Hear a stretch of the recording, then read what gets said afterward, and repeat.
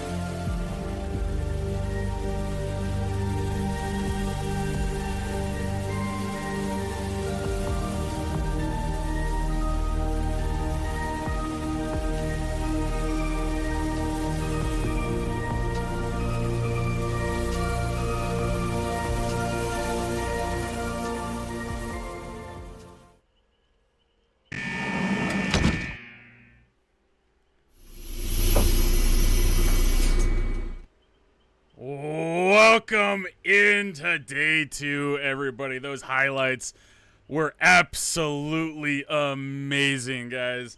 Definitely love to see it. Innkeeper, thank you so much for the raid. Welcome in, Raiders. We're doing Tournament of Champions day 2, and today we are being co-hosted by none other than the Surly Turret. Sir, Hey, how are you doing today? I'm doing quite well. How about yourself? Doing great. After watching those clips, I am absolutely hyped up and ready to go. Why don't you This tell the is gonna people be about crazy. yourself a little bit, sir? Hey, I am a killer main streamer. Played a bit of Dead by Daylight myself, and I've been watching Thunder for a little bit now. I am very excited to see how these teams do today. I am very, very excited. If you were to pick a killer that we did not see yesterday, who would you like to see today? I honestly like to see a bit of Legion personally. I feel like that's a killer Ooh. that never ends up in comp, just due to the power. But I'd love to see it, honestly. I agree. I want to see Pyramid Head myself. That's the one I was looking for. Yesterday we got my Freddy. Today I want to see my Pyramid Head. And you, as a Pyramid Head main, I'm excited that you're here commentating and hosting with us today, so you can give us all of the cool callouts if we get that Pyramid Head. I'd So, love to see a Pyramid Head game. I'd love to be able to commentate that. that would be amazing. amazing. By the way, guys, drop the Surly Turret a follow. He is a streamer. He has a beautiful voice. If you want to hear more of that, jump into his channel. He is a great streamer. Absolutely. Real quick, so we can get this going, we have, first up, is going to be Damage Control versus the Moon Slugs. I hope everybody is ready to go for this. We're going to go ahead and spin the wheel. So let's pull this up. And let's see who gets to pick killer first, guys. So we got Damage Control. Please let us know who is killer first so we can get into that lobby. And as we're getting set up, guys, I want to show you something. By popular demand, we do have a new addition to the stream.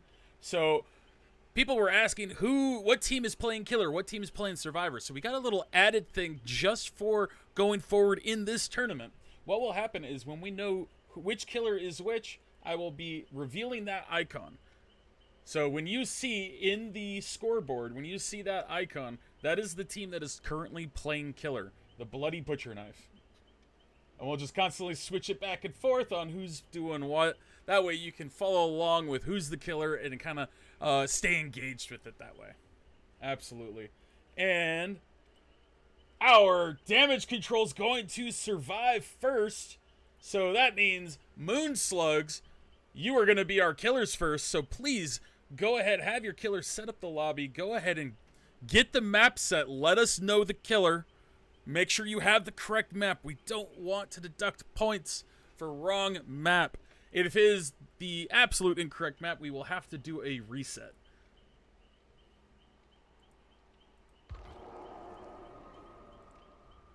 All right, and no, don't join my lobby. Don't join my lobby.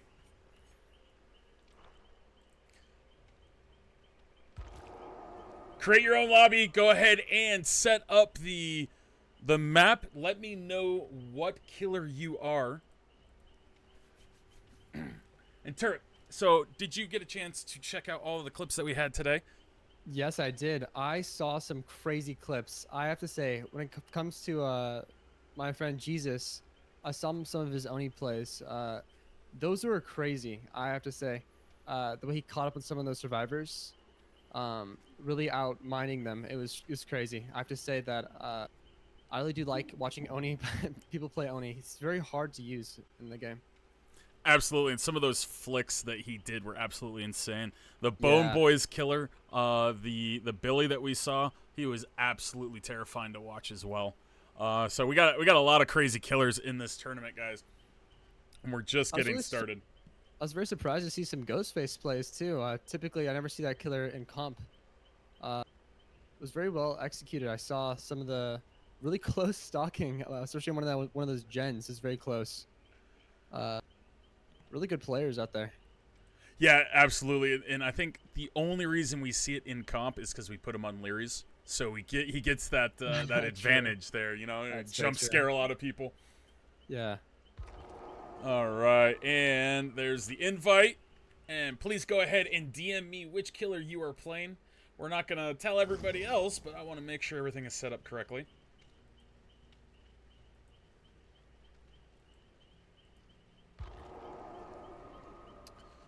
Oh, let me switch on over so I'm out of the way. Go ahead, damage control. Go ahead and join in on me.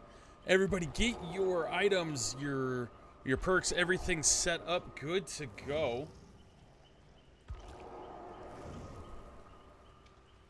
And keep in mind, guys, if you do see a TTV that is in the lobby, feel free to drop them a follow, especially if you like the way that they play, because you never know when you're going to find your favorite streamer. Absolutely. So please make sure you drop them a follow.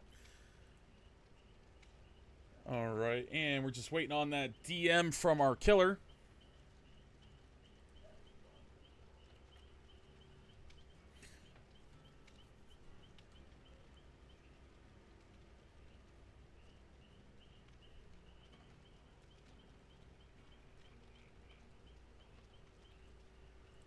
You know, Thunder, I always get really excited when I see someone having a key in a lobby. I don't know why, but something about it always lets me feel like I'm going to be seeing a last minute hatch play. I'd love to see those. That We happened a did couple have times. one of those yesterday. Yeah.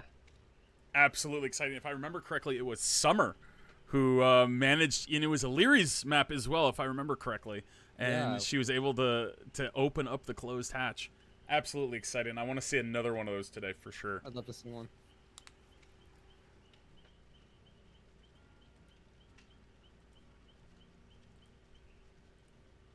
All right, and Silver.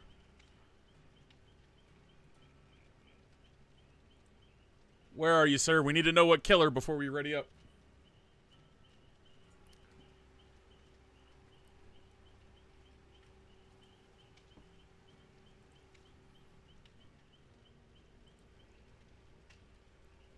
This is going to be exciting, guys. So, these two teams right now, they are fighting for a spot to make it through to the tournament. They both have lost a game. And with that being said, the winner will move on. The loser will unfortunately be eliminated from the tournament. So this is very important win for both teams. All right, and we got the killer in. Give me 1 second. I'm going to make sure we have the correct map set up.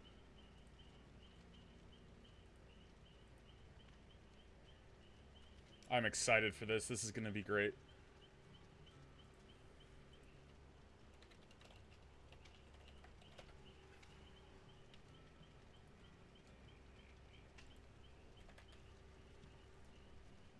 All right, and we got everything set up. Go ahead and ready up. Silver, let's get it underway, everybody.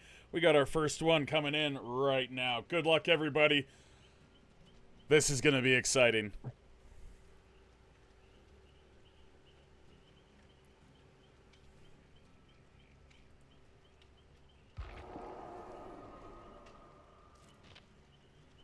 Okay, there we go.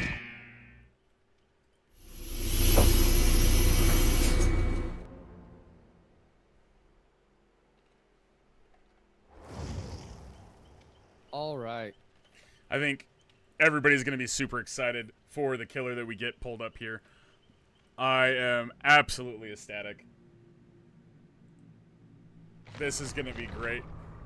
What's the chat's predictions on who we are going to get as a killer? What do you guys think? What do you think is going to be the opening match killer? What do you think, Surly? What's your thought process?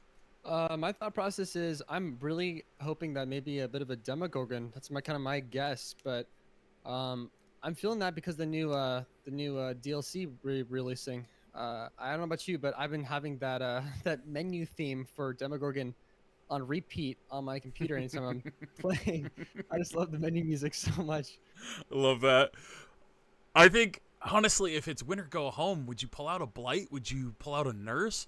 Like, you cannot afford a loss at this point. Or do you hope that you can make it to the next round? All right, we got everything in, and let's go ahead and jump into the match, guys. I'm absolutely excited about this one. This is gonna be great. Turret, I want you to just take over and let us know. And it's a pyramid head. It is, absolutely. This is exciting.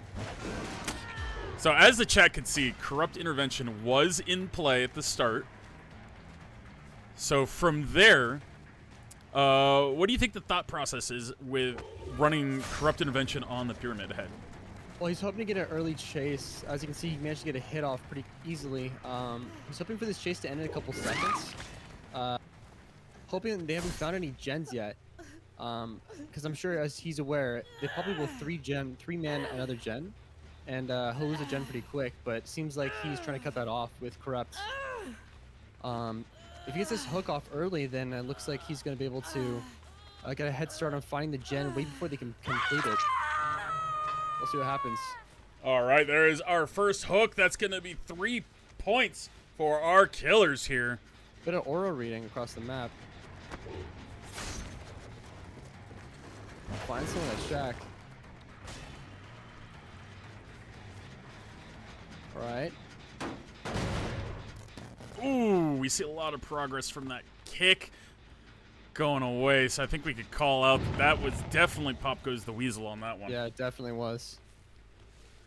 But unlucky for a pyramid head, I think the second one had more progress than the first one. Looks like he might have wasted on the first one. Yeah, our survivors are splitting up and they are on different gens. Oh my goodness, how close was that? Swing. Really good swing. How do you mind game these jungle gyms as a pyramid head? What you want to do is really think of them going to go all the way through the entire palette as they did just now. They went through the entire tier. And definitely just try to wrap around a couple times, because if you want to force them through a window, if you can, then that's a guaranteed hit as a pyramid head. Oh, there's our first gen. There's the vault, see? Yeah, absolutely. Yeah. Dude Bro is Oh, doing a no, good it's job looping this. Window is blocked now. What else does he have? What can he do? Is there a pallet? Looks like he's given up on the pallet. Might get to another Oh. one. Oh, that was a beautiful fake. Damn. And then the progress on that gen, though, he brought him right to it. Great hit. All right. There's a second down. You have to keep in mind, though, that the other gens are definitely being worked on by the fully healed now other teammates. Definitely going to see some progress in other gens across the map. Absolutely, and I would expect the pyramid head to go immediately right back to that gen that was right next to him for a good kick for Pop Goes the Weasel. And that's exactly what we see. There it is. But unfortunately, they have no idea where the other survivors are. These survivors are really spread out, and they have so much progress everywhere. Oh my gosh. All These gens are survivors. pretty close. We're going to see 2 or 3 gens pop at the same time. Absolutely. Oh, that one has 0, though. Like he's coming back for whoever unhooks. There's another gen. He There they are. needs that survivor right now. It's Cosplay K! She W games away, which is smart. Just get out of there as fast as you can. Maybe a window vault? Oh, another I gen. missed. So the good news for our killer here is now he can tunnel, camp, slug, whatever he needs to do. But these survivors Everything's are, open. whew, they're running this really difficult. They're playing like they're a comp team that has been playing for hundreds of years. They're all spread out. They all know where the pyramid head is. They're all working together. This team is ready to go. Definitely gen rushing. You have to wonder. They didn't even heal their other teammate. They're definitely just going straight for gens. Oh, we definitely see it down here. Nice. Shows the option to cage. I think it's very smart in this stage of the game. You really should not be wasting more time picking up people and trying to hook. Seeing as gens are very close. That one's still 99, actually. I was actually wondering, with running Pop Goes the Weasel on a Pyramid Head, is that something that you want to do? I find it better personally, since your hooking process is a lot faster with caging. I see it as a lot better option to just never kick a gen. Personally, I think that just running to the next. Oh my person goodness. just like that chase. Back-to-back hooks here. The cage is gonna move. Yeah, it's going to teleport the cage, which is going to help our survivors, but we saw some aura reading there right after the hook, so we can call out barbecue. You can definitely see that. Our survivor had that gen. Oh, there goes Pop. Looking for the survivor in the corner. The killer should be at 8 points. That was the second one for Dude Bro. Really quick heal off too. Med kit was used. Let me jump back over to double check on this because we got K as well, so that's my mistake. The killer will be at 11 points. 11 points. Nice, very nice through the pallet. Let's see if we And see the it's ivory. a dead survivor. Oh, Ooh, the pickup. this Looks would like be. they're going for a hook. Well, we do know that he has pop, so that might be his strategy. Yeah, that'd make a lot of sense. Oh, they're gonna commit. Oh, they didn't commit. Oh no! Oh. And then Pop is gonna ruin that gen. Oh no! That's a lot of progress lost. Oh, but they did get away with that would've- lucky miss. They're touching the gen. Stop that regression. Or they attempted to. We see the bloodlust. Alright, that's the first hit. Window is blocked now. And they've touched the gen. They stopped the regression. I think the smart move would be to kind of pressure this, and then another one in a different gen. That's what I would do. Instead of everyone dive bombing it, you do not want to snowball at this point. I agree. I think that a lot of the gens are already spread out for this last 3 gen as well. I'm not sure if this is very easy to control as a pyramid head. Maybe a nurse could control this better, but they're very far apart. Oh, he's going back. Is somebody there? I think. Oh, and there it goes. Oh, there goes the last gen.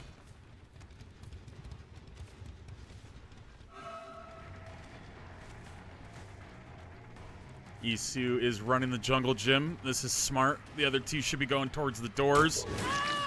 Nice hit through the window. He did chase the one that was furthest from all the doors and tried to lock them into that little section there. This might be another down right here. They left the loop. That was smart, though. Very smart. Don't think they get anywhere. No. Looks like they don't have any pallets or anything to throw. This is huge for our pyramid head because I believe this would be 2 points. And they're committing to the door. Ooh, they're not going to the hook. Doors open.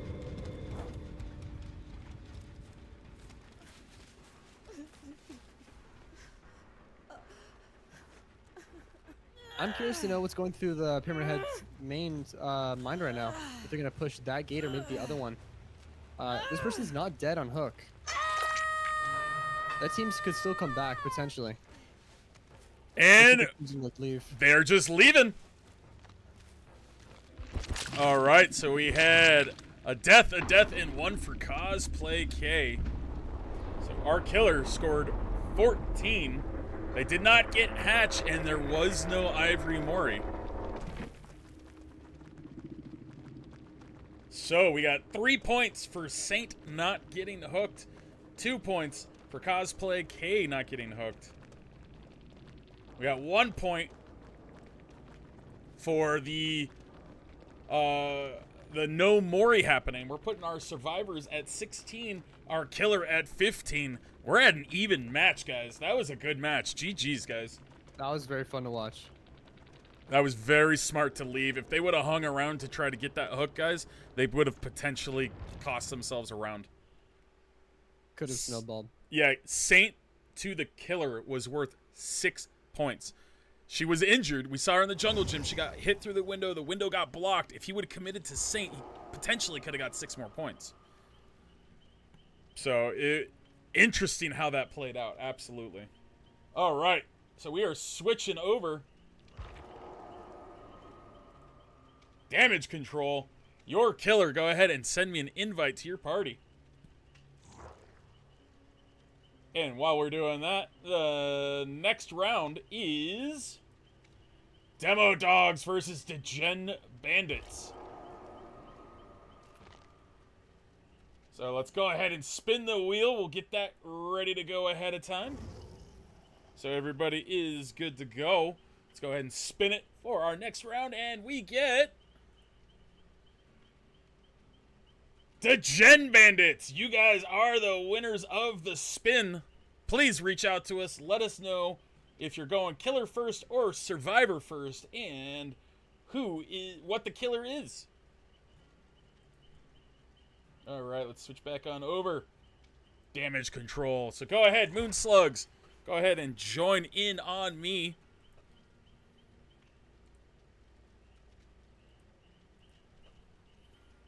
All right, we already got the killer set up for this round.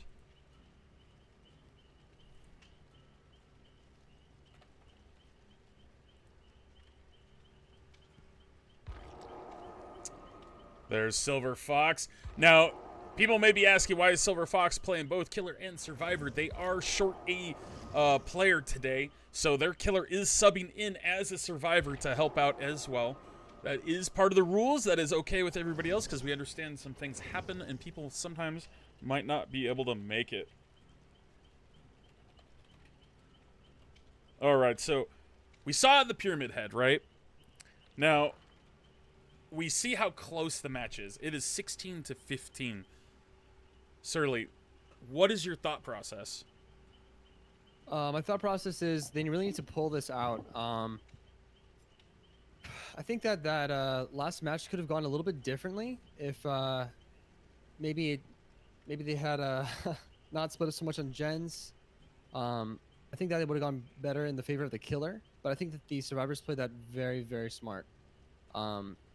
I think that the Pyramid Head definitely got that last survivor that definitely tried to bring it back last minute, but it's all fair game right now.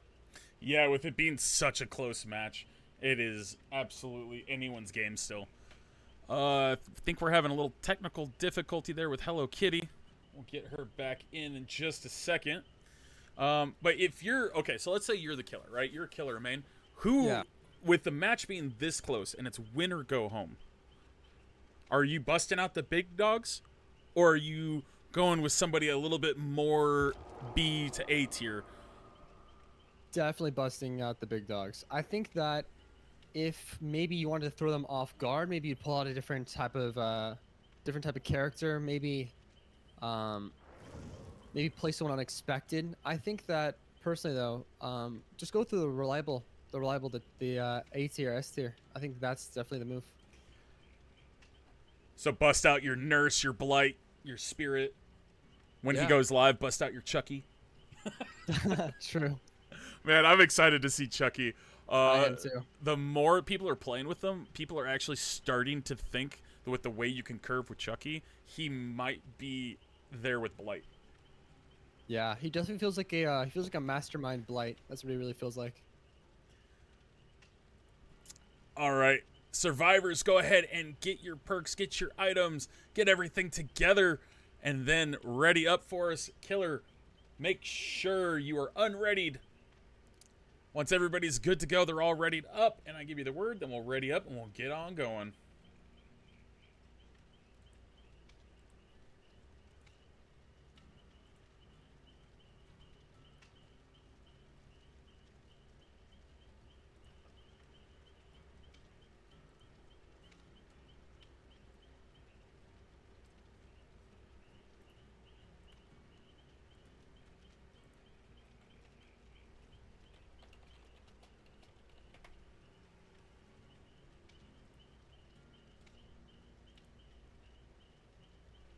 All right, killer. Let's go ahead and do it. Let's get it started, guys.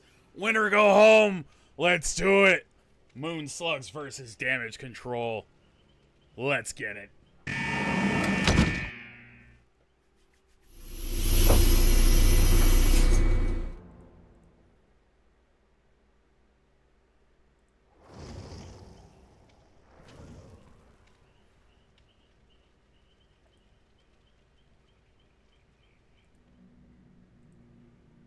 All right, we're loading in here, guys.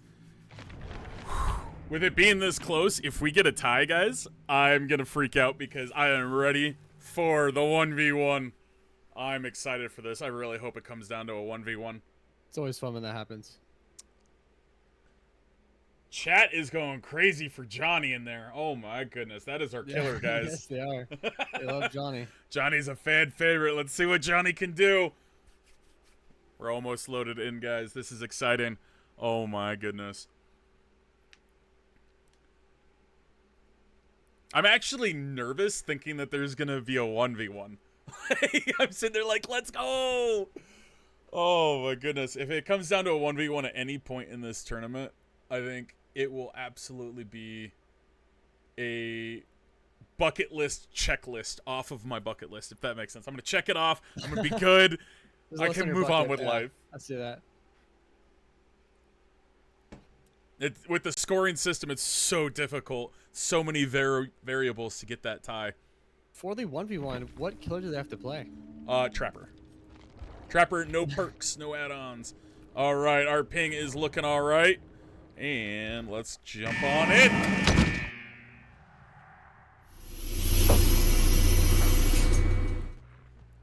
And we got our killer. He is looking around. He sees the scratch marks. I don't know if the survivors know who they're against. They do now. It is Bing Bong himself, ladies and gentlemen. A wraith. Oh my god, that 360. Well done, soldier.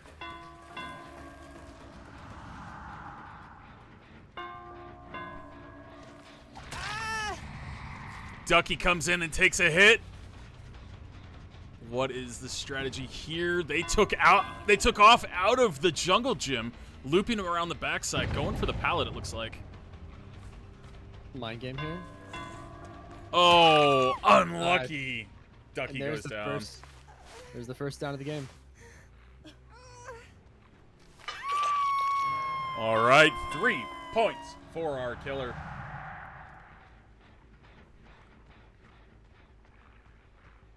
Now he's That gen that he walked past was regressing. I don't remember him kicking any gens. That is something to keep in mind. He could be running all kinds of different gens that would cause that. He was down near the gen itself, so it could be Surge or Jolt, or it could be what else would it be? Something regressing without him kicking. It could be what's that one hex perk that everyone used to use back in the day? Yeah, that nobody uses anymore. What a pallet stud.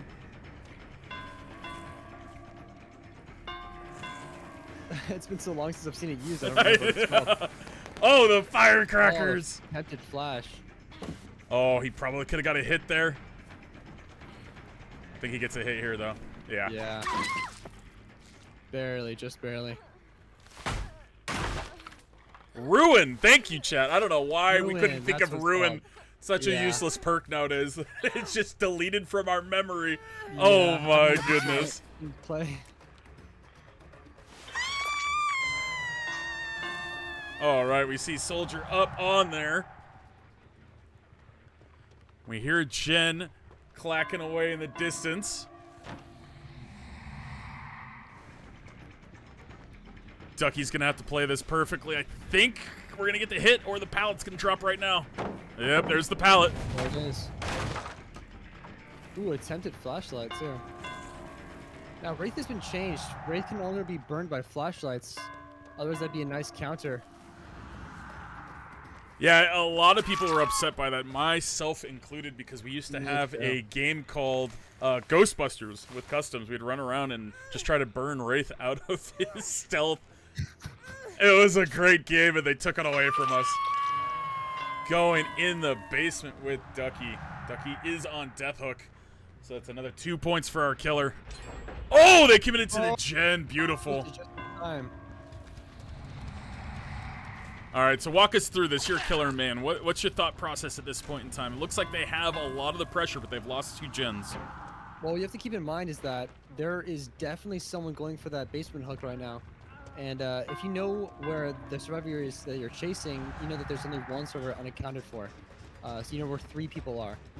I would definitely be looking for that gen the second that this guy gets hooked, because that gen's probably going to pop relatively soon. The commentator's curse. And there it is. The gen is popped.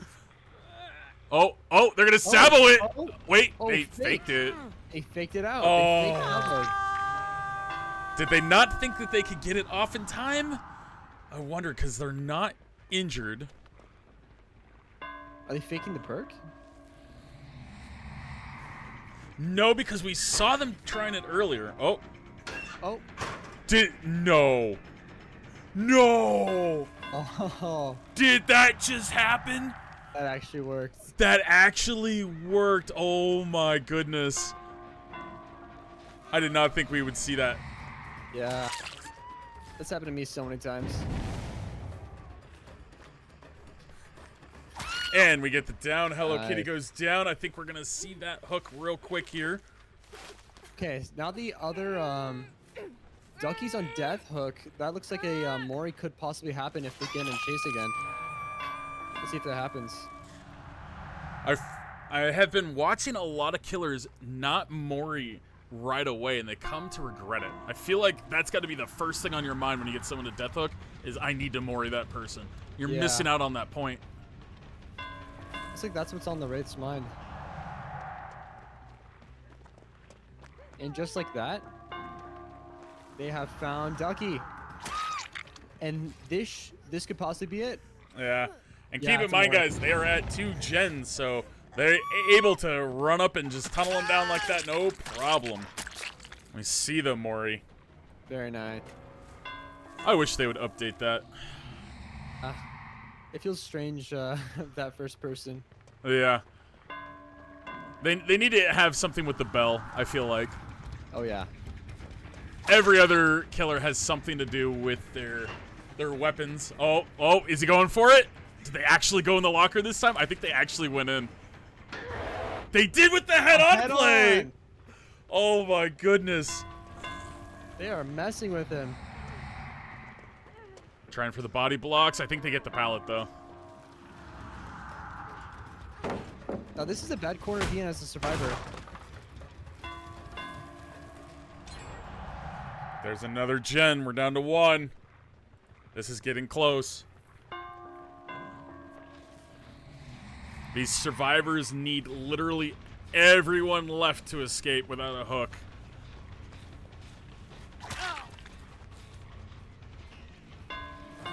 See if you can get him into a full-on chase. They might just get their wish. Oh, the body block! Oh, the body block. But the pallet was Oh, still ouch, there. son. Oh my goodness. This is insane. This is something that the Wraith really needs this kill, needs this down, and the survivors know. But they don't have Shack pallet because it was dropped so early. I think we really see it will. down. Predicted the window vaults and it didn't happen. Let's go. We love to see those mind games going. There's that same answer from earlier, and they get the hit through the pallet. Oh no. Has a little distance to travel, but I don't think it's too far. I think we still see the hook.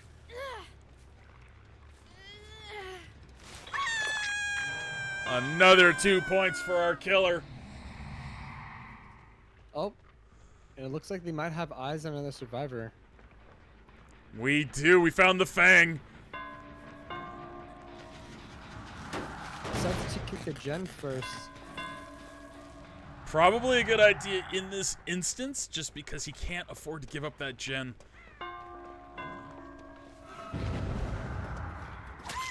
Alright, and as of right now, everyone is currently injured. Time if for- anyone gets healed suddenly, then they knows that they're standing still. They're all running for their lives. Nobody's on a gen. This is exactly what the Wraith wants. This looks like a snowball if he decides not to pick up. I think he understands that he has full, complete pressure of the map.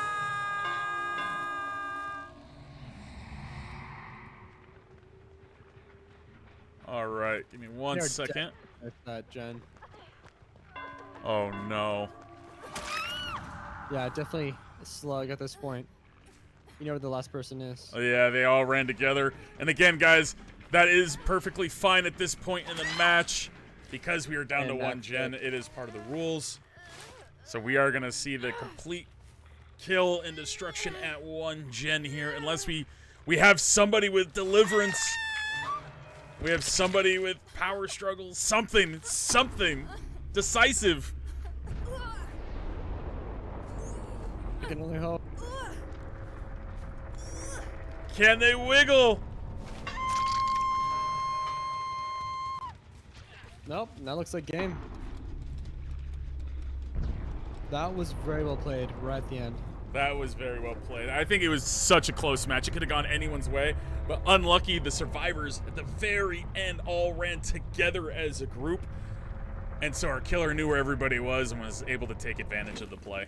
Very true. All right, let's double check add-ons and everything. Let's make sure we are good to go. Double check our points. All right. Our Wraith's good to go as far as perks and his add-ons. We had all of that done. Looks like we are good on that, guys. Our final score is being calculated.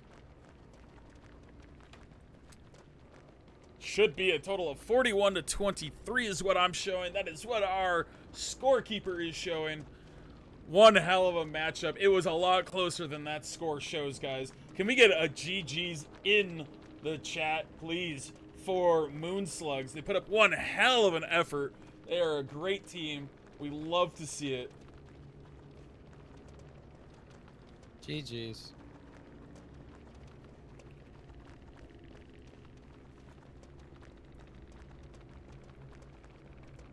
All right. GG's, everybody. You guys did great. Absolutely. We love you, Moon Slugs. Put on a great show for us. I felt like it was going to come down to literally the survivors were going to escape, and it was going to be something that we were going to see a little bit of a tie, but that's okay. That's okay. We'll get them on the next one. We'll get the tie the next time, right? We got our Degen Bandits, and we got our Demo Dogs. Next up, and the Gen Bandits won the spin last time. So are you guys going killer or survivor first?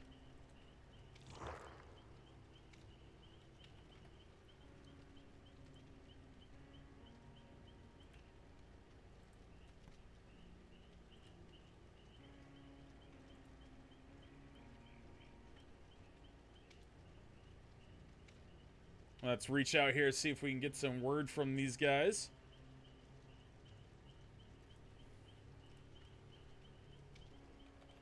What'd you like best about that matchup? I have to say that I like the fact that the Wraith really knew how to mind game around a lot of those different tiles. I think that the worst mistake that was made that entire match was dropping Shack Pallet that early in the match.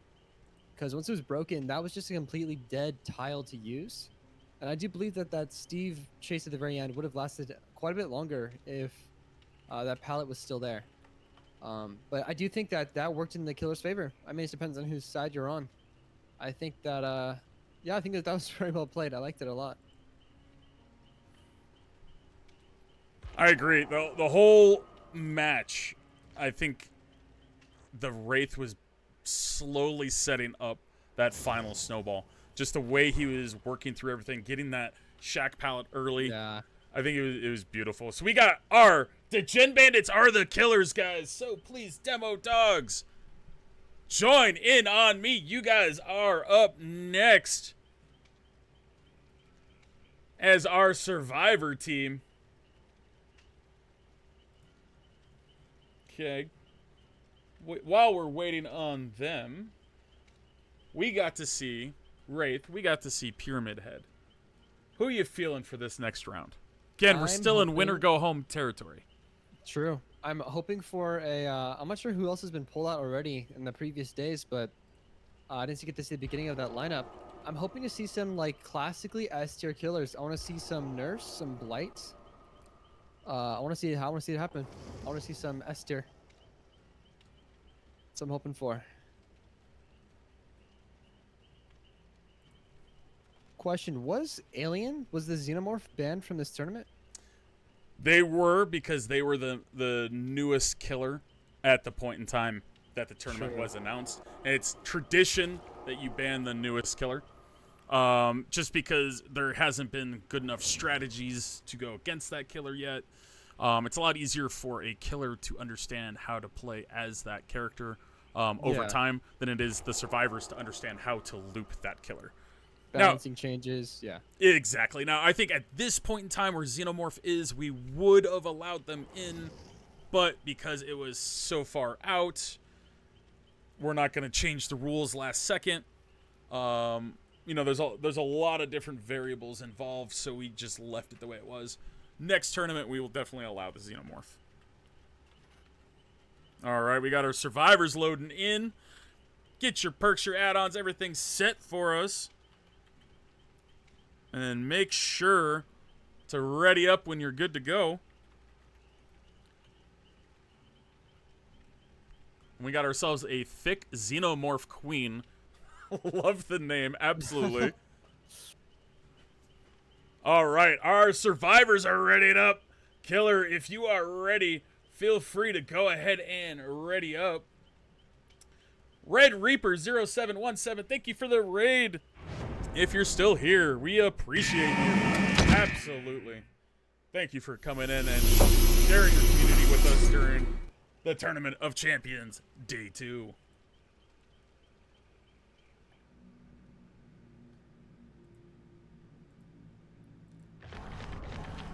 I can confidently say I'm excited for this match because this is something we haven't seen yet. We got some really great teams matched up right now, guys. I'm excited to see what happens. And certainly, this is going to be very interesting. It's going to be interesting to see how these survivors adapt to what they're about ready to face. Definitely. I'm excited to see what it is. I'm dying to know. It's not... Honestly, I'm not surprised, but I guess you could say I'm a little shocked. Better not be Freddy. Better not be Freddy. Ping is good. Let's load on in.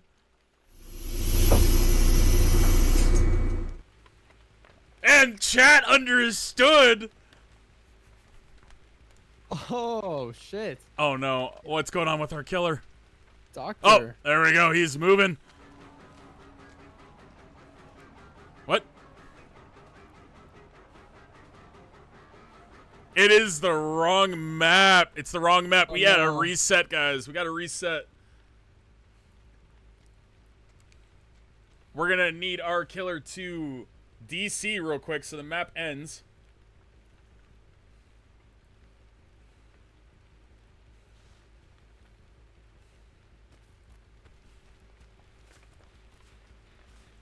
Yeah, so everybody go ahead and DC. We got to do a reset, guys.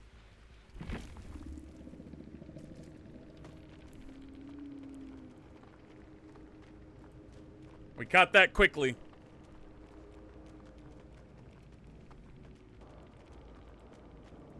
Map is for the doctor. So the doctor is on Sheltered Woods 1. So everybody go ahead and DC from that match. And let's go ahead and get on in there.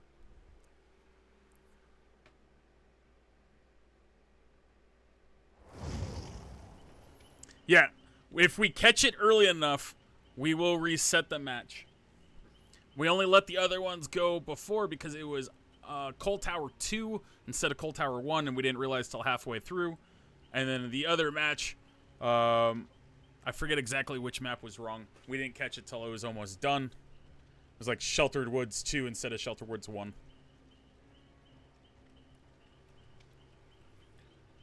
Killer, please make sure you get that set to the correct map for us.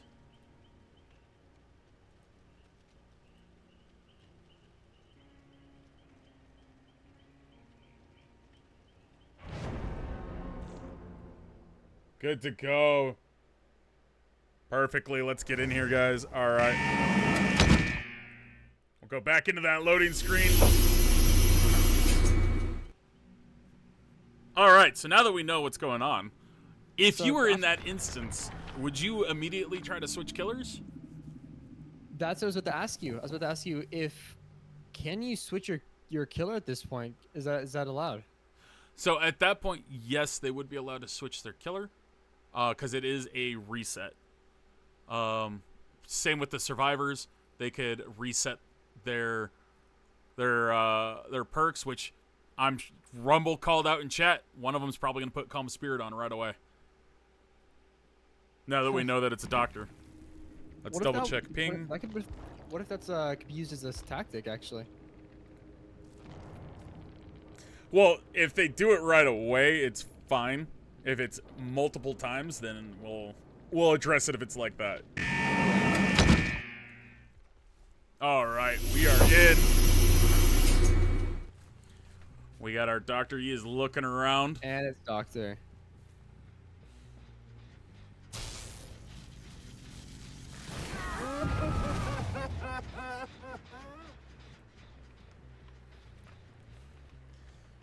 Okay, so our doctor's so confident in their gameplay. They didn't change anything.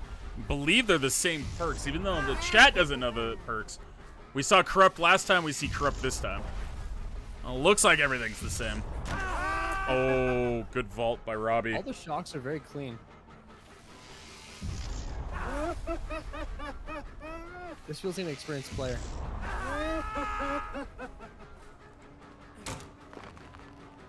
That window is now blocked. The doctor knows all he has left is the pallet.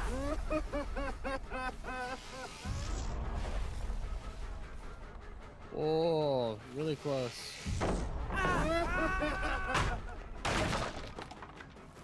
Now, based on the hallucinations, I'm pretty sure that only happens with certain add-ons. Am I wrong?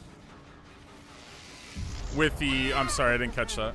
The hallucinations, the doctor hallucinations. Is that Oh, always happening? the hallucinations that stay longer, those would be...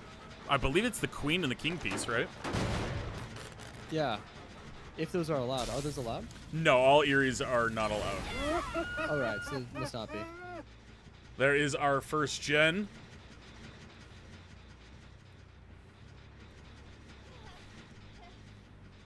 So our killer looks like they have eyes on two different people. Chasing one that's injured. Oh, we should get it down here. Yeah, absolutely. Nice. So we should see this hook on our thick xenomorph queen. Robbie right there in the distance. He is hanging out. He is patrolling around. Our killer sees him. Robbie wants to chase. He's the juicer. I don't know if this is a good idea for a killer to commit, though.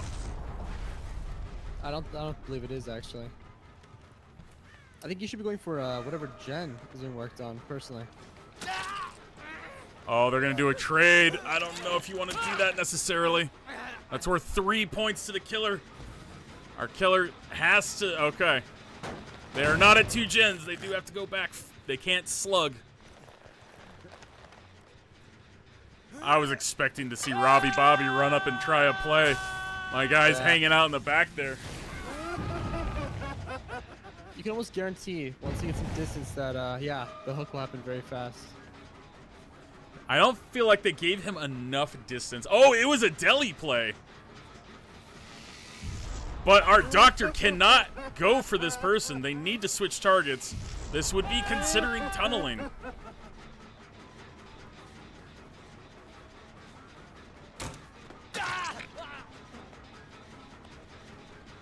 Now, without a down on the person, does this still count as tunneling?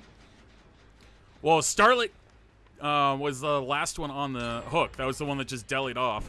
And Yeah. they've just been committing to them right off a hook. So this would be considered tunneling. Definitely.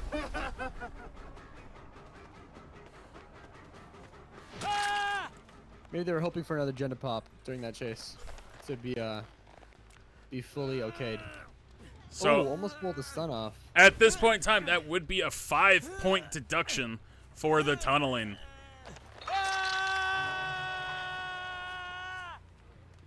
That is unfortunate. That is not something you want to have happen. Our survivors are splitting up. I think we get the hit here. We see another gen. Now he can tunnel without a penalty. Would have been a lot nicer if that gen had gone up just a couple, like a minute earlier. Literally just 30 seconds earlier and he would have been Yeah. fine. That would have been completely fine. But now everything's up. Nothing's up for grabs.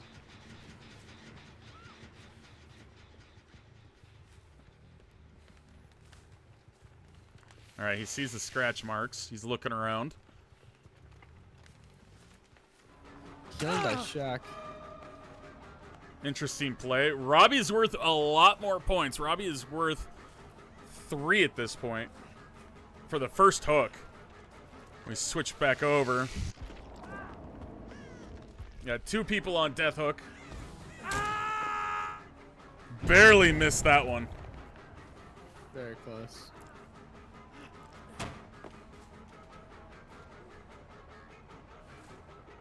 Robbie is just going for the juice. Let's see if he can pull this off. He's distracting for a long period of time for his team. Unlucky. There too. Ah, there it is. Oh no, what are they? Oh, okay. I was wondering what they were doing. Go for the chase. 3 more points for our killer, but 2 more points for our survivors. We'll hit everyone with that and see where everyone else is on the board.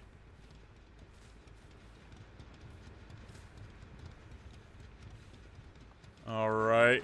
And then we got our thick xenomorph queen who is on death hook. He needs that down and he needs the ivory mori. Might get that. Robbie's still on hook, so it makes me wonder if they're going for Robbie or if they are going to try to get a gen done while he's hanging out. And there's my answer. Immediately gets him off hook as I'm speaking.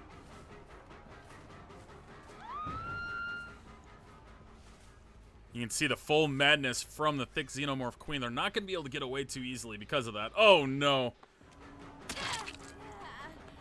At the TNL wall, how are you going to run it? I think we got it down. We do. But do we see the ivory mori is the question. We don't. And there's the pickup. Oh, Oh, and the drop. they changed their mind. They went for the ivory mori. They need to get as many points as possible. And the smoke comes out of her eyes. Absolutely love it. That's terrifying. That's so yucky. I don't want that to ever happen to me.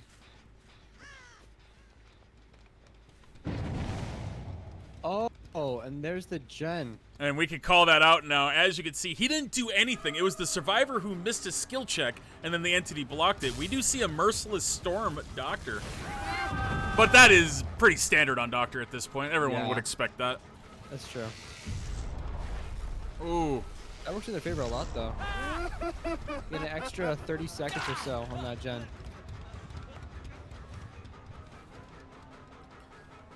Starlight Cat's got to get away as fast as they can. And there's the final gen. They got to drop the pallet here. They have to. Wow, they still get away.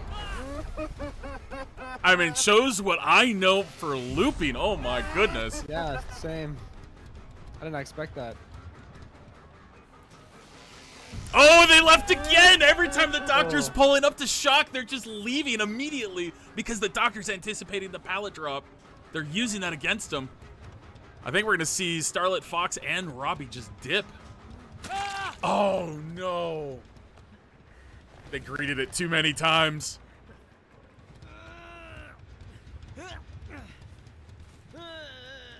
That was very, very greedy. I believe that, yeah, they should just dip at this point, honestly. Alright, everybody leave. Alright, alright, alright. So, our killer got the Mori, got 2 kills. Got 1 hook on Robbie.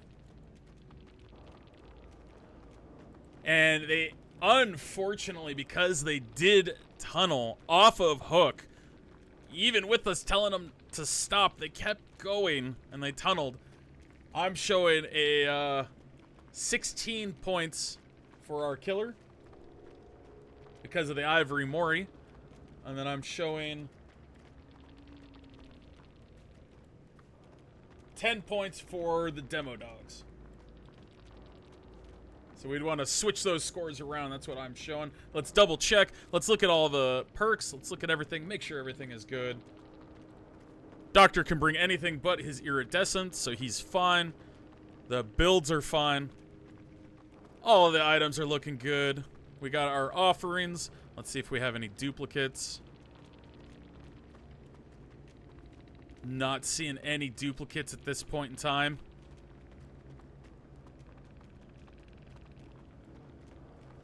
Yeah, it is very impressive to see greed in a comp type setting.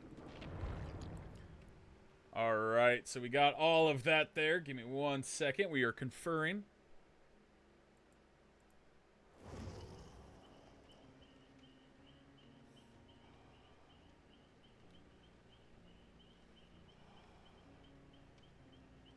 And Demo Dogs, go ahead and have your killer invite me in.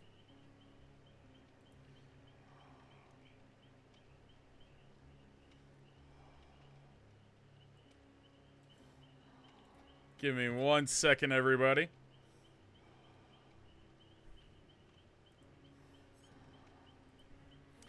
What'd you like about that round, Surly? I think that I like how the survivors were able to juice. I think that they definitely know how to play against Doctor. It takes a lot of experience to learn how to play against those shocks. I personally never figured out how to do that. I don't like going against Doctor personally, but it looks like they actually knew exactly what to do. They almost got 3 out. That was very close. I think without the tunnel in the beginning, they probably would have gotten 3 out. But you know, that's just how things go. I think that they played to their best. Honestly, they definitely kept a lot of distance. I don't know if you noticed, but a lot of the gens that they were finishing were really far away. They definitely managed to keep that distance. But yeah, I think that I think everyone played that pretty well, actually. All right, final score for that round is accurate, guys. Because of the tunnel, we got it at 11 for the Gen Bandits, 15 for the Demo Dogs. That is the final score for that round. Now we're swapping on over. Demo Dogs, go ahead and get your killer going. Bring us on in.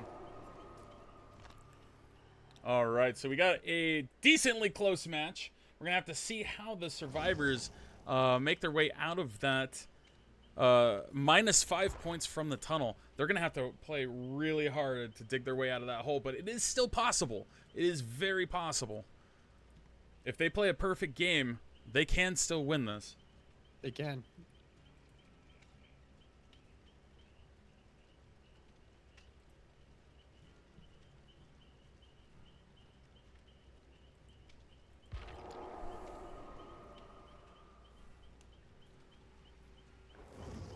All right, everybody is joining up.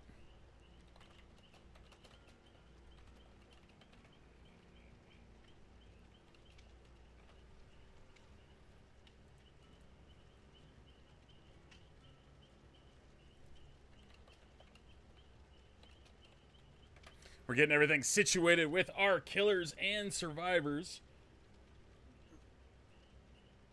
All right, and give me 1 second.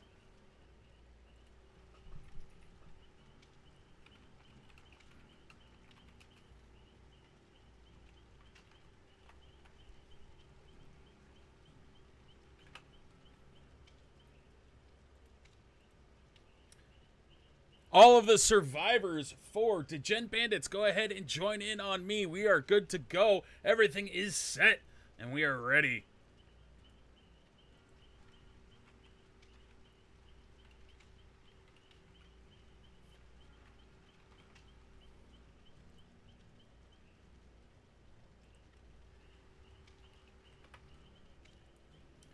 All right, and while we're getting everybody in, our next round, guys, let's go ahead and do that now. It is going to be Bagged Milk versus the Banditeers. Bagged milk. We're going to go ahead and bring up the wheel. We're going to go ahead and spin the wheel now. Let's go.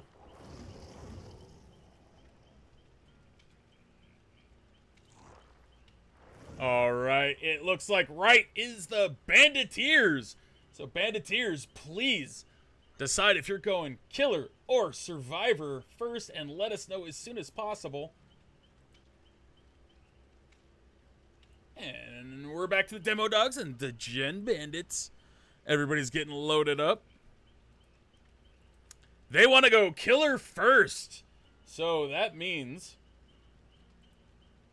Bagged Milk survivors will need to be ready for the round.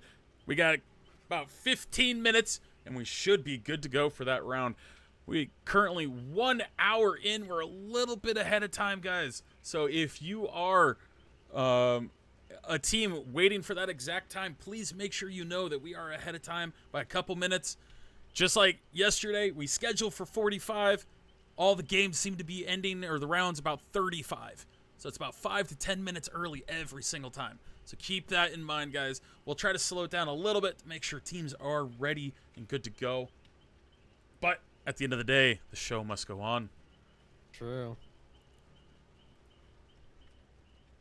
All right, we're going to run some ads. Get those out of here so we don't have any interference with the show itself. And our killers ready and up. Our survivors are ready. Let's get it.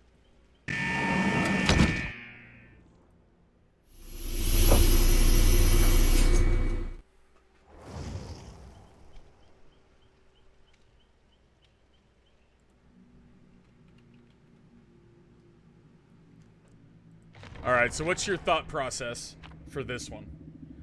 You just saw their doctor play. Yeah, I saw the doctor play.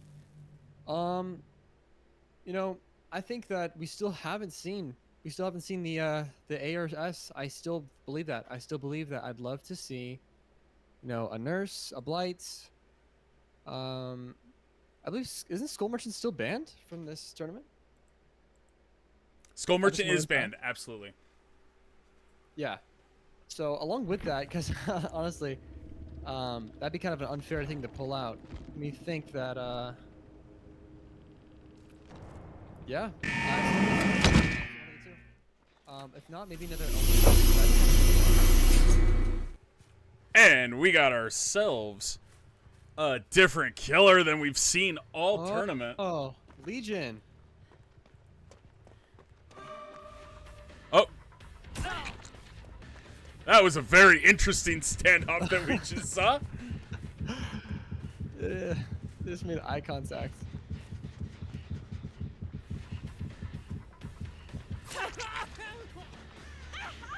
Very last minute hit. Good pallet stun.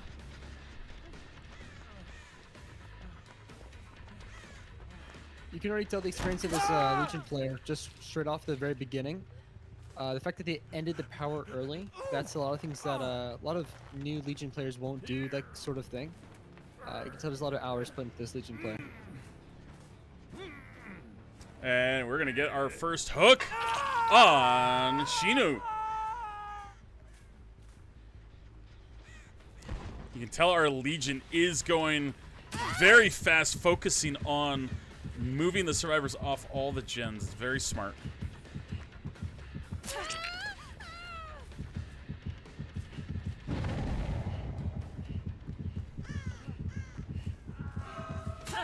All right, he gets a hit on Zvifty. He's going to go back to Shinu. But it looks like that's going to probably be a mistake, though. Unless they leave him immediately. Oh no, she was just on the hook and they immediately go for them off hook. They do not want to do this.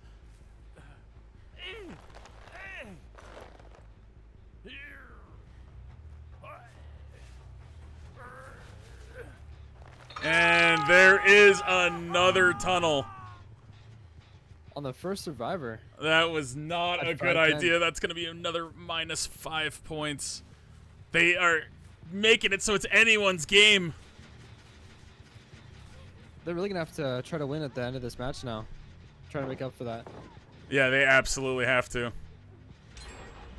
There's our first gen. There's a standoff between these two.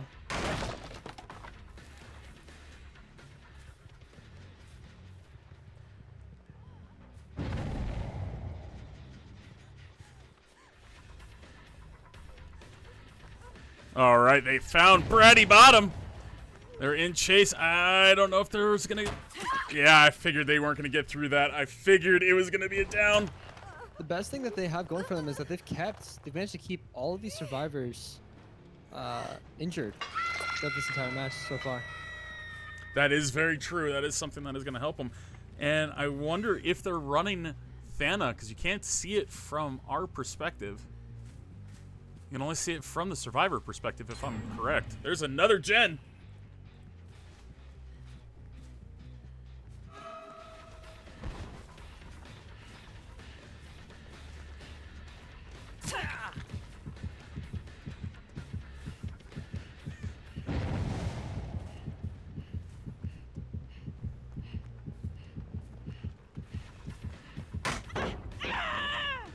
That was beautiful. Knocked them out of their power. Absolutely. This is what they needed. Nice.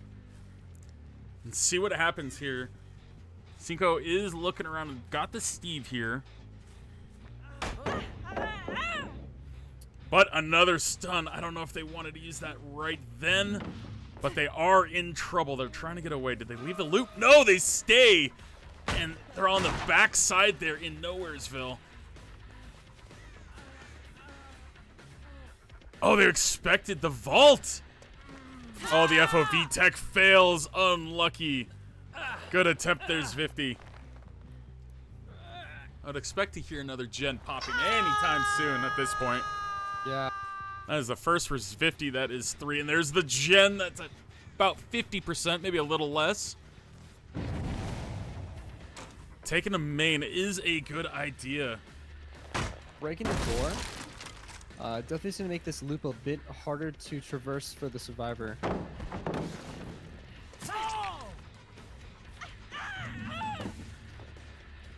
I think that was a very good idea to drop power immediately. They got the door kicked, so this loop is weak, but they do have that connecting pallet. Yeah. And Dwight's down. We're probably going to see the Mori at this point. I'd hope to see it. Looks like they... Oh, yeah, there they go. Okay. They're definitely doing the Mori. It's a very cool skin. I don't think I've seen that one before. That is a really good skin. Yeah. Actually, no, I have, but it's been a while. I mean, I play as the Bunny Legion myself, so I'm just so used to that one. Yeah, same. Which color do you use? I use the pink. Absolutely. the other There's one. another gen. They're going after Bratty Bottom. Probably a good decision at this point. With her being injured. A quick down. Actually, Steve was injured as well. Either one. But they got the pallet out of it, so that was smart. I don't believe they have any more gens with a ton of progress. Seems like they've all been kind of grouped together. I'm assuming that, if anything, they should probably heal at this point and look for a gen. But they are grouped up. This could be a snowball here. We're just gonna have to wait and see what happens here. Called their bluff. Caught out in the middle of nowhere. This is gonna be a down. Definitely. And that is the First time we see Isaac go down, they are at 1 gen, so they can tunnel, slug, camp, whatever they need to do at this point. Get them both in the men's state before you drop out. Beautiful move. Steve really has to get to some kind of really, really good tile. Going to pick up Isaac so they can't get him. That is smart. The best method for this Legion is definitely to let them lose chase, so they have to go mend. Starting those mend timers. And I think you're right. I don't think we have any progress. They do see the Steve, I believe. Yep. No pallet here. So what's going to... we're going to see the down. The window fake. But our Legion doesn't fall for it. No, he doesn't. I'm going to go back to Hook, and he is going to commit to the... It looks like she's just standing there. Did it look like she was hooked? Oh, my goodness. Oh, he sees the scratch marks. If he catches Bratty, it's going to be over. The other down... Go ahead. The other down teammate might actually still get a hatch at this point as well. This is true. I was thinking if I was the Steve, I would be crawling somewhere to completely hide, and maybe right next to where a hatch should spawn. Out on the open, I don't think she makes this. Yeah. Oh no! She brought it right back to the Steve! Unlucky.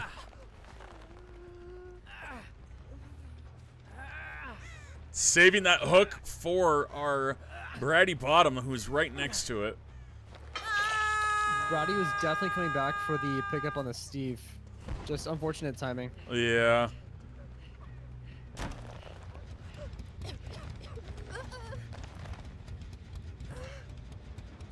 And we see Isaac dead on a hook.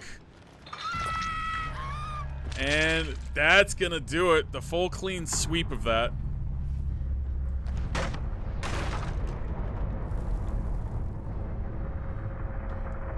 Absolutely agree with chat. Babysitting second state is good points at that point in time. Let's double check to make sure all of our builds and all of our perks that were brought in are good. For Legion, we have Stolen Sketchbox and Never Sleep Pills. And neither one are used, so everything is good. Pretty much a pretty standard build across the board. Pretty much Surge is being used almost every single time. Pain Res as well. Yeah, definitely seeing that. Typically, we'll see either Mindbreaker or Pop when people are going for this. It's a lot of gen destruction here. All of that looks good. Our survivors, I don't see any duplicates. Let's take a moment. Double check everything. Everything is looking good there. I have 35-19. The scoreboard has 35-19.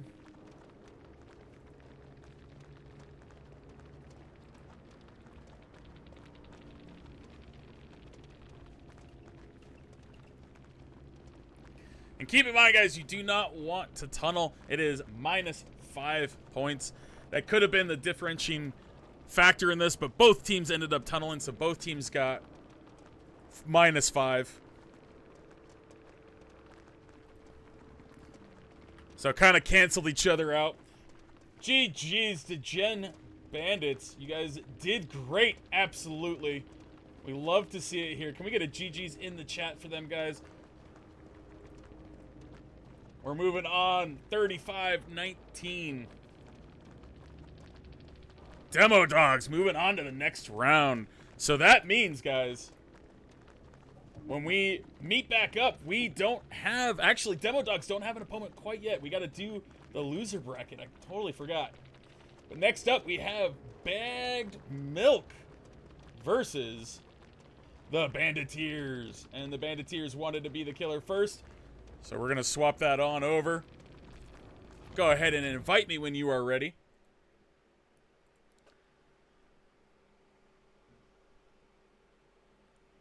It's okay, Cinco. It's okay. I feel like when you were in that moment, you were just following the survivor that you saw. It wasn't necessarily malicious thing. You got the -5 points. You just know not to do it next time. Because keep in mind, -5 points doesn't sound like a lot, but we got teams that are competing that are a couple points apart, guys.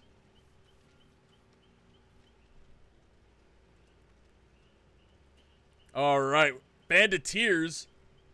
I am getting... Ooh. I just got DM'd who the killer is, and I absolutely love it. Bagged Milk, go ahead and join in on me when you are ready. We can go ahead and get this underway. I love the bagged milk visual as well. Absolutely, I think it's great. I think the story behind Bagged Milk is also great. Basically, there was two friends. One was Canadian, one was European, and they're just joking around. They started calling each other Bagged Milk, and it was just like a comment back and forth between them, and then that became their team name, right? Just them joking around.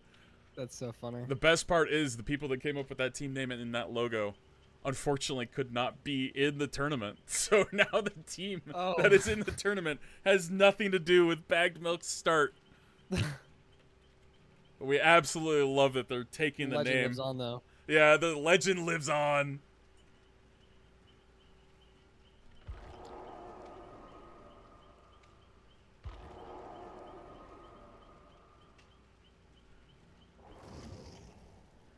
David Likes Toast is coming in. There we go. As Hex Type 2.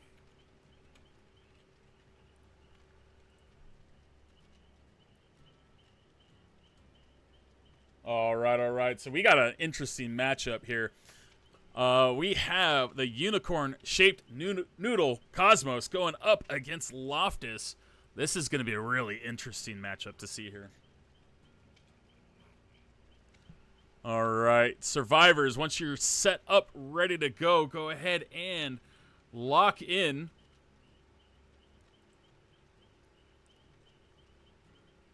It's nice to see Summer back in another tournament like this. This time doesn't have a key, though. Interesting. They're going with a different strategy. I like it. Everyone's got to be aware of Summer when it comes to her urban evasion. Not using urban evasion, just the way she gets around the map. She's one of the sneakiest survivors I've ever seen in this game.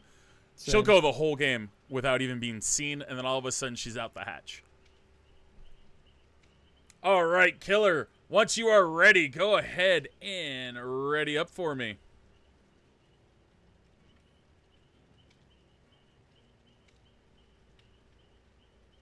I'm excited to see this one. Go ahead and run some ads. Get those out of the way. Nobody wants to see those during the action.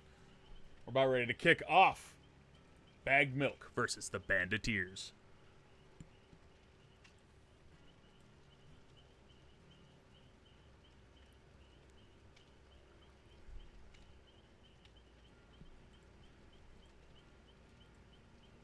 Here we go. It's readied up. Let's get it.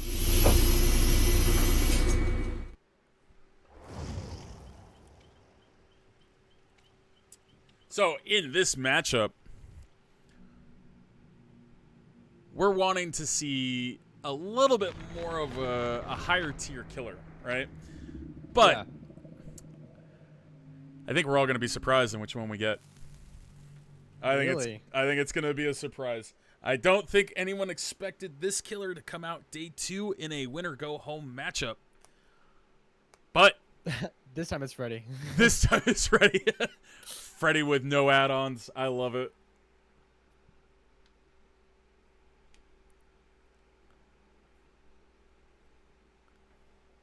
We are almost loaded in, guys. This is exciting. This is another matchup. Next up, make sure you guys are ready. We're going to be switching over to the winner's bracket after this, guys. We're going to get some crazy gameplay coming up. Here we go. We got... Let's check our ping. And we got ping a little high for Loftus, but We're gonna have to deal with it. We got ourselves a clowny boy. A clown. He is looking around. He is trying to find his survivors. He That found. was unexpected. Looks like he found Loftus, I think. Oh, he found a couple people. He got Hex Type 2. Oh, a little bit far on those bottles, but he still gets the hit. Smart to greet that pallet. My instinct as a survivor is drop the pallet because you're there. So I would have dropped it. But it was very smart to not drop that. Very smart on our killer to go back and pressure this gen, knowing there was 2 survivors on it. And it being at 40%.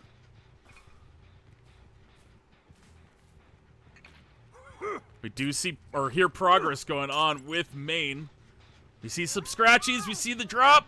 Nice. This is a very nice setup for the window. Oh, They it dropped down. was. I would not recommend going after Loftus in this chase. Loftus is a juicer, but he gets a hit anyway. And after the hit, you do see the speed boost. Yeah, I can only assume that that's one of the new alien perks. Correct. It is the alien perk. I believe it's called Alien Instinct. Oh no, rapid brutality. Yes, Rapid Brutality. Thank you. Oh, he lost chase. He is placing bottles in great spots, though. Hearing the coughs. We see Shaq already. That was a really good throw. Just before getting stunned. And just like that, Shaq pallet's gone. I see it down here, and there was. But will there be a save? No, we will not see a save, but we will see a gen. And he is going to march towards that gen with Shaq to his right and no Shaq pallet. That Quentin. Oh, that's Quentin. That's Summer. A rare sighting this early in the match.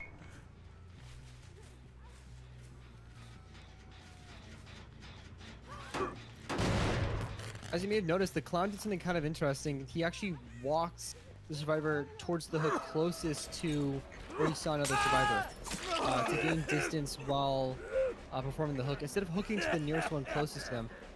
It's a really interesting strategy. All right, we got 2 gens. It's actually a very smart strategy. I agree with you.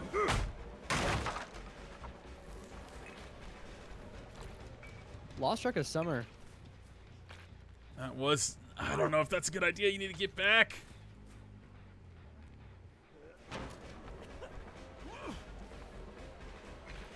Breaking that door might have been a smart strategy to do earlier. I think we still see the down right here. Oh, the pallet's still up. Pallet. I think we're going to see Summer picked up here shortly.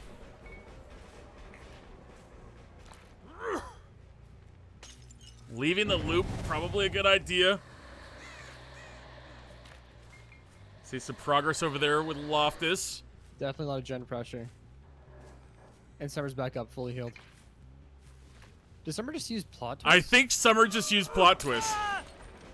That is a Giga Chad play. Let's go. Oh Summer my injured God. again, though.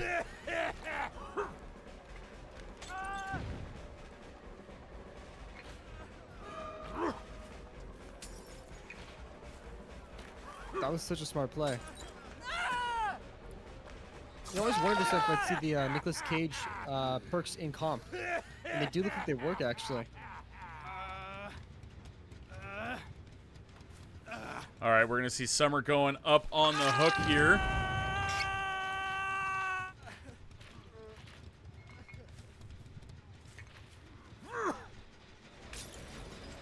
Oh, my goodness.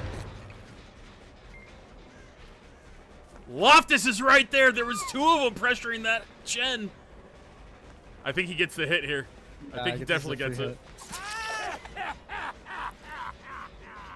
It's a good idea to stay on Loftus for a few seconds, push him to main. He still has 3 gens. Gets the pallet. Love to see that. A bottle for a pallet. Take that trade every day of the week. Oh, that could have been a hit. You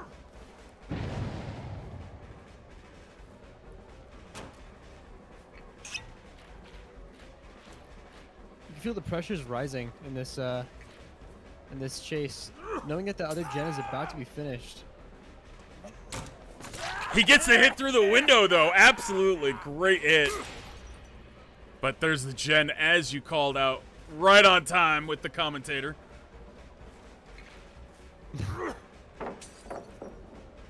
Oh! Oh, and they make a mistake. Great mind game by Cosmos, our unicorn-shaped noodle. Oh, Very nice. The way he was looking, I was expecting a flashlight save. I'm not gonna lie. All right. And that is 3 points for our killer.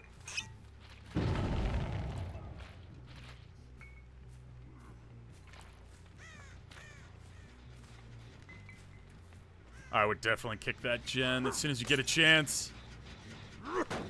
Cosmos agrees with me. See a lot of progression drop on that, so you can see that he is using Pop Goes the Weasel. I like the plan that I see from this killer. There's been a lot of pop this tournament. I feel like Pop has made a huge comeback. We don't have Shaq Gen, but we do see, or Shaq Palette, but we do see another Gen pop in the distance. I think we're gonna see Summer go down right here. Yeah.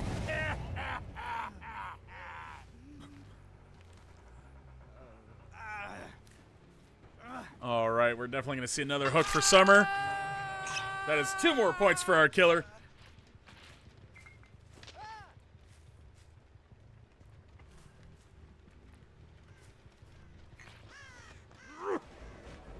They're really trying to keep him at main building. Gets the hit through the window again. He is just hitting a lot of those.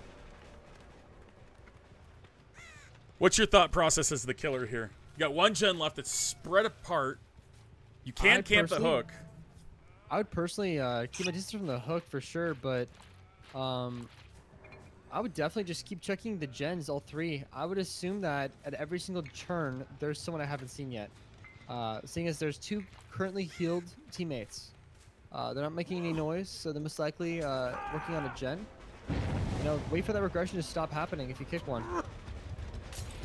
I'd just scope it out. Almost got 360 there. They really needed that 360, but we're going to see him go up on the hook. The good news for them, it's only death hook. 2 points for our killer. But these gens are so far apart. Has this killer hooked each survivor yet? They have not hooked Totem. We'll jump back over. Correct. Hex Totem. They are worth 6 more points for our killer. That is a good call out, certainly. Oh, that gen has a lot of progress. You can hear it. Commits to the chase. He knew this is Totem. He needs this down. First hook is 3 points against Totem. The kill is 6. Where's the pallet's gone? This looks good down. It looks like 6 points right there. Well, it's definitely going to be 3 as soon as they get the hook. If they get the full death, that's going to be 6. So that is a huge call out from our clown to switch over and find Totem. Man, you've just been on point with everything in this match. Surly's calling out all of the things. And Summer caught in the middle of nowhere. Got that kill on mine. And there's the death. Mori. And the Mori. Oh my goodness. But the gen's popping in the distance. And the clown's taking his time to savor his kill. Oh my goodness. It looks like he ate it because it disappeared.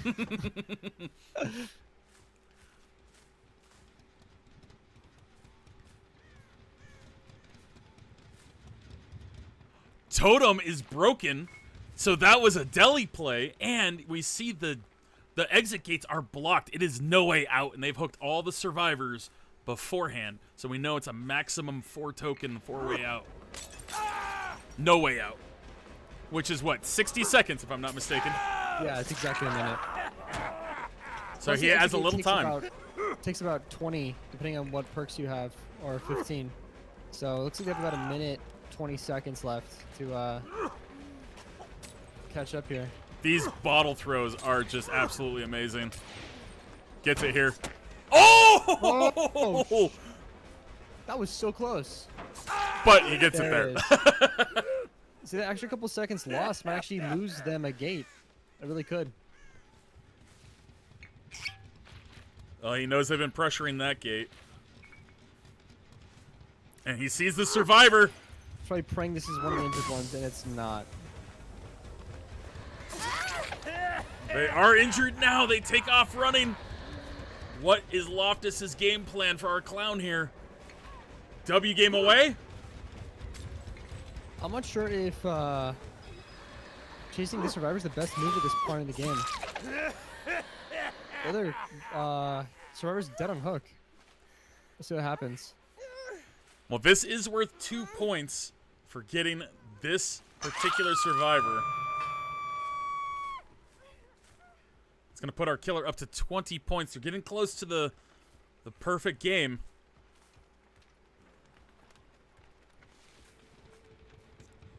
Exit gate has not been touched. Are they getting up Hex? Are they getting the hook? What is our survivor's plan? They picked up Totem and Hex are up. The gates are open. Loftus is on hook. And they all just leave. Wow. That was a smart play. They regained a lot at the end. That no way out value almost gave him a perfect game. Oh my goodness. All right, so we had our hatch offering. We had our basement offering. Shroud of Binding is allowed. The only ones that's not allowed is the Oaks. We got all of our items. Everything is good. Let's double check our killer here. Cigar box is the only thing that's not allowed besides the Eries. He's good there. His actual build is fine as well. Let's double check, see any duplicates. You were right. It was a plot twist with Summer. I was wondering how she got down. That was a beautiful play by Summer. We had the deli. Great plays. Great plays. All right, so we got a total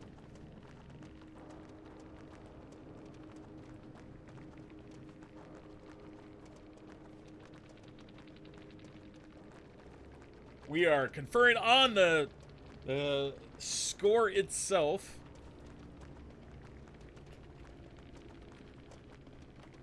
And it looks like we are all in agreement that it is because Loftus died at the end. They got 1 extra point. Survivors lost a point. It is 21-13.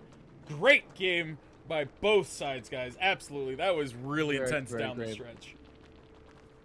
All right, and we are going to switch on over. Bagged Milk. Your killer, if you can go ahead and let us know who the killer's going to be and invite me to the lobby once you set up the map. Absolutely. That was crazy ending, guys. That was an absolute crazy ending.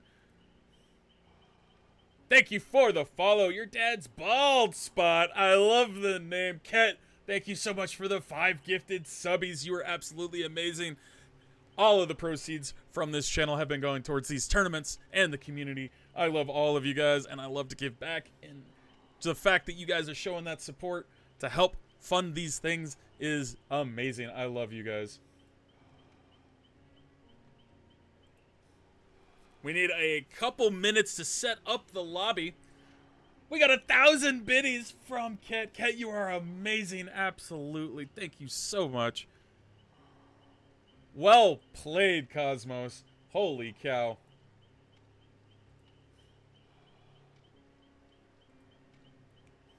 So, what'd you think of the clown? I really do think that was unexpected. I didn't expect to see a clown at this stage in the tournament, but yeah, I think they played that very well. The accuracy of the bottle throwing was what really caught me on thinking that they are an experienced player as clown. Definitely, very accurate. that only comes with just practice because it's a weird throwing arc with Clown. I personally can't get a hold of it. It's difficult. I'm very surprised that even with these survivors knowing how to loop pretty well, like very well, like Loftus, I am surprised that the Clown still managed to outsmart them in some of the chases and Absolutely. play around pallets very well. Our clown did amazing. The unicorn-shaped noodle did great. Those bottle throws were on Yeah, point. they Absolutely. really were. That's what I was saying is like in this win or go home scenario, it was interesting to see Clown come out, and then you see the skill of the Clown player, and then you Yeah. completely understand why they busted out the Clown. Must have been one of their mains. Absolutely. I cannot hit those kind of bottle throws, so Definitely I was not for me. absolutely impressed with that. And then the window hits. Oh my god, how many window hits did he hit? He only missed one, I think, throughout the whole match. Yeah. Like the timing you have to get for that. Most of his hits were actually window hits.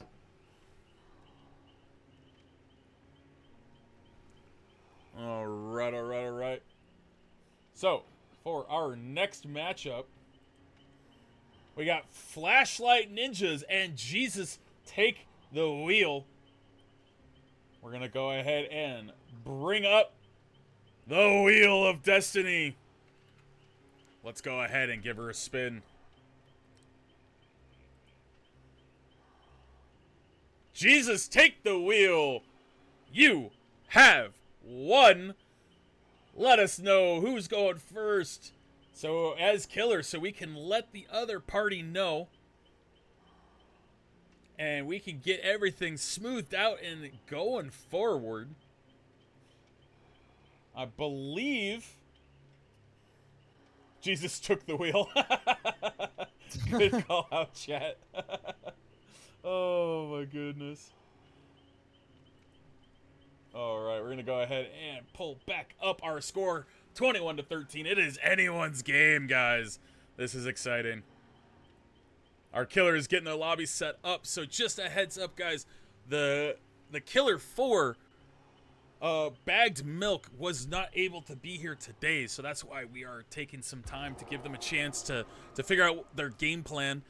As we can see, Summer is good to go. She's going to be our killer. Jump into that lobby.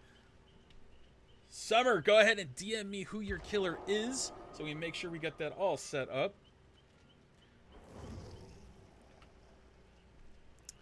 Mobs is joining with the Bloody Adam. We love it. Omzi's joining. Getting everybody in here. Good luck, everybody. That was an exciting round. I think these teams are very evenly matched. All right, our killer is ready. Survivors, go ahead and get your items, your builds, everything set up, good to go. Then, ready up.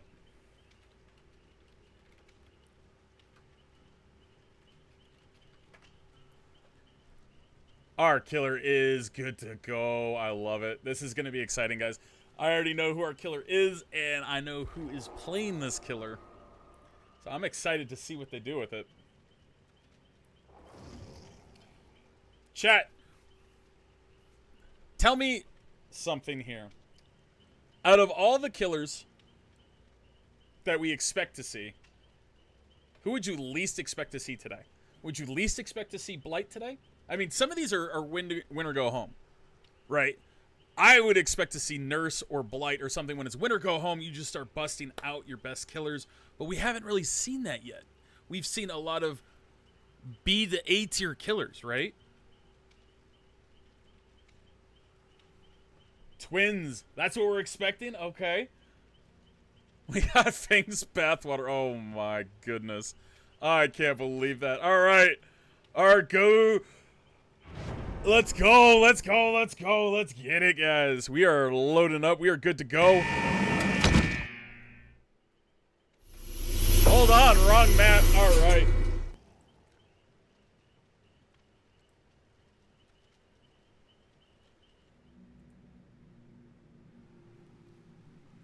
All right, so everyone go ahead and DC.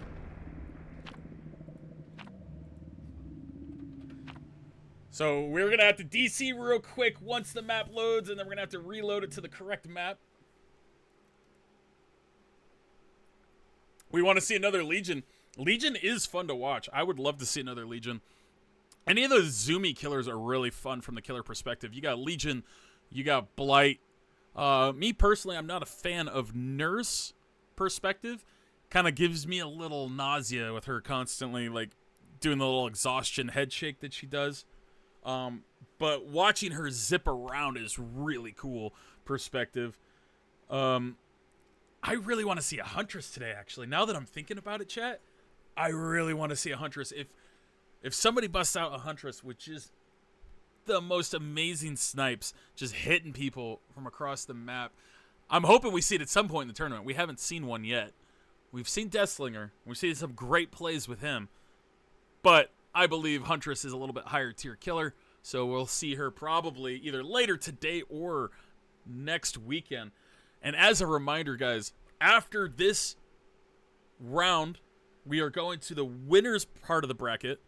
Once we finish all of those games, we will be done for the day. I will build the schedule just like I did for today. I will announce it. It will be next Saturday.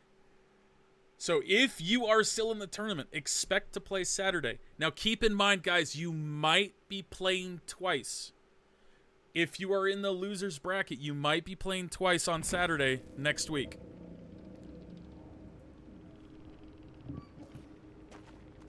All right, and we got the DC. Let's go ahead.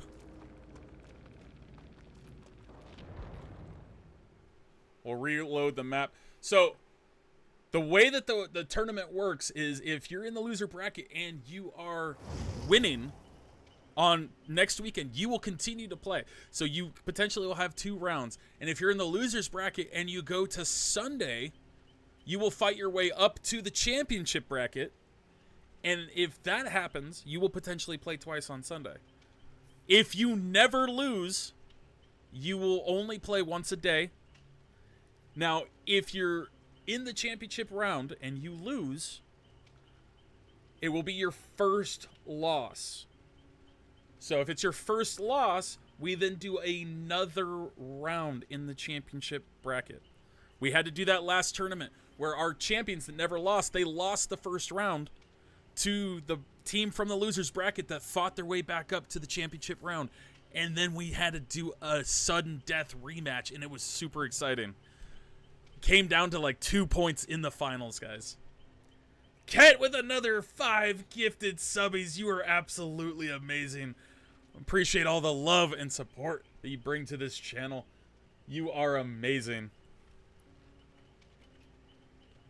By the way, Ket is an amazing streamer. Give her a follow. And if you like the commentary from our guy here, the Surly Turret, please drop him a follow. He is absolutely amazing. He is a streamer. He is a Pyramid Head main. Definitely give it a look. Summer, are we ready? Summer's the killer. She is. Now, I remember that last tournament, Summer pulled out a Ghostface and did very, very well. I have no idea what they're going to bring out this time. Summer has a few killers in her repertoire. I believe Summer also busted out a Legion, if I'm not mistaken. Oh, yeah, that's true. Summer, go ahead and ready up. By the way, guys, sorry for the delay. We had the wrong map, so we had to reload everything to get into the right map. We were just waiting on the killer to ready up. I'm going to get loaded in, and we'll be good to go.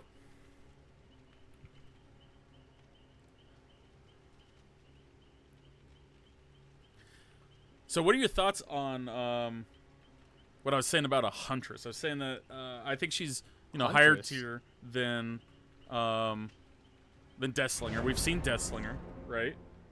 Yeah. I'm not sure we'll see Huntress today. I'm thinking there's going to be some Huntress mains that are waiting for, like, next weekend. Absolutely is my thought process. What do you think about that? No, I definitely think that Huntress is definitely a higher tier than any kind of Deathslinger. I believe that there's a lot more Huntress players out there, though. I feel like there's a lot of people who don't want to play Deathslinger just because of the frustrations that come with playing him.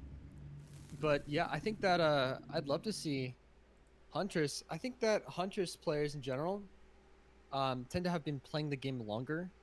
That's just my general opinion. That's just kind of how I felt about them. Mm-hmm. But I love watching Huntress players just because it feels so clean when they get that cross the map hit right to the dome, just across the map. It's so satisfying to watch. Oh, absolutely. And my friend, fellow streamer, Cast Des1, Des with a Z. She is a Huntress, man, and I tell you, I came across her, I think, the first time when she was a Huntress. She 4K'd us at 1 gen. We only completed 1 gen, so there's 4 gens remaining. She 4K'd us. Damn. And she did not camp or tunnel, and it was on RPD. Wow. Okay, that's see, see, that wasn't crazy until you said the map. Yeah. PD. Absolutely. Is actually insane.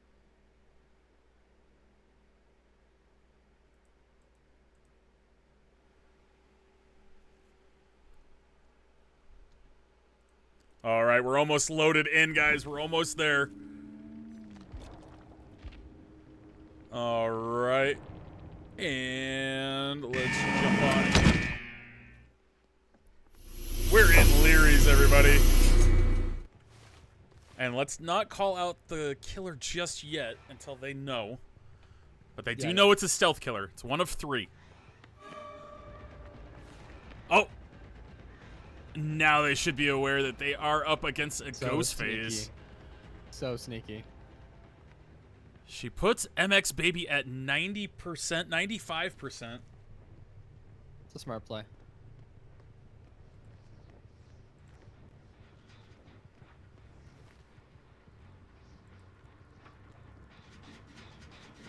All right, and we see Omzi. They do have a couple pallets to play with, though. That was a quick down. Oh my goodness, she needed that. As you can see, there was a speed boost after the hit. So rapid brutality is starting to become a thing. Careful not to go to the pallet. Interesting. Me personally, I would have just walked right through that pallet. Yeah, just because I think it's like I felt like there was nobody around in the area just from what we saw, but never hurts to be cautious, right? I think you just haven't been traumatized yet when you pick up a survivor and get safe, and then you get just a pallet just dropped in your head. It's the worst feeling. And we got a noise notification over there. Ignores it, and there's the... Oh! Saved it for that last little moment. That came back, and that was huge. Oh, my goodness. We are going to see another hook. That's another 3 points for our Ghostface here. Good job, Summer. Our survivors need to be spreading apart and pressuring the map. It feels like they're doing a decent job, but Summer is countering them pretty hard.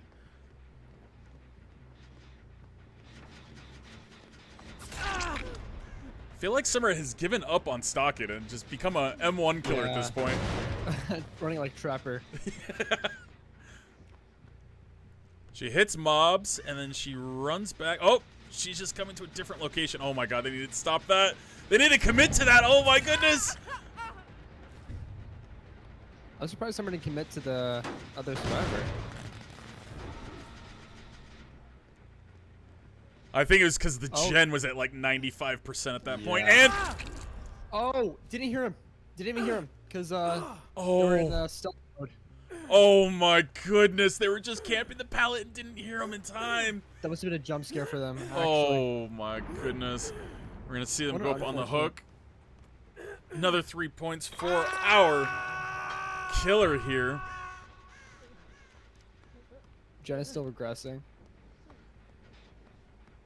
Double checked all of the gens. We got a boom. 5 gens. Interesting. Yeah, Summer definitely has the pressure at this point. She needs to leave the hook, though.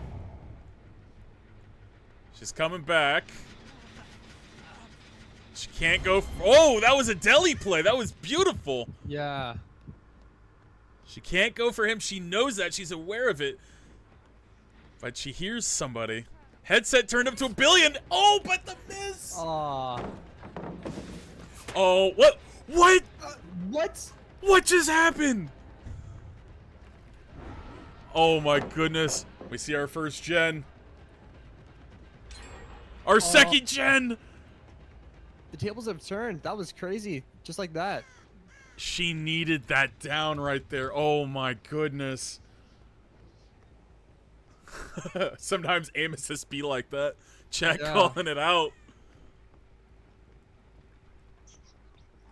She needs to find a survivor now. She found somebody's injured, but who is it that she's trailing?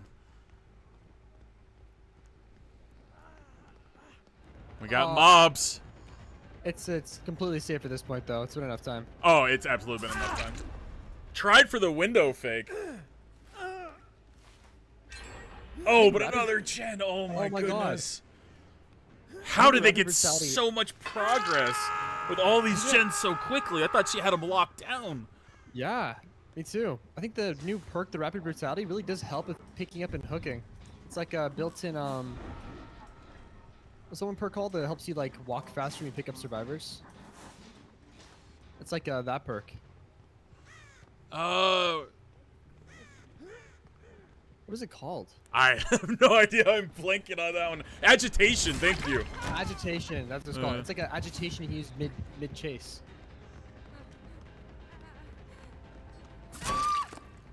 Another down. Mobs just got pulled off. She can go back. She is at 2 gens. This is when the killer can just let loose and do whatever is needed. But I would bet we're going to see Fang go back and get Omzi back up. Oh, that's a wall! A Fortnite wall built right in front of Fang. But we see the blind. Beautiful. Rapid Brutality got wasted. We see another gen pop. They definitely need to focus on getting our Fang down. Because it is a total of 6 points because they have not been hooked yet. First hook is 3 points. After that, 2 points and then 1 more for the death. I think they just need any kill at this point. And they realize it. They're going after mobs. The double back and... Oh, perfectly timed. Beautiful. There it is. Oh, the wall blocking the Oh shot. no! Let's see if we get the perfect picture. No! Just Ghostface in that picture. All right, the survivors are still in a good spot though. Let's switch over and double check. All right, so we only got first hook on 2 of them. Fang's still not hooked.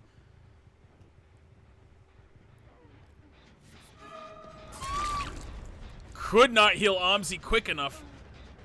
I don't know if it was a good idea for them to group up as a team.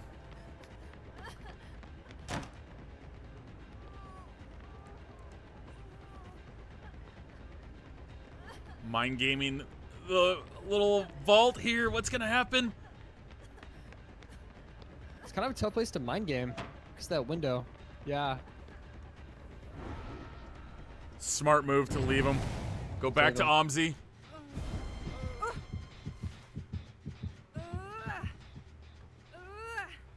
Where is she taking? I don't. We got basement. Are we gonna get there in time? I think we'll get there in time. I think she can.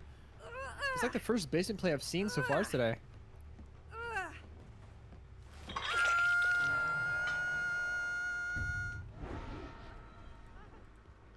All right, Omzi is on death hook in the basement, but Fang's bathwater just got healed. Probably drink a little bit of the bathwater. Just a sip, just a sip. Just a sip.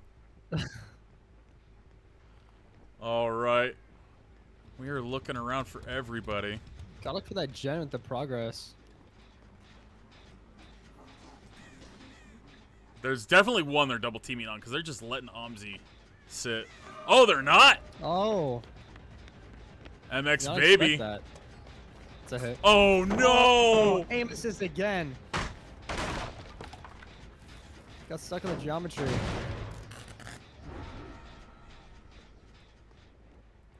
That'd been a really good time to get a hit right there.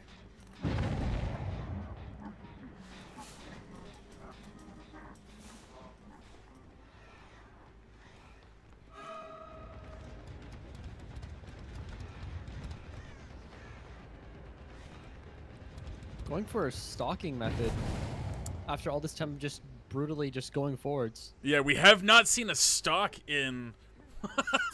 Oh my goodness. Oh, We haven't seen a stock in a good 5 minutes. there's a blind. Oh. Is that a second blind?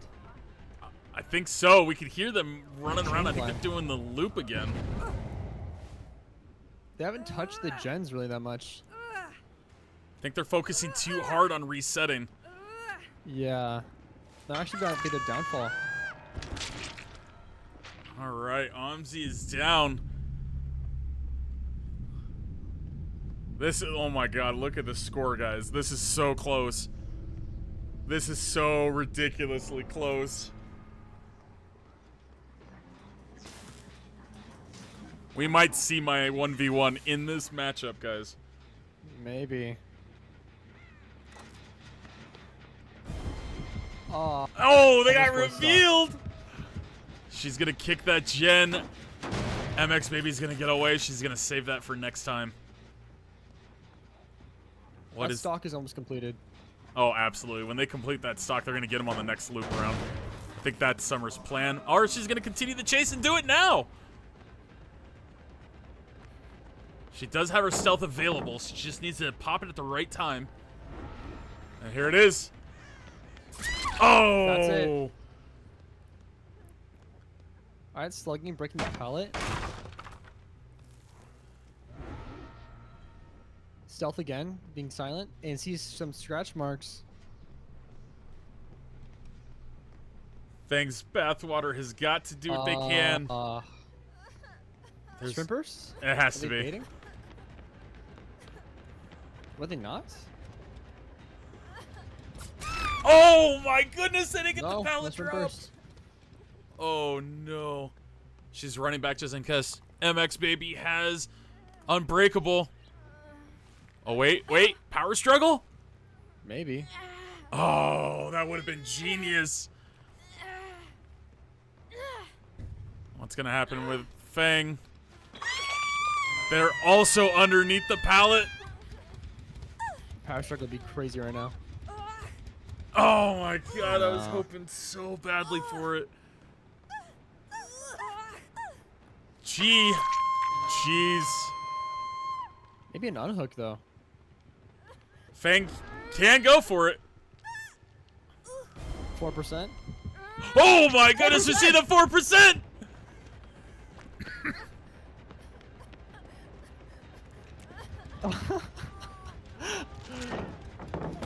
That's insane. Oh my god. So there's a 4% chance that will happen.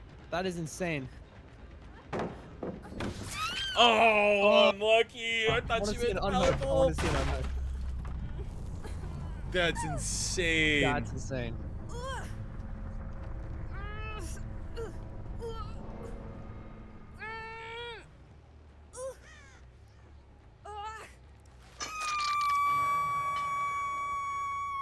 And on that note, we are going to see Fang end up with a death as well, giving full points to our killer. They got the Ivory Mori. They got all kills. GG's. Absolutely. Dude, had the match gone any other way, And the we were going to have a hash closed. tie. That was so absolutely Summer's such a good ridiculously Ghostface. close. Oh my goodness. GG's, everybody. That was a lot of fun to watch. You guys are amazing. We're double checking everything. Let's pull up the perks for Ghostface. Make sure everything is good. Driver's license and drop leg knife sheath is not allowed. They don't have those. Everything else is looking good. Our survivors, they got their offerings in. All right, I'm not seeing any duplicates on here. We're double checking everything to make sure.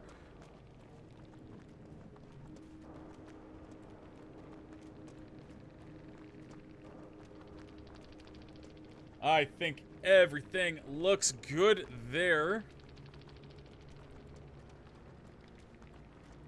I have to say, I love watching Ghostface in comp. It's just so much fun to watch because when you try to use it in actual matches, it never it never seems to work out. But in comp setting, it's so nice to watch. This M1 killer with the stock ability just feels so good. Looks like we have our score is confirmed. It's going to be 38-29. It is showing 37, but we are confirming it at 38-29. GG's in the chat. Banditeers, you guys did amazing. Absolutely loved watching Cosmos as the clown. As a team, you guys did great. Absolutely. GG's, everybody.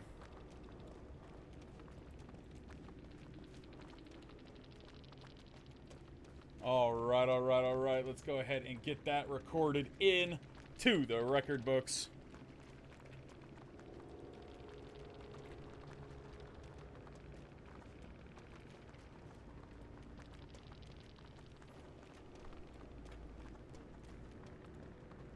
Bagged Milk will move on to the next round. So our next up will be Jesus Take the Wheel versus the Flashlight Ninjas. This is an exciting map coming up. This is going to be one heck of a matchup, guys. And Jesus Take the Wheel, who was our killer?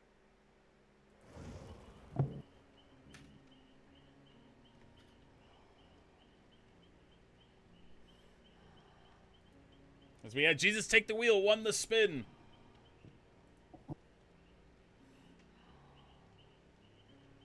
You guys are surviving first. Flashlight Ninjas, you are killer first. Go ahead and set the lobby for me with your killer.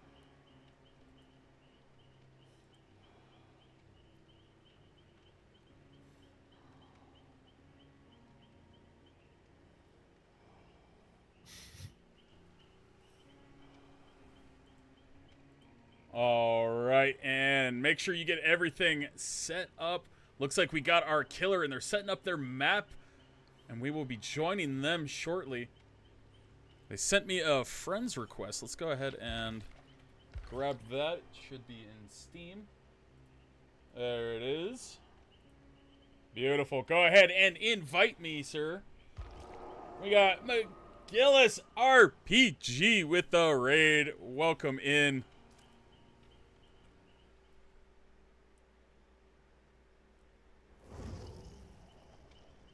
How is everybody doing? Thank you for coming on in. Appreciate you. Absolutely. Thank you for coming in to day 2 of the Tournament of Champions. And the Surly Turret raided in. Let's go. Welcome in, everybody. All right, so everybody join in on me. Go ahead and put in your perks, your items, get everything going for us.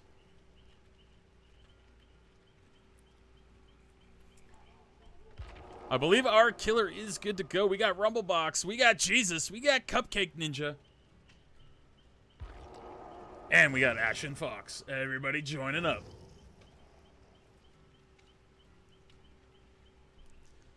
Jesus with his flashlight. That's going to be interesting. Well, that's going to be something that they're going to have to pay attention to. But Ruby Ryder is a very experienced killer.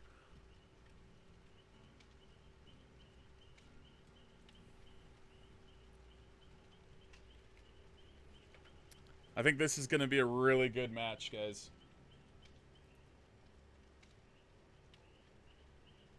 There's a lot of really good skill on both sides here, guys. I love the Felix's outfit. It is so... like, look at this. Oh.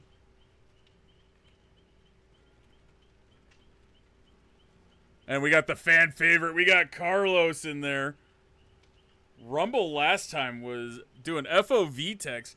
He was literally spinning killers. It's going to be interesting to see what happens in this one, guys. Go ahead and Survivor's ready up once you got everything situated for us.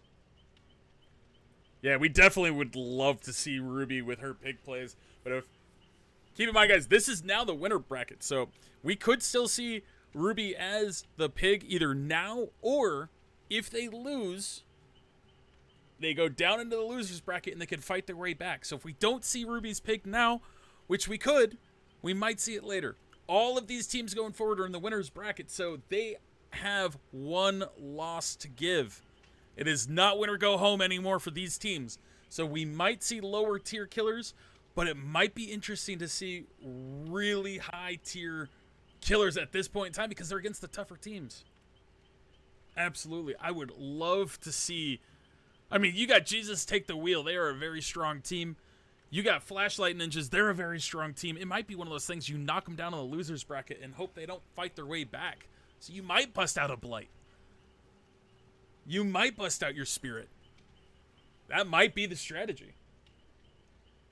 Isu with a raid of 25. Welcome in, everybody, to the Tournament of Champions Day 2. We're about ready to kick it off with Jesus Takes the Wheel and Flashlight Ninjas. I have been given word that Mrs. Cupcake Ninja is almost ready. Thank you for the follow. Ms. is here. How are you doing?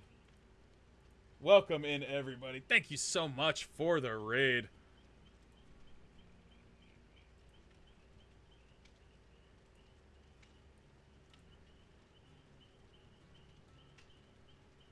ETS goes. Hopefully I said that right. And let's goes. ETS goes and let's goes. Thanks for the follow. Appreciate you guys. Absolutely. Everyone, drop Isu a follow. They're awesome. They're part of the tournament. They're amazing. We love to see it. Welcome in, Raiders. We got it underway. Perfect timing, guys. We're switching on over. We're getting ready. The map is set. The killer is set. We're ready to go. This is exciting. Last time we saw these types of plays from Jesus's team, Jesus was the killer. Now we get to see him as a survivor. So let's see what happens here, guys. I'm excited. I want to see these teams clash. I think this is going to be the matchup of the day. Honestly, I think they're both 100% equal skill. But that last matchup that we saw, literally, we were half a second away from seeing a tie. We were half a second away. They were tied. All the survivors had to do was just get that last gen, get out, and it was a tie. Please, somebody give me my tie. We want to see a 1v1. I can't even speak. I'm so excited. We want to see our 1v1. We want to see our trapper. We want to see it go down to one. A mono e-mono. Absolutely. All right, match details. We are looking good. We're going to go ahead and jump in and spectate.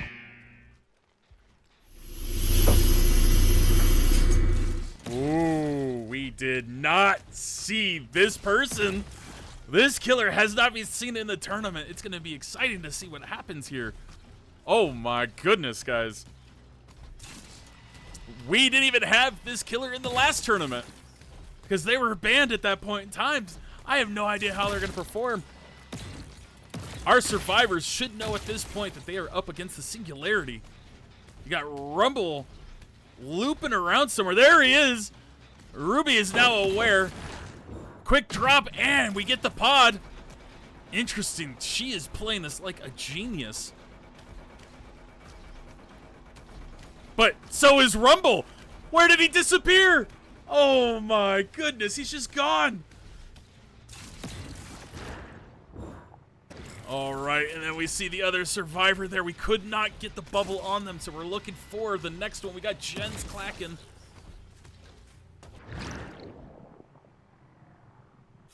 The survivors dipped out. I would probably give that Jen a kick myself. make sure that there's no progress going on there. Not seeing anyone anywhere.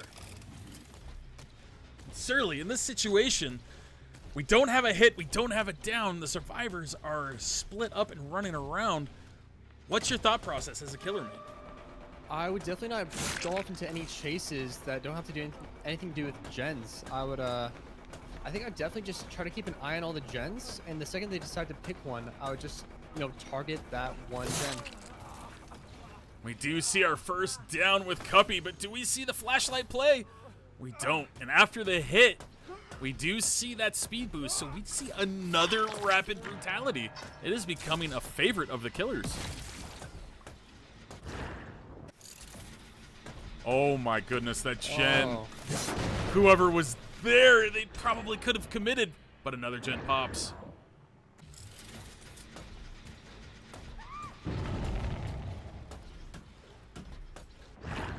We heard somebody yell in the distance. Not quite sure, because I know what perks they have, so I'm curious as to why we heard the survivor yell. There's another gen. Oh my goodness. The pressure is starting to mount for a singularity. There's the unhook. They're trying to get the pods. They got one. Have you had a chance to really play Singularity? Because I know you stopped playing right around the time the Singularity came out. Is that correct? Yeah, I did actually. I took like a bit of a 4-month break, but yeah, I did actually get some time to play him recently. He's a very different killer, very strange. I think the counterplay that they added with the EMP feels very, very different compared to any other counterplay to any other killers. I honestly believe that the goal is to keep as many pods, as many people infected as possible, because it just makes your life easier. For surveillance, even your ability's better if there's more people infected. You actually get to stay in that status of faster, and you can break any pallet for a lot longer the more people are infected. It's just very strange killer to play. We see a total of 3 gens have been completed for Jesus Takes the Wheel. That puts them at 6 points, and that's our first hook on Rumble. That's going to put them at 6 points as well for Flashlight Ninjas. We are tied at the moment. I think we're going to start seeing it start swinging in the killer's favor. Nice. That was really lucky. Gets the hit. We're going to see a little distance, but we're probably going to see the gun pop out right now. There it is. There it is. Wait for it. Good timing, but they still get the window. Probably going to see the pallet drop. Yeah. Yep. Breaks pallet. Weekend inferior. We will probably see a down on Cuppy here, but she is running Shack pretty well. I think she gets the vault. And their killer knew it! Beautiful. Nice. Well done. Oh my goodness. Why do you think it is everyone's using rapid brutality? Honestly, I would say that you need to end the chases quickly, but in a comp setting. If you're up against a good survivor, you may never get that first hit. And we're seeing a lot of them use the second hit to get to the hook quicker. So I think that might be the play, so they can get the hook quick, they can avoid the Sabo plays. Yeah.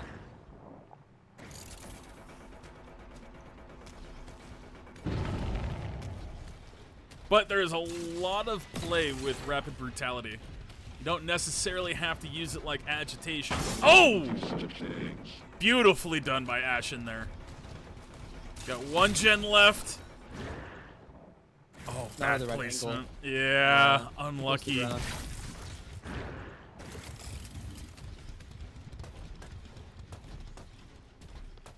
Nice, back to main.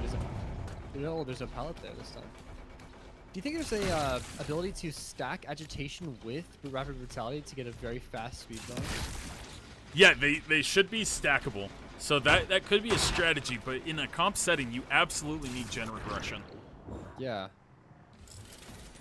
So I would say you'd have to pick one or the other, and rapid brutality has more versatility to the perk itself.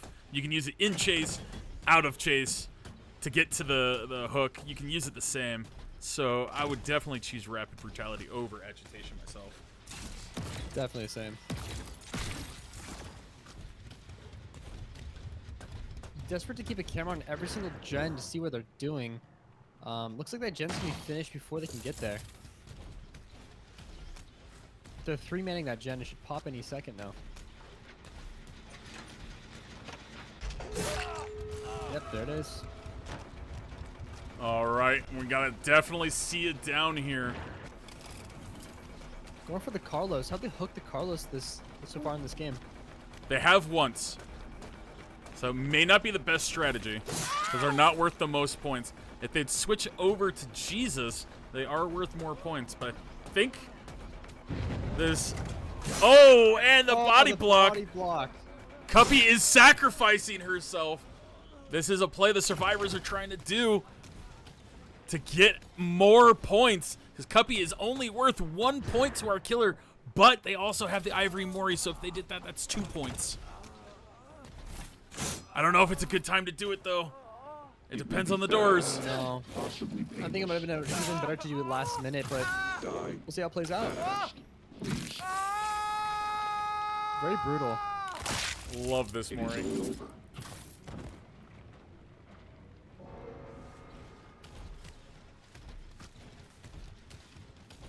All right, and we could call it out. I don't know if we saw it on screen, but there was no way out. That's why we have not seen the survivors leave yet, guys. It has officially come off, but this is a no way out play that we're trying to survive it. They are loading up each exit gate as much as they can. The good news for them is that both the exit gates are very close to each other. It's not very common that happens. This is a very good spawn. Although it looks like the gate's almost finished.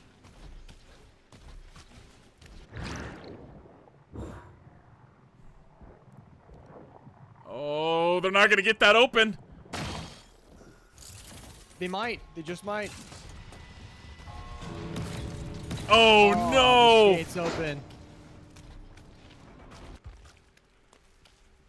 Carl's looking for And looking there for it a is. hatch and finds it.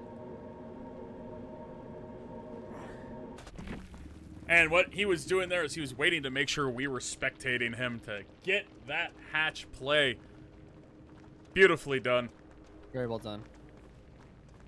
So, as you guys can see, that was a smart play by our survivors by giving up Cuppy to slow down our killer. Our killer did the Mori at that point in time, which slowed him down even more. They were able to make it through to the no way out play and get past it to get out the exit gates. Our survivors figured it out and they were able to do it. That was great play, but our killer did great. Absolutely did what they could. They got a full kill. They got a hook on Rumble. I got the score at 20-10 so far. So the survivors have a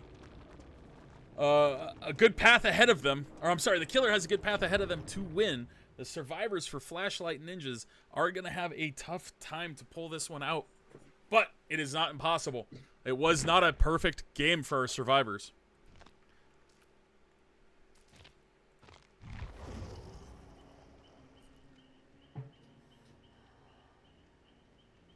GG's, everybody. That was a lot of fun.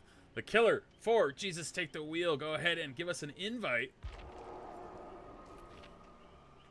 And it's going to be your local Jesus. I'm going to see another one of his games. Oh. I am so ready for this.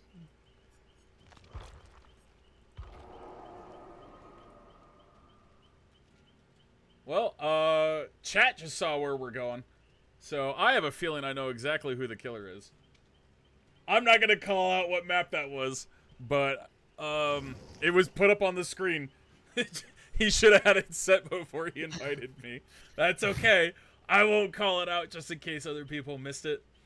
But I have a feeling I know exactly who he's going to be playing. All right, Mushy. Griffey.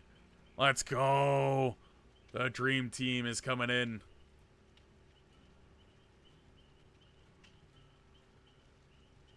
You got too antsy? I know, the nerves can get to you a little bit when you're setting up and you're getting ready for these plays. Now, pretend we didn't see that. Who do you want to see from Jesus? You've seen a lot of Jesus gameplay in the past. In I've this seen a lot of Jesus situation, gameplay. who do you want him I to pull out? I want to see. Well, see, he pulled out an Oni yesterday. Is that correct? Right. Correct. So he cannot pull out an Oni today. I would love to see. I'd love to see a Huntress. He pulled that out on like some customs a while ago, and he seems very, very adept at playing Huntress. I'd love to see it. The two characters I know him for personally is Blight and Huntress. But we'll see what happens. We did have a clip of Jesus in the opening day montage where he hit a snipe through a window that he got reported for hacking, even though he was not. It was the most insane snipe I've ever seen on a Huntress. We are excited to see his Huntress. Clip that you're talking about. That's an insane clip. Absolutely insane. I wish I had it in front of me so I could pull it up and show it again. Zyos with the gifted subby to Ashen. Thank you so much for your love and support for the channel. We really appreciate it. We are waiting on the 4th survivor for the team.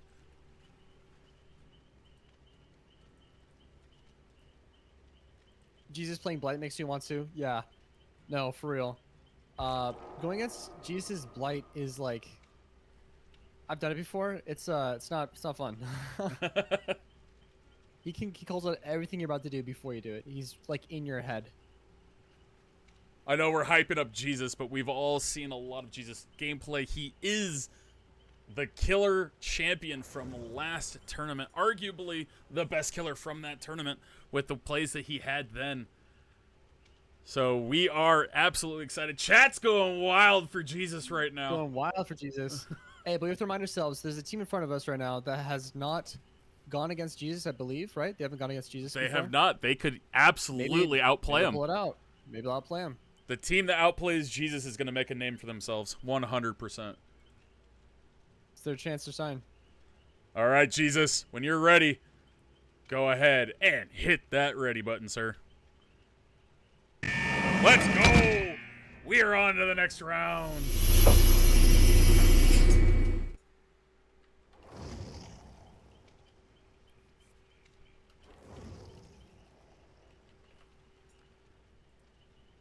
Oh my god, we got a lot of Jesus fanboys right now.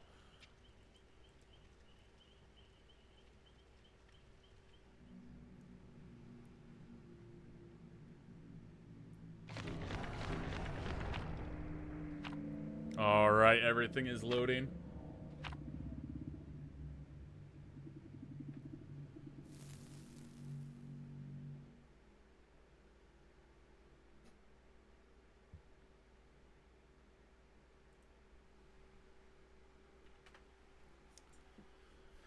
You know, honestly, I already pretty much know who we're gonna get from Jesus.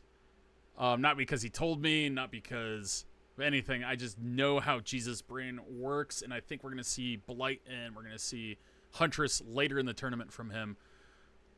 But I don't think he's gonna underestimate this team because this is a very solid team. So he is gonna pull out somebody that he is very good with. So I think we're gonna see either a Deathslinger, which I know that he is very good with, or we're going to see a Wesker. Those are going to be the two that I believe we're going to see here. I really haven't seen him play those characters that much at all. I'm really surprised that that's the two options. For where he is now, they're not his mains, but they are people that I know that he's very good with.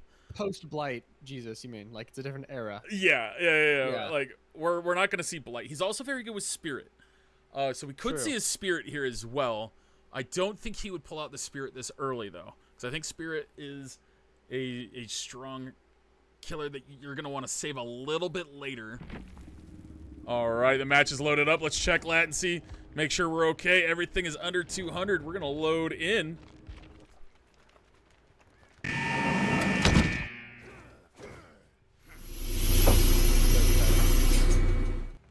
Oh my goodness, guys. And we have Wesker.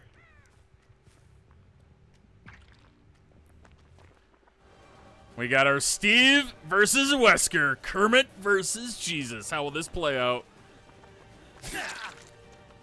All right, he W games away. Smart, leave. But he's going to Shack. How is he? Ooh. So he's going window side Shack. I would have gone through. And he leaves the loop. Jesus, barely misses. Oh, my goodness. So close. Kermit is a juicer. This is probably what they wanted. They wanted Kermit on Jesus right at the start, but Jesus gets this. Yeah. Nice. Oh, my goodness. Oh, and the swing out of a pallet stun. Oh, my God. That was such a great effort for Calamity. Oh, my goodness. Half a second away from getting that pallet stun and flash bang or flat firecracker save. That was so close. All right, we see that generator kick. Jesus is looking around.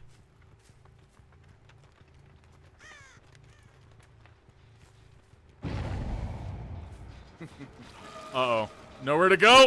Oh, almost tried to barrel tech Jesus. Mushy had a good idea but couldn't pull it off. Running to the loop. Ooh, instant pallet drop. That might be smart. Play. We see a gen pop in the distance. Oh, Jesus didn't fall for the double back.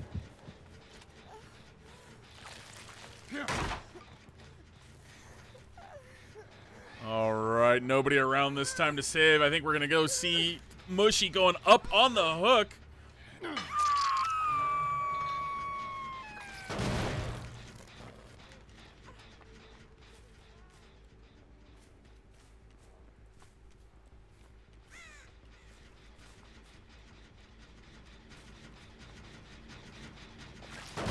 All right, we see another gen kick.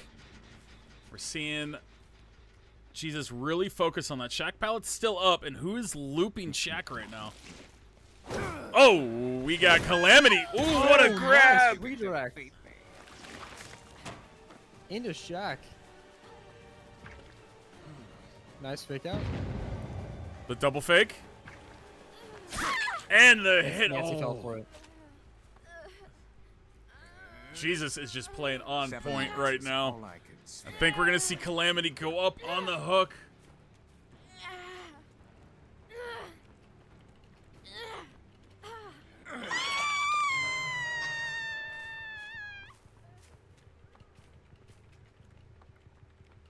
Now, do you have a lot of experience with Wesker yourself? I don't actually. Personally, to me, he kind of felt like the Blight and very hard to use. As you can see here, we did see a deli play in the distance. That's probably the smartest move. They need to split up on Jesus here. What about you, Thunder? You ever play Wesker? I did for a brief moment in time contemplate maining Wesker. I got him to Prestige 2 or 3 before I jumped off him. He is absolutely a great time. One of my favorite things to do with Wesker would be hug teching the Virulent Bound grabs. You can do that a lot at Shack, and as they're trying to get through the window, and you can get that grab, and it feels so amazing. Trying to hide there, they couldn't do it.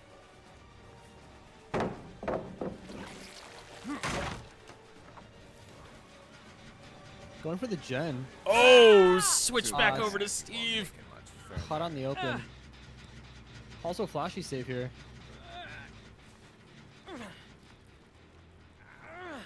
You see he has Shadowborn as well. The thing about Jesus that I happen to know is that he is a big fan of Shadowborn and almost can't play without it. He told me, he said he's addicted to that perk.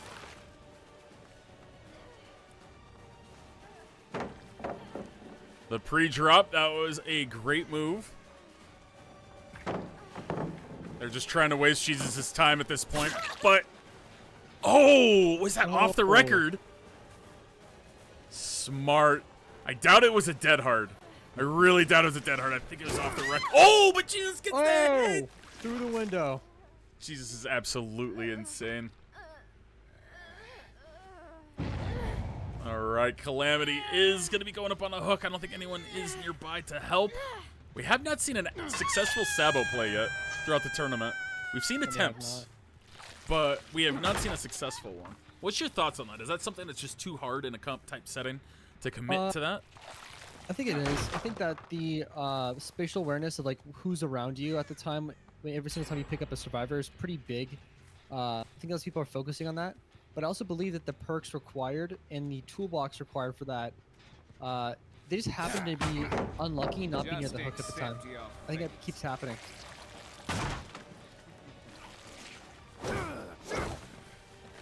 Oh, tree on the way. I think background player is one of those perks that's required for someone who wants to do that kind of build.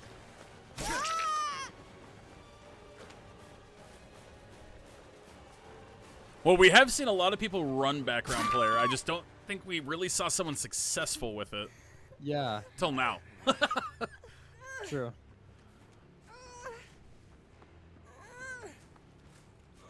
All right. 3 gens. How many hooks are we at? Right here should put Mushy at second stage. And we got 7 hooks. Griffin, I believe, is the only one that is not at second stage. So Jesus is going to want to find them. He's going to want to capitalize and have that perfect game.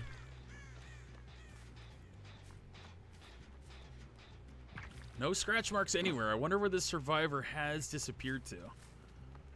Pretty sure somebody was there. And there we go. We see our Nancy running. I don't know if he's going to be able to get through the window in time. Very fast vault. Perfectly timed. Oh, we do see another gen. Calamity takes a hit, but they are fully infected at this point, so they're not going to be able to make much distance unless we got Lyth right here. And we didn't. The grab. Oh, my God. Jesus. Jesus is currently at 2 gens. He could have gone for Griffin at that point. He did not have to throw up in a hook. I was exactly about to say. He can do literally anything at this point.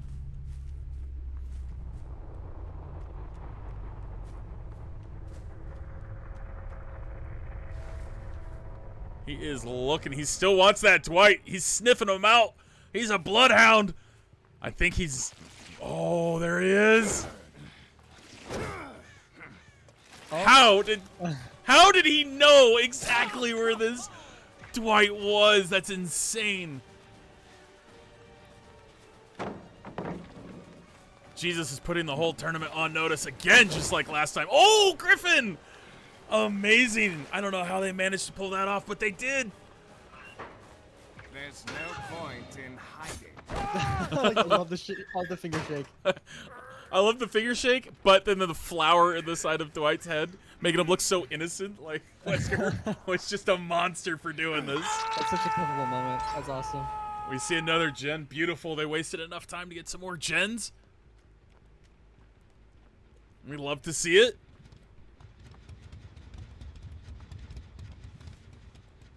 Chat's calling out that Wesker was BMing because of the finger shake. Oh, there's the final one. Let's go.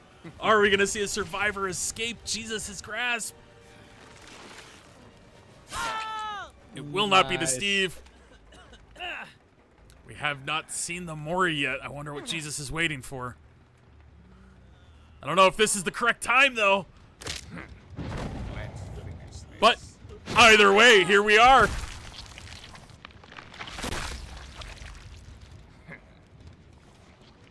That Mori always disturbs me. I really hate that Mori. It's just so creepy. I don't like it at all, but it is what it is. Chat like loves that Mori. Yeah, the punch in the beginning is very fun to watch, though. It is. The ending, though, always just bothers me. Yeah.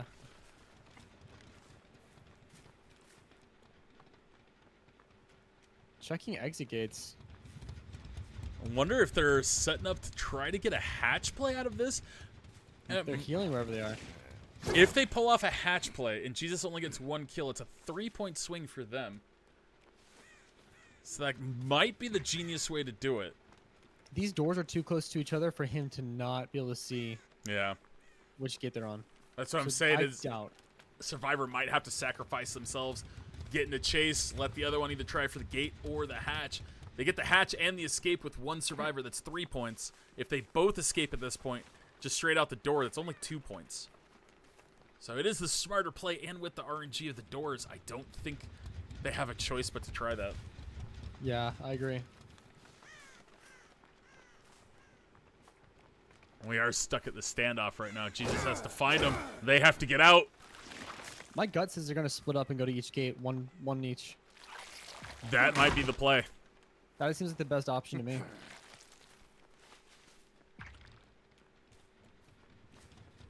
So see, Jesus is gonna commit to this person right now, but in reality, if you were to check the other gate, there might be someone there. Oh, they're both here. Oh, that was very lucky for Mushy. Did not get tapped on that virulent bound right there through the window, but Jesus, playing the mind games, gets the hit anyway. Griffey's trying to get the door. Jesus will not allow it. Playtime is over. Nice, and infected. I don't think he gets away from this. Tried to stun him. Very interesting play on that one. And Jesus is probably going to drop our Dwight. He's just going to do both. He's going to pressure and he's going to hook. That was a crazy pressure play right there. Oh, wow. Yeah, this is it. Unless we Unless see a hash 360. spawns beneath their feet. You That's it. disappoint me. Is that the best you've got? In typical Jesus fashion, there's a 4K. 4K, all hooks, all points. He got them, Maury. There's hatch in front of him. You can get us some bonus points if we're to go for that hatch as well. Bonus bragging points. Looks easier to like just burn out. GG's, everyone. I don't know GGs, about that was amazing. I don't know about you guys, but I am never going against Jesus. If he asks to 1v1 or do anything in any kind of shape and form where he's the killer, I will come up with an excuse of me having to be busy doing something else. You feeling sick that day? Feel a little sick that day, a little sick to my Yeah. stomach. All right, Jesus' add-ons are good. Looks like our survivors, they had the offerings, they had the map or the hatch at Killer Shack. GG's, everyone. And again, this is not the last time we'll see Flashlight Ninjas, guys. They may have lost this round, but they are still in the tournament. They're just going down to the loser's bracket. We will see them again next Saturday as they try to fight their way out of the loser's bracket and get a rematch, potentially with Jesus or one of our other championship teams. They may not even have to face Jesus again. If Jesus gets knocked out by another team, it might be a different team that they face in the championship round. Who knows? All right, everything is looking good. I don't see any duplicates anywhere. Think we are good. And that one is interesting, the potential energy play. Yeah, that is interesting. Very interesting. It was off the record play. Absolutely. But they also had Dead Hard, so I still don't know which one they had. when we saw it happen, I was Yeah, like, it's no either way, it one. was Dead Hard, but they had both. It could have been either one. Yeah. Wow. GG's. GG's in the chat, everybody, for Flashlight Ninjas. They did great, guys. Really well played. All right, all right, all right. And we are confirming the final score. 45-20. That is what I have. Let's double check with everybody else. Make sure it is correct.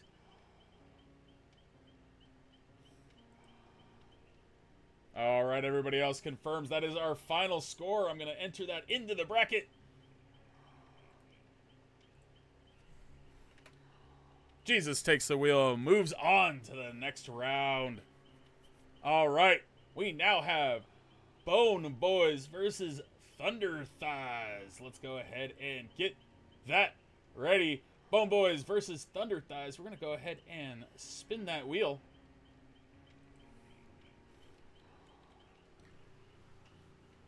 See what we get here.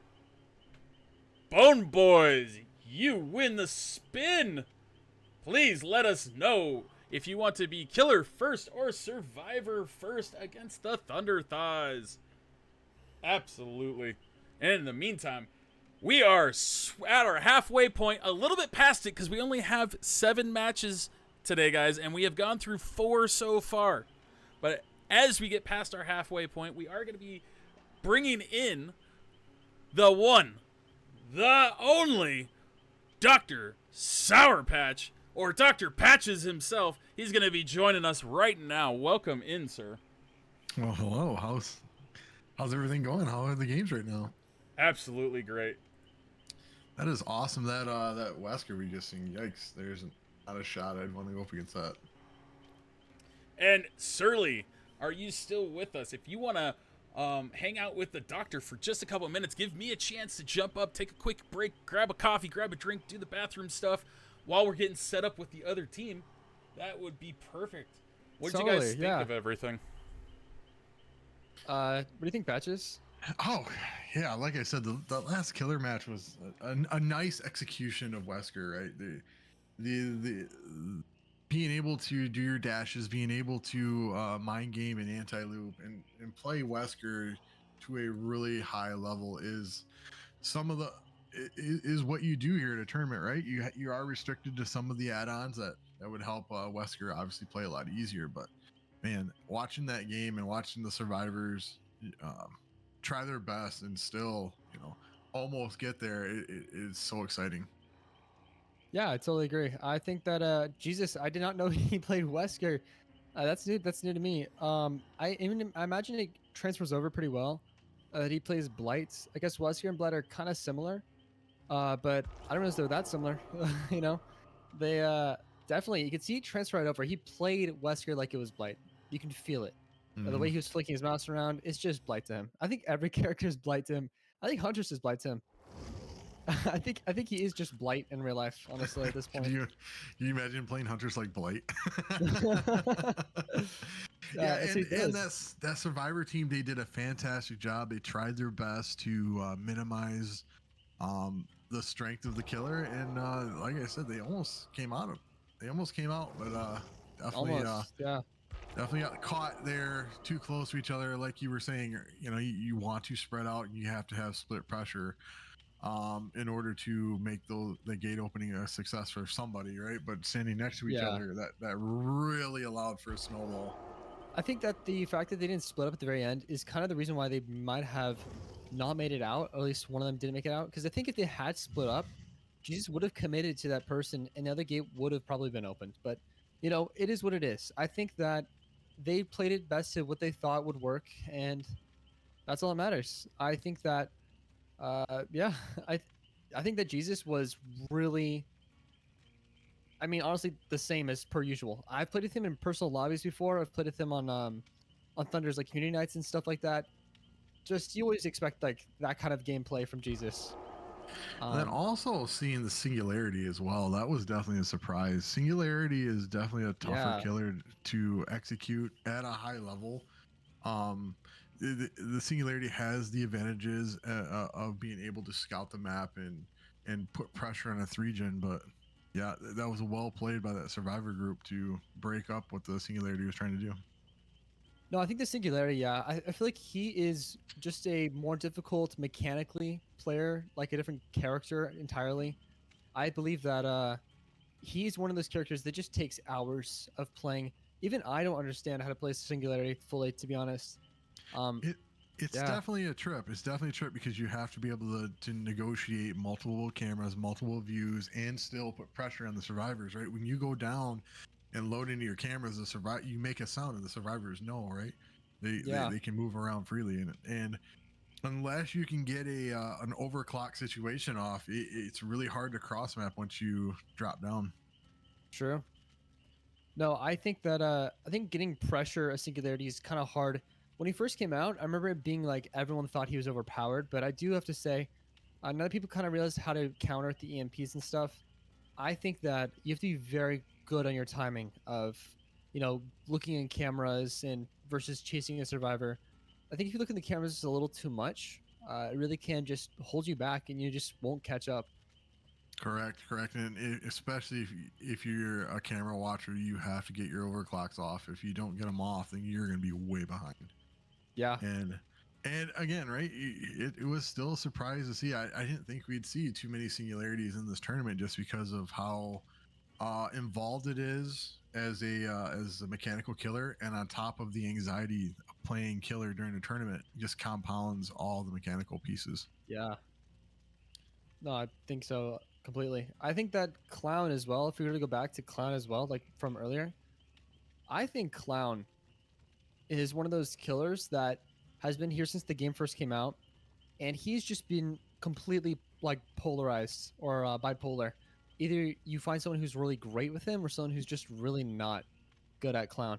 And today I think we saw someone who was on the better side of Clown. I think that mechanically he is, if not the same as Singularity, slightly more difficult because there are less things in your favor, like catching up to a survivor. You have basically, instead of getting like a haste, you actually have to make your haste like physically by choosing to use one of your bottles to make you faster. I just think that Clown is probably more difficult to play, to be honest, and I'm happy to see that we got to see both of these great killers today. Yeah, especially if you do clown on keyboard and mouse. I've actually found clown to be easier on controller because of the multiple buttons between switching bottles, reloading, and throwing and things of that nature with clown. The one thing that clown does separate himself from singularity is in the anti-loop factor, right? He doesn't Yeah, have to go to his gun or go to the camera to anti-loop. Clown, you just throw a bottle down, you run the opposite way. yeah, Nature and that's takes its true. course. Let the wait from the walk into you, honestly. So what so far has been the most surprise killer you've seen in the tournament so far? Honestly, it was at first it was Legion, but honestly for me, I mean personally, I'm friends with Jesus outside of this tournament. So like I've played with him, I talked to him offline, that kind of stuff. I did not expect him to bring out Wesker just because that is something that I didn't know he had in his tools. I didn't know he had Wesker, and when he pulled it out, I was very shocked. I was like, "Whoa, Wesker!" Like I knew he had Huntress, I know he had Blight, but not Wesker. I mean, it just makes sense. That's the most shocking thing to me so far. Other than that, it was probably just Legion at all being in this tournament. I expected to see Ghostface because it was present in the last one, and I think Ghostface was very, very well executed today. But I do believe that probably Legion, I guess I would go with, is the most shocking character I've seen. That Legion game was definitely impressive too. The stopping after hitting two, not getting too greedy. Yeah, The just the strong plays of knowing right what you can do and what you can't do with Legion is half the battle. A lot of times people get away, they just keep running and running and running and running. It's like whoa, whoa, whoa. You gotta down somebody eventually. yeah. So I mean, get a little carried away. I mean, I think the hope that once you've hit every single person once, the next person you hit, you knock. I think that hope for that kind of play style makes people just go from one to the next survivor in the whole map. But it's very rare that they're all close enough that you can actually hit all of them in time. But I'm very happy to see that they were smart enough to cancel power mid chase to to actually get a down, especially the first down. yeah, and getting a map like Cold Tower 2 is somewhat hard for a M1 killer because there are a lot of obstacles to loop around. It is the classical competitive map where you do have three gens on two sides, two main buildings, and everything in between is fodder. They have cut down a couple of the walls in the last couple of works, Yeah. but it's still quite hard for of the four killers that are listed on that board. I think Legion would have the hardest. Well, I mean, obviously Freddy's gonna have the hardest because Freddy. Yeah, Freddy has the hardest. I think we can all agree on that. But I think no matter what map that you put Freddy on, he's gonna have the hardest, right? But you Yeah. know, you take that with a grain of salt, and you look at the list still, and Legion still is an uphill battle, and they definitely played it well. Oh yeah, definitely played it very well. Hey, no matter what map you put him on, he still has my heart. He is the OG serial killer in my mind. Not Myers, not true. Jason. It's Freddy to me. I love him. Absolutely. And is he making the heart signal with his blades? Thank Oh, you you so know, much as for well. the gifted sub from Zios and the follow from Wild Dude Babe. We definitely appreciate the love and support that everyone is showing the channel. Get a friend request sent in. That is perfectly fine.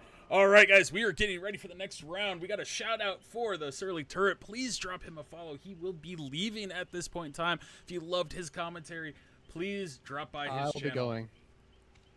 Thank you guys so much for giving me this opportunity to commentate. Absolutely. It was a great time. You're amazing. Thank you so much for being here. And guys, we will see more of the Surly Turret later on in the tournament. So if you love his voice, you'll love his commentating. Stay tuned. They'll be back. Have a great rest of you guys' stream. All right.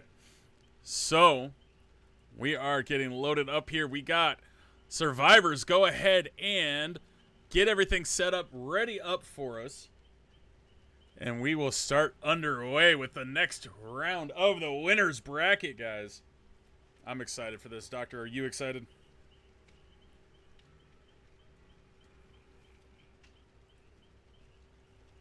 The doctor has left the building. Oh, I didn't mute myself. I was gonna say, anytime you're in a competitive setting and you see the best in what some people can do, and then you see them excel, especially at the nuance killers like the Singularity, right? You just see the exceptional play style, and it is super exciting to watch. Oh, absolutely. Ruby Rider playing the Singularity is, like, I learned a few tips from watching them play that round. Even though they didn't get as many kills as they would like, they did a great job. And just learning the loops from watching them, next time I play Singularity, I think I'm going to be a little bit better. Yeah, the takeaways from tournaments, especially watching from the killer's point of view, is something to behold, because in the tournament setting, right, you're playing your best, and the little angles and the little nuances that you can actually attack people through, it is quite incredible. Like slinger mains, right? Slinger mains used to shoot through the tiniest little holes, and it was a sight to behold. All right, we are loaded in. Perfect timing. Let's get it going, guys. I'm excited. At this point, it's in the winner's bracket. They don't have winner go home, right? They don't have to pull out their strongest killer. So I still think we'll see a C or a B tier killer. I don't necessarily think we'll see an A or an S tier at this point. However, they are against a very strong team. What's your thought process, Doctor, if it's you? I still play to win, right? Everything. I never save anything in the barrel. I'm someone that always chooses your best and goes out there and makes a statement, right? You're in the winner's bracket. You don't want to lose this opportunity to play once a day and have the minimum amount of games to play. What is it, five wins or 6 wins to win the whole thing? You can have your top 6 killers ready to go. All right, ping is acceptable. We're going to go ahead and start spectating. Did not see this coming in this round. I thought if we saw this killer, it was going to be in the first round, not the second round of the tournament, but we're going to have to see what Swappy can do with our killer here. Not sure the survivors know exactly yet who they're against. And I'm really excited for this choice of add-ons. These 2 add-ons really complement the killer well, and especially in Jace's. They are definitely aware of the fact that they're against a demo dog. Ooh, that was a brilliant timed stun there. We see Slay taking off, running the distance towards the tractor there. Having the double shred will help eliminate a lot of the pallets and alleviate a lot of distance that survivors can get off of these pallets.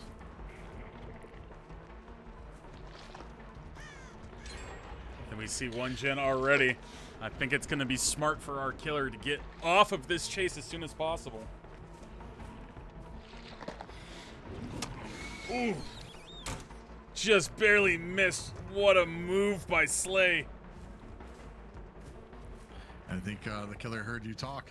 That is a bad loop for an M1 killer. Someone that can make up range like Demogorgon can make it a short trip, but once you miss, you have to press your gens. Oh, someone's trying to get skinny. We see Dre, it looks like, hiding there. Oh, but they dipped out.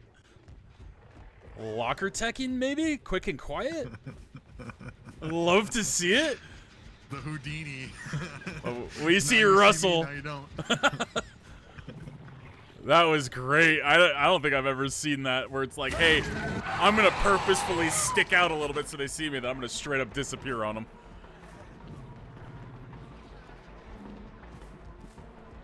By the way, for those that have heard the sound, the M1 has Stabiffle, and Stabiffle is a really strong perk for this M1 killer. Oh, I see the strategy here. It's smart. You see all of that progress lost. That's why they didn't kick it first. They hooked, then they kicked for the pop value. Smart. A lot of pop goes the weasel. We had, what, 3 games in a row with Rapid Brutality. We did. That was insane. You're seeing a lot of common perks used. See a lot of Stabiffle.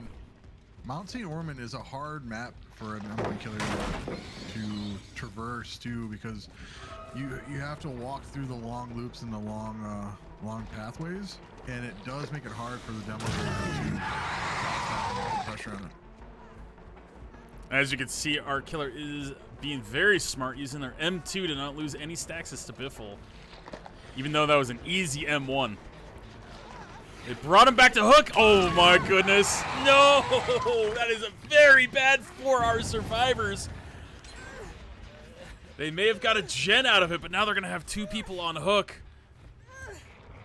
Very hard pressure swing for our killer here. And I think it was one of those greed plays where you brought, I've drawn a blank to the perk, but where you run all the way to the survivor just to pop that perk, and then you still get down from it.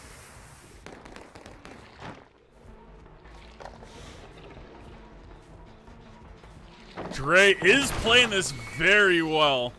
Our demo is having a hard time controlling the loop. There is another gen popping. Oh, and Dre just dipped out real quick on that loop. That was very smart. I think Tractor is still up, if I'm not mistaken. If I was this killer, it's I down. would have went back to hook, and I would have made them go to second for the extra points. Because we're at that point in the game where points matter now.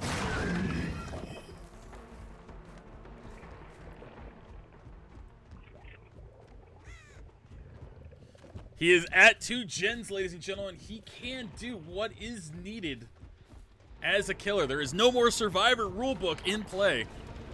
Shack Pallet's still up, though. This is a rough spot to be in. Yeah, this is not a good chase to have. You're not defending a gen here. You have basement next to a door. This is not somewhere I would want to be right now. Running the long wall perfectly, running the short wall perfectly. This is gonna be a really tough catch. He was like, hold my beer. Immediately gets the down. Yeah. You waste time to go down to the basement, you gotta make your way back to your gens. Got 1 gen to his right that has maybe 10% progress from the sound of it. Not very much, but there's another one in the distance that just pops. Another 2 points for our killer. They are at 8 currently. We got this killer has to keep track of Yoshi, because Yoshi is mortgable. They have a decent cluster of gens. They're manageable. What I will say from watching this killer play is not the familiarity with demo boarding, because there are no portals being placed on the ground. That really limits the demo boarding's ability to defend, especially like the gates, right? I would have placed a portal at the gate, at both of them at least, at this point in the game. Oh, what? Oh my goodness! The auto aim. That should have been a hit, and it just smacks the bench. He's gonna tunnel out Russell for the Mori, it looks like. Don't think that was the smart play. Gar's worth 3 points. This kill and the Mori's only worth 2. Correct. We need that hook. We need that hook. Oh, unlucky. Oh no! And they're sprinting to Shaq.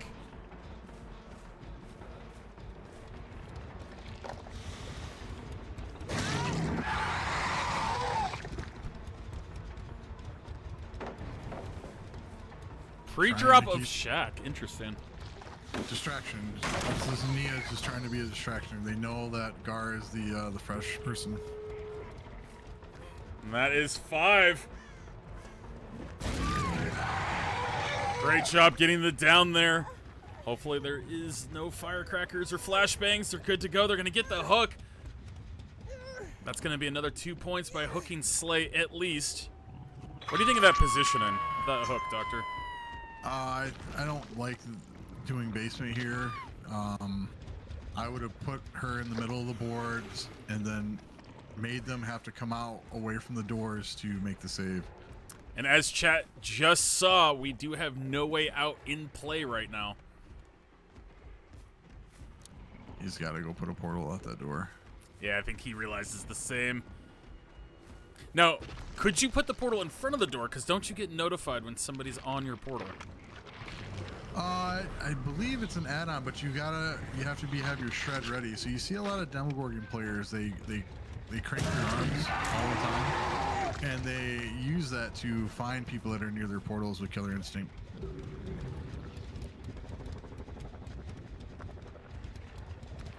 At this point in the time, I think the doors are being worked on. I don't know if that was a good idea to portal at that point in time. The door's open. Slay might get off the hook. Oh my goodness! The wasting of the time with the point tech. But we do see Slay getting hit.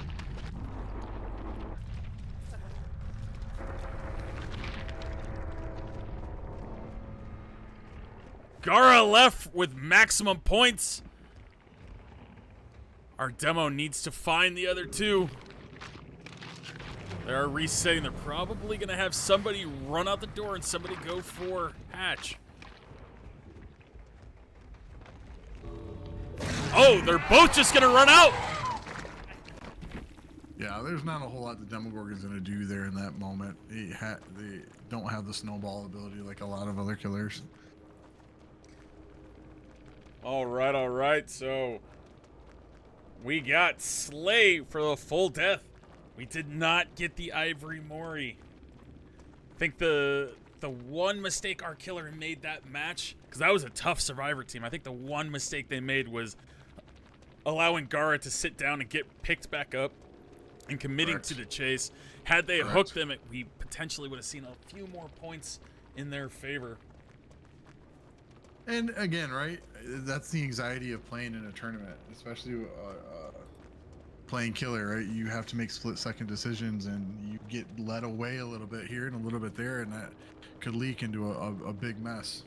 So I think this killer performed well. The only thing I would like to have seen would have been more portals at the beginning of the game, especially walking by the gate when they were in chase at tractor, turn right, put your portal down, and keep going. But this was a strong survivor team, and they made the Demogorgon pay. All right, it looks like we do have our final score of that round is confirmed. Let's double check our perks, our add-ons, make sure everything is good. The build is good. Barb's glasses and the Black Heart, I believe, are allowed for our Demogorgon. They are. It's only Eerie for him. Double check our survivors, make sure there is no duplicates. We had a decisive strike. Interesting. Don't think we've really seen that in this tournament so far. We had the Unbreakable, the Deli. Absolutely, I think we're good there. We have our 2 offerings. All right. Final score of that round is 18-11. And so you remember early on in that game, right? The Nia was trying to save the Yoshi off the hook. That was because they had Deliverance, and that would have really broken the game open had they've been able to get that pull. Oh, absolutely. But it's anyone's game. It's 18-11. So, next up will be the Bone Boys Killer.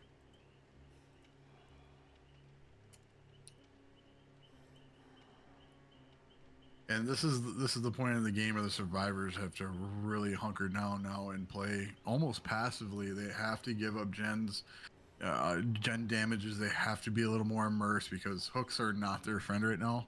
And when you're chasing 7 points, you have to play really strategic.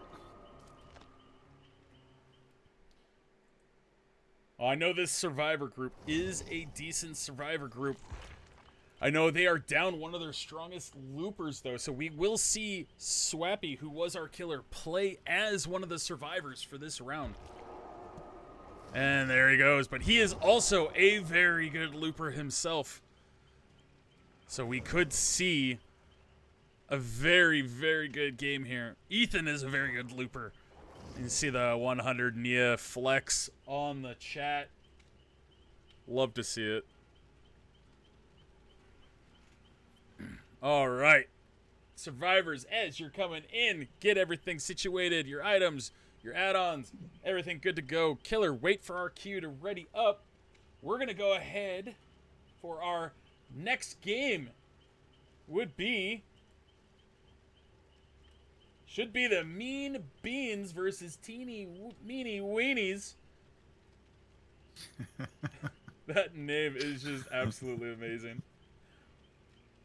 So for game 6, we are going to go ahead and spin the wheel while we're getting everybody in here. So what have you seen so far in this tournament as the choice to go first, killer or survivor? They've actually been bouncing around. Yeah. All right, it looks like Mean Beans, you will win the spin. Please let us know if you want to go killer or survivor. Now, me personally, I would want to go survivor first, so my killer knows what they need to do to win. Correct. And I think that would be something I would choose as well, right? You know what kind of gap you're dealing with here. You know if you need to bring out an absolute hammer, or you can burn something that you're not as familiar with because you have a somewhat of a lead.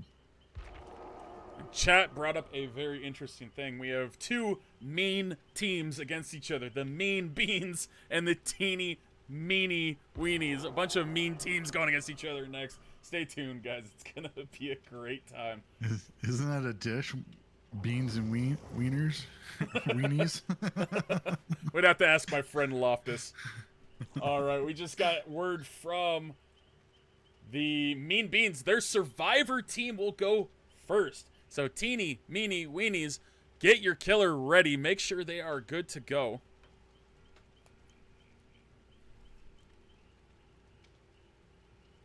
And Sammy is slightly confused. You're not spectating. You're a survivor. So I'm really curious to see what killers pull out here, whether they just seal the deal with a strong killer or they try to burn a mid-tier killer. Again, back to what I was saying though, I would still keep the pedal to the floor, and you're out here to win. You're dictating what you're going to do. Keep dictating it. So I agree. However, their survivor group did so good. It just depends on the confidence of your killer. You know, because they set that bar of doing so well, getting you those 18 points to start with, you could potentially get away with going with a little bit of a weaker killer now to save your stronger killers for the next round. Depending on, again, your killer who's playing and their confidence level in their abilities. Correct. I'm more of the person though is that I am going to secure my spot next Saturday in the winners bracket. That's just how I think. I would hate to go into next Saturday and then you really And that's fair. Why risk it?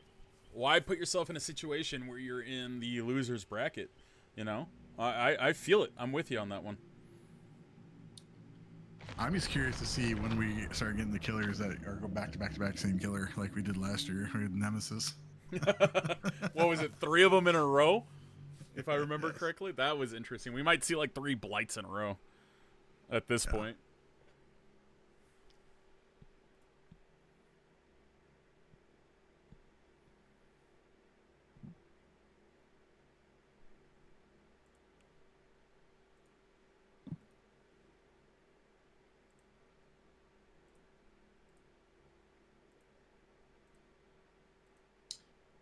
So yeah, we're interested to see what kind of killer is coming out with a strong lead.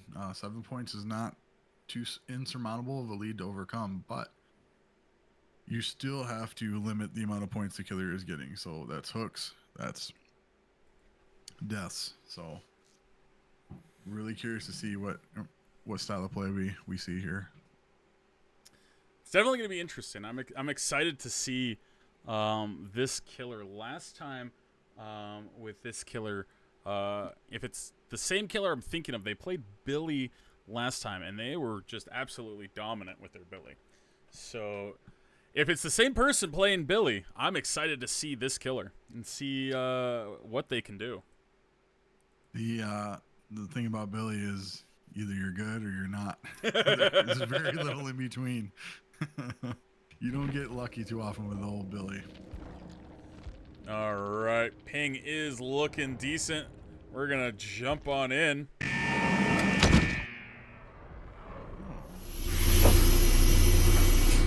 Our survivors already know it is Artist. You see corrupt intervention in the distance. Found somebody immediately. That is unlucky for our survivors. Immediately without the birds. Yeah, sitting down in center gen right at the beginning is a tough strat, right? It's aggressive, but it's tough. The killers usually go there first. Oh my goodness, that snipe was insane. So it's interesting to see these two add-ons, right? These add-ons actually work well with each other. They're basically a full assault bird launching add-ons. One is it takes the thick tar takes longer for the survivors to repel the birds, and then the fester and Karen decreases the cooldown time. So you're just gonna yeet him at this point. Unlucky that they were going for save and they ran right next to the killer. We got the body blocks. They are going to have to move away. And can't body block for very long before it is okay for the killer to down you. But we are going to see it down here, I believe. And again, right, this go ahead, sorry. I was going to see if we saw a pallet save there. But Ethan took off running, just took the body block and ran. Running right through center to make a save definitely alerts the killer of your whereabouts and your intentions. That's a dangerous strat when you're trying to avoid hooks. They're really pressuring main gen, and this Artist is aware of it. Looks like it is Ethan again, and again, this would not be tunneling because there was a hook in between.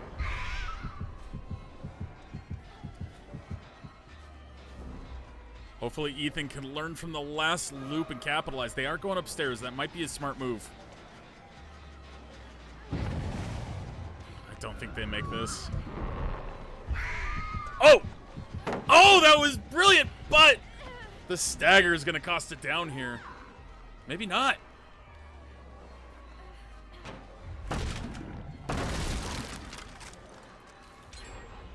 Looks like the survivors have fully reset. They got a gen. Everyone's healed but Ethan.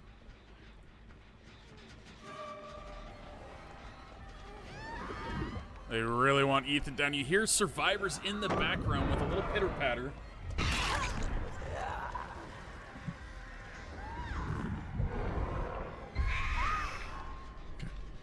Meg taking the hit. I think giving up this hook is too many points here. Yeah, Let absolutely. Ethan take that down.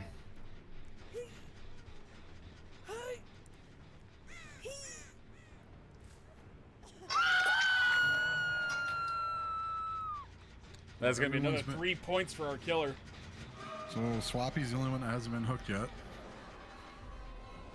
Pretty balanced effort so far.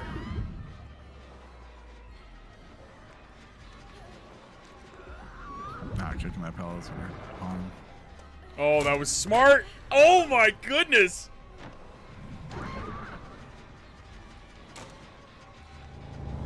Ethan is looping very well right now. Ethan is definitely squeezing the orange and making the most of his resources right now. think he's definitely down here, though. I just like how that survivor's just working on the gen. Like nothing to see here. Oh, they're gonna get that gen. They're definitely gonna commit. Oh, they didn't commit. But will they get the pallet save? Oh, the swing through. We do see the gen in the distance there. Ethan at second stage.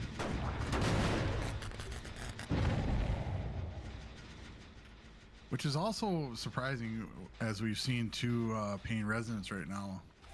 How there's actually someone that still has a pain res available to them.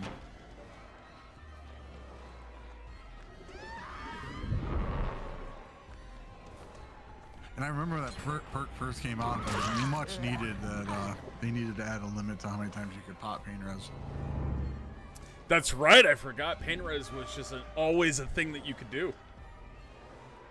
We got 3 gens completed. Let's see what happens here. They really want this make down.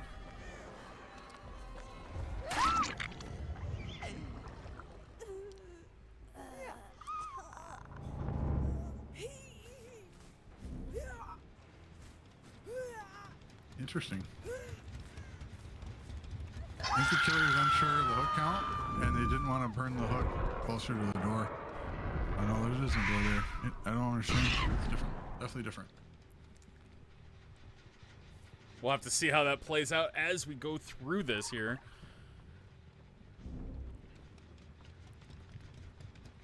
That's got to be Swappy.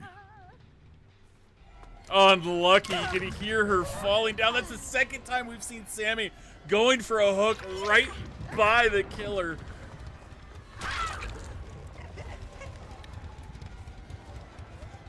At this point in time, there's only 2 gens left. Our killer can do what they want. It is probably wise to get Sammy up on second stage.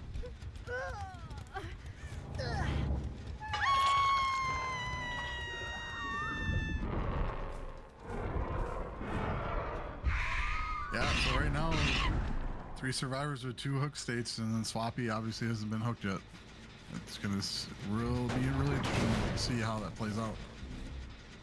There's been so many times where our killer has come up on a gen that's at like 90%, 99%.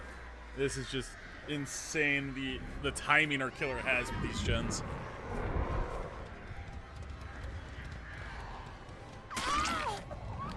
This is a high value target here. Oh yeah, this target is worth 6 points, guys.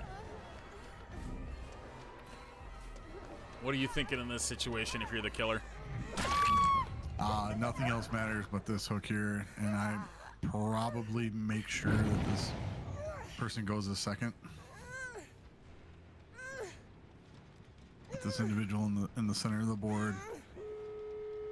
Oh, got a little work to do now. There's our final gen. No survivors are dead yet. Oh, and the killer just showed us their lit up totem. Chat, you're probably going to wonder what that is. Absolutely. This hook is incredible. Both doors are here. The totem is here. This survivor group is going to have themselves a good time trying to break this one out. Yeah, this is not good. I think, honestly, in this situation, I don't know a way out of it. Oh, my God. No, this is awful.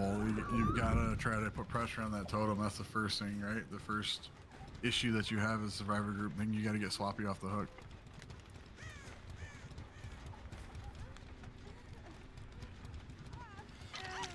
Got him off the hook, and now they know what they're dealing with. The instant down is going to be no ed, folks.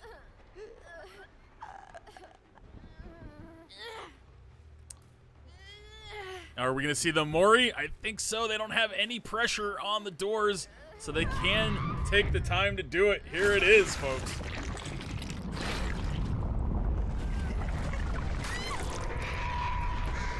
You don't hear that totem pop here pretty soon. They're in trouble. That was their opportunity. Or their opportunity to get out. Yeah, And pop it. beautiful. They did both.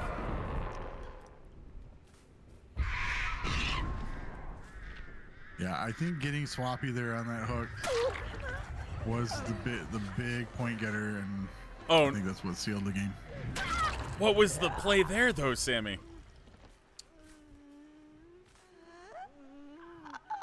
Why didn't Sammy leave? I'm so confused. It could be a lack of tournament experience. You do as much as you can, then you escape, right, for points.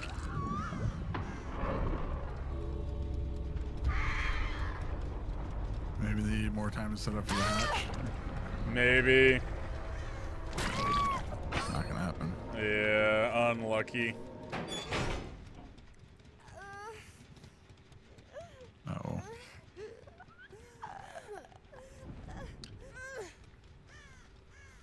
Well, that's a 3K. It's a strong showing for this artist. That is a very strong showing. Meg got out the exit gate.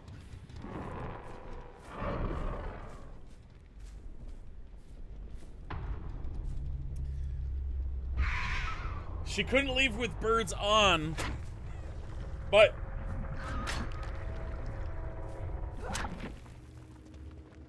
see it run through. So we definitely got to check on that. We're double checking everything here, guys. Give me 1 second.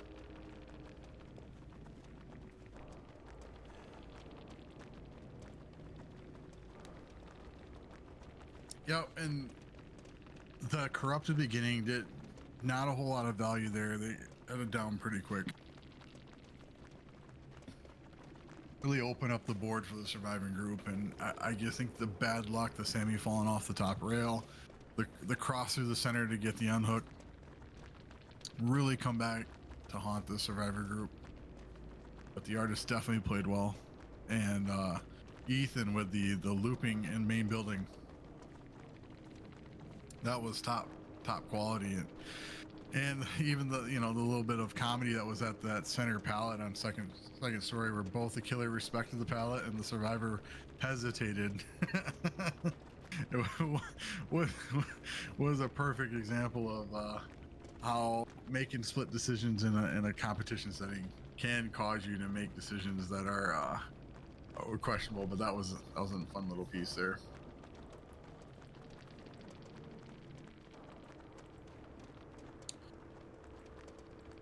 Looking at these survivor builds, What are we seeing here? Go It's ahead. really interesting that the deli person doesn't have unbreakable. That's a different choice. You don't see that very often. The hope and adrenaline's a strong play. The will make it and botany knowledge is another strong play, and that's probably why Sammy was the designated hook saver, trying to utilize that 90% heal speed or whatever. I can't remember what will make it is.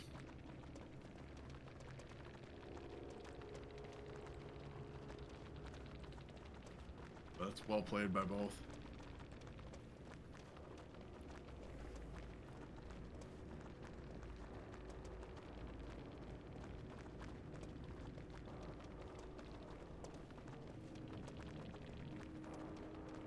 All right, bear with me, guys. We are still double checking on the points. We are conferring to make the final score on that.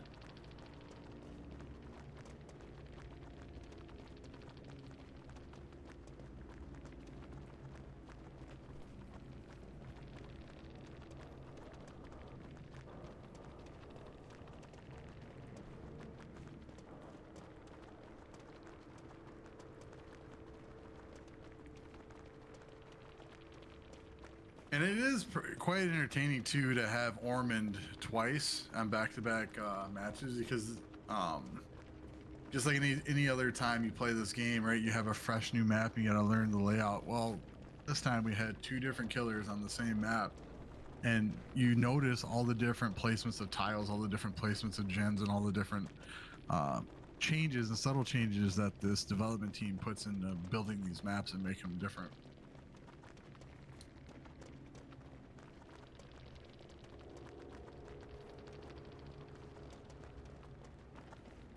I do think Ormond is more suited for artists. I think it's a lot harder for Demogorgon on Ormond. But utilizing that second story building definitely keeps you safer from the birds. Absolutely, and I definitely think that it is a strategy to get into the main building against the artists in Ormond. It was also, as talking about comedy, was the fact that there was a survivor on that center gen for about 3/4 of that the center building chase. That was definitely interesting.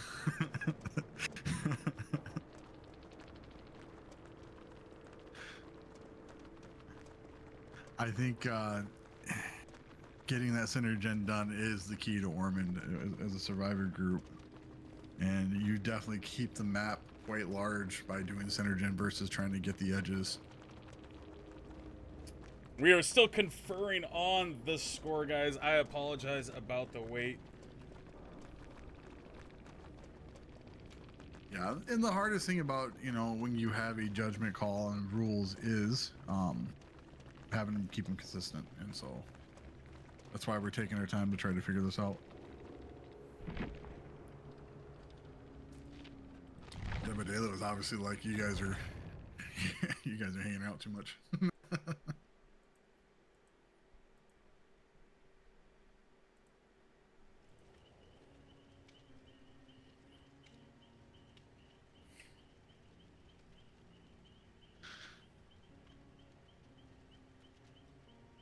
Doesn't the artist have a really cool skin? Yeah, the Jabberwocky skin. I thought that skin was pretty cool. Did we ban skin in this tournament or no? I can't remember. No, in this one, you are allowed to have any skin that you would like. Absolutely. Yeah, the Jabberwocky skin is really cool. Same thing with the Naughty Bear Trapper. The Naughty Bear Trapper is a really well done skin.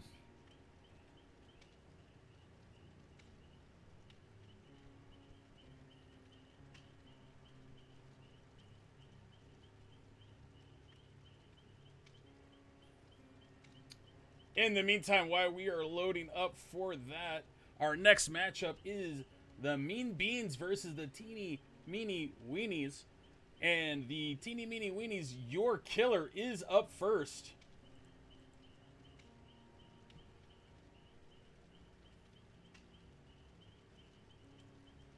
Oh yeah, that's right. Meanies versus weenies, or beans versus beanies versus weenies.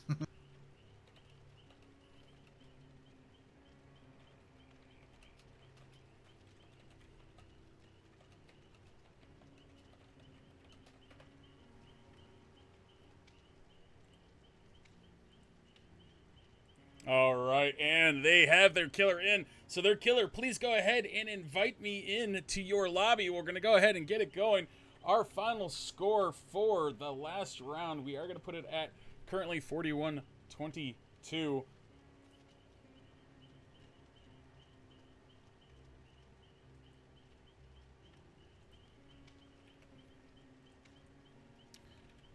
And we will be discussing later on whether or not to readdress that with the teams. So there might be an update with that. Everyone keep an eye out for that. We will be announcing that later on. But we're going to move on to the next round.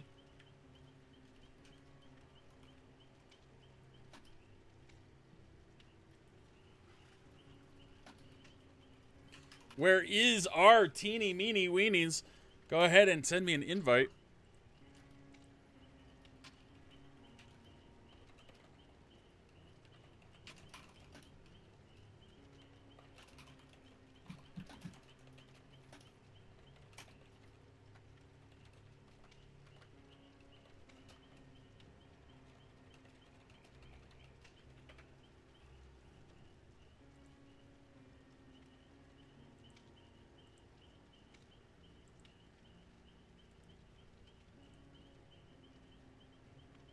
It is definitely up. Chat is discussing the BM on there. It is up for controversy. We are going to be discussing it. We will address it later. We're going to keep the game going, to keep it moving. Let's see if we do have an invite. We do not. So, teeny, meeny, weenies, please send me an invite. We'll keep it going. We're on to the next round.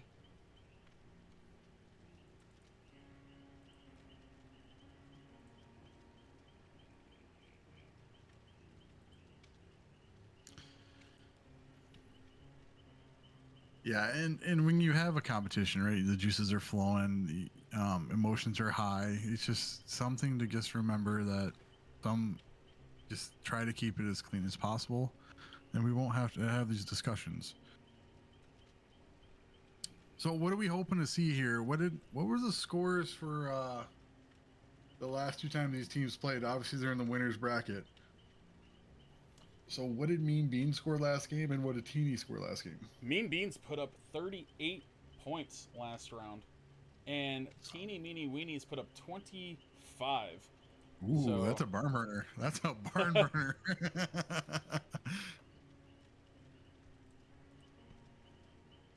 The 25 points and getting a win is that's a close shave.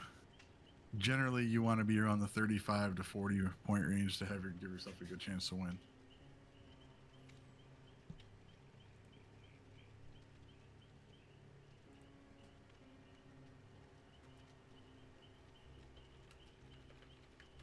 Do we have a high score so far, or do we not know?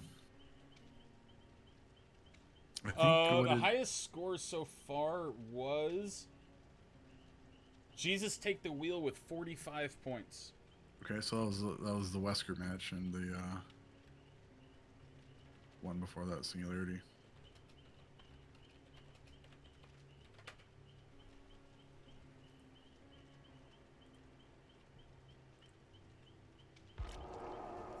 All right, here we go. Teeny Meeny Weenie's Killer is inviting us in.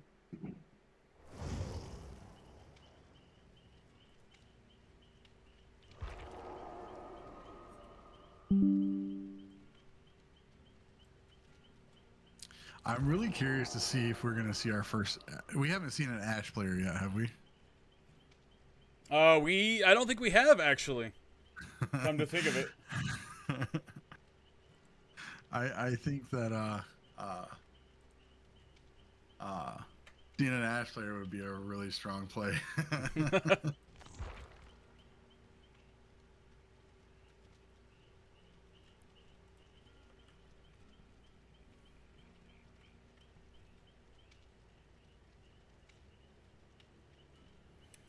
Absolutely, guys. We will be making a decision on that going forward. We're going to move forward with the tournament. Like I said, there will be an announcement later after the stream on the decision that we make.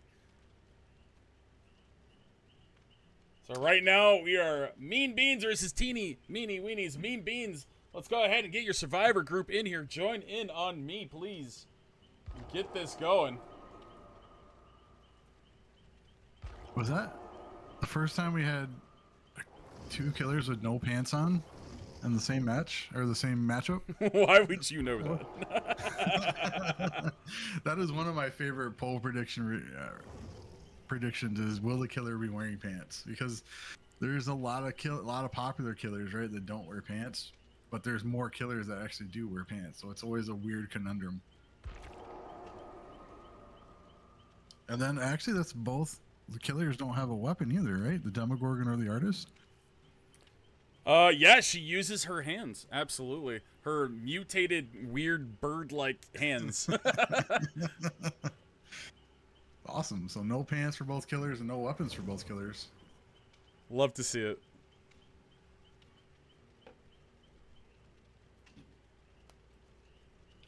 I did not realize they gave Jeff an open shirt. Look at that. Look at that guy. Absolutely sexy. Oh my god, he's got the nature trail going and everything. He is amazing. We love to see it. Thanks for the incredible detail. I was just leaving it open shirt, but okay. And again, Ida with one of my favorite Michaela skins. We love to see it. That's a real strong skin. All right, I think we got everything set up. Bear with me.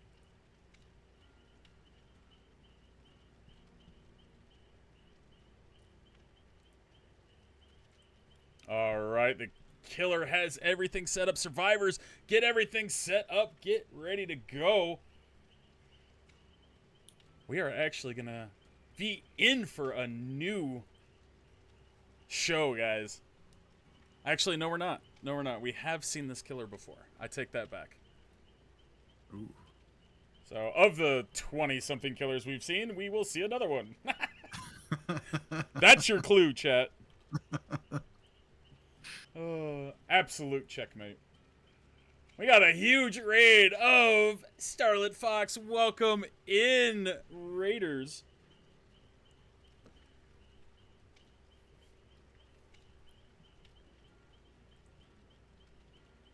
We appreciate you. Starlit Fox is one of our competitors. Absolutely. If you guys like her gameplay, you should definitely check her out. Give her a follow.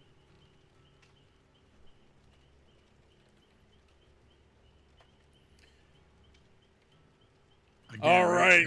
Go ahead, having- killer, and ready up for me if you would. Having to make a decision here to basically set the tone for this match is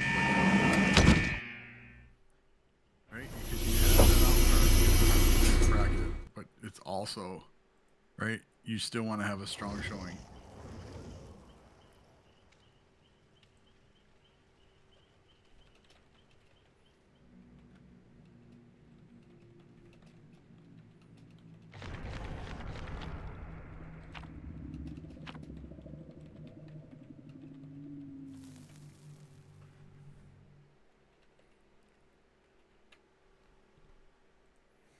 All right, we're loading in. I'm excited to see this brand new group. I want to see how even they are matched. Both great teams. We didn't get a chance to see Tank last time as killer because the power was out at his location. So this is our debut for Tank. I'm excited to see his gameplay.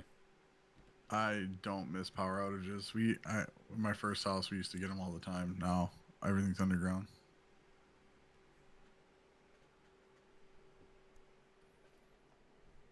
So we started a checklist of the popular perks yet? Is it pain res? Is it rapid? What is the alien one? Rapid brutality. Or surge? I think those are the three popular ones so far, right? And pop goes a weasel. Yeah, surge, pop, rapid brutality, and stabiffle. Those are the four most popular we've seen. And this is 100% Sour Patch, guys. Let's give him another shout out.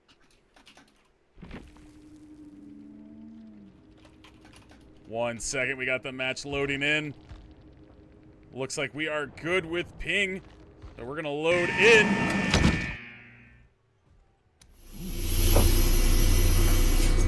Strong choice.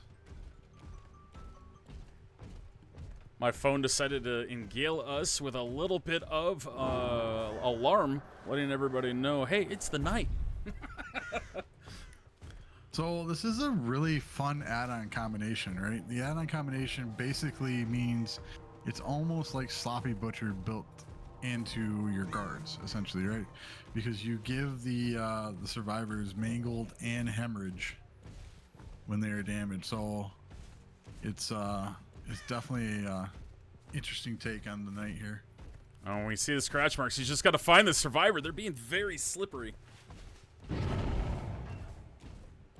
Uh-oh. They tried it. It almost worked. He caught him at the last second. Panda with the play. We love to see it.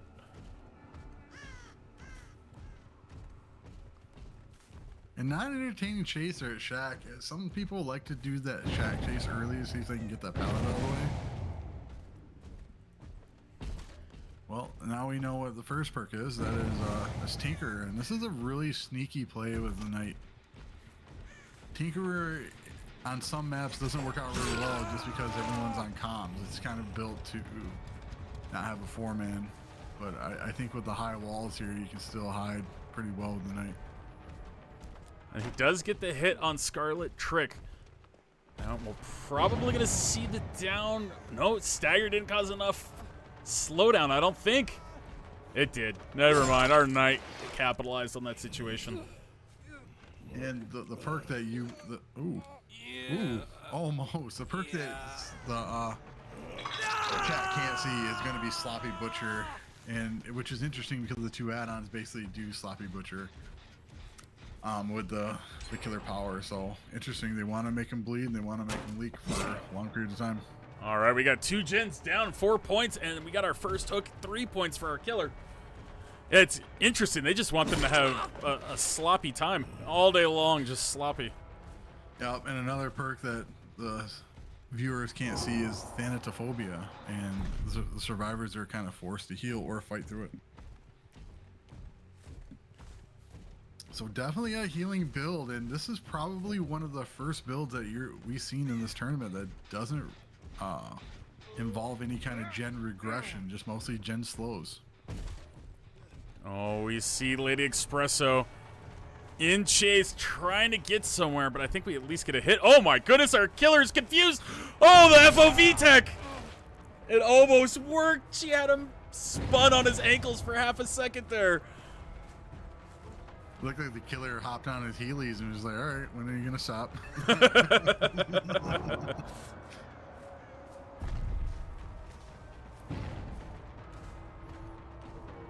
Smart, funneling the survivor in. Oh, how was that? And the guard didn't even see them. You're joking. Someone needs to fire that guard. He's getting paid way too much. He's getting paid way too much.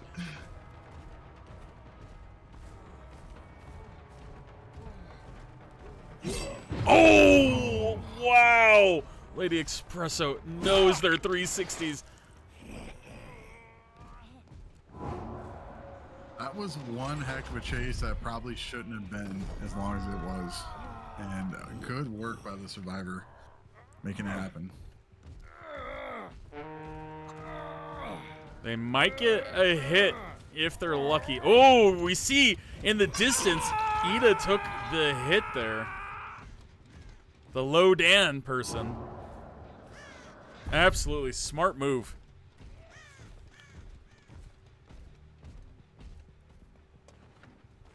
Ooh, almost.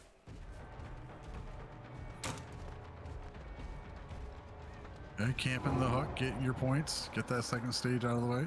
Yeah, absolutely. In this point of the round, they can absolutely do it. They're down to 2 gens. They need to secure the points that they can. It is currently 6-6. And that's our final perk there. Nurses calling. Strong play for this build. Coming, finally getting some value out of it. Unlucky. They W gamed out of the radius of the guard. Ooh, the quick window vault. The guard back there for support. They got the hit. That was a great hit. That was a huge recovery by that killer. He took a bad path and definitely recovered well. Should be the second for Scarlet. We see Lady get healed in the distance. So the survivors are fully reset.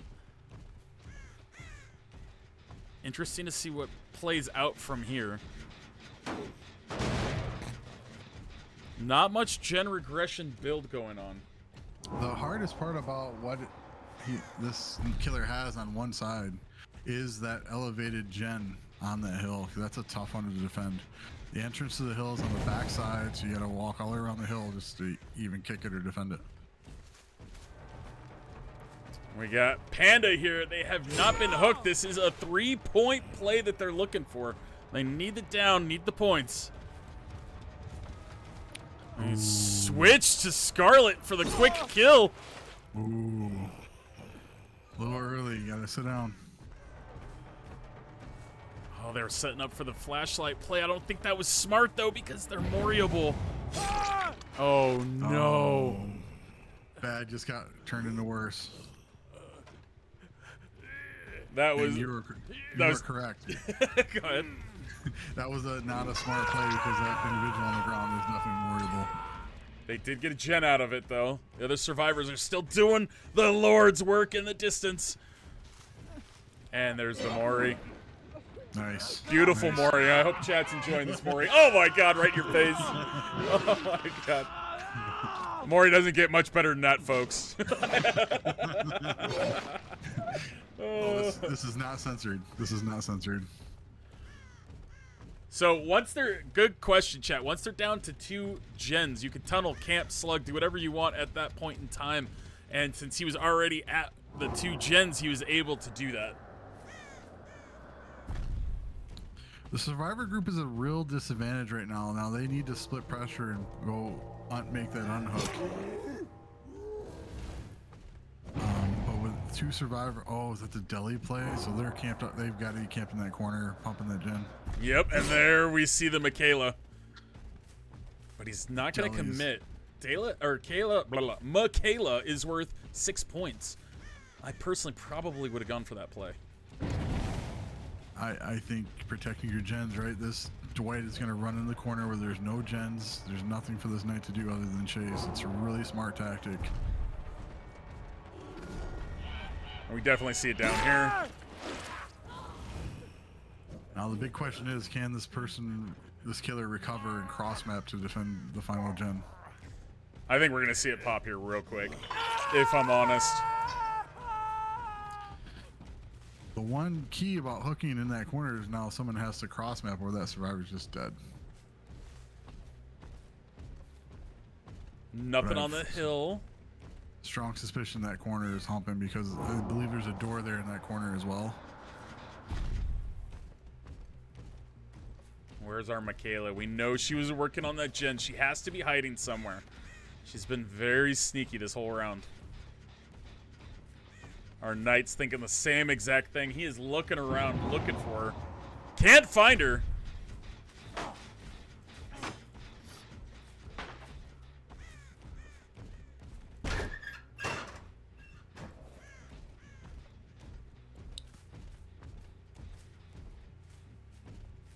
One good thing that this knight has with the build, right? How long that heal is going to take off of the hook. So they ate up a lot of bit of time there.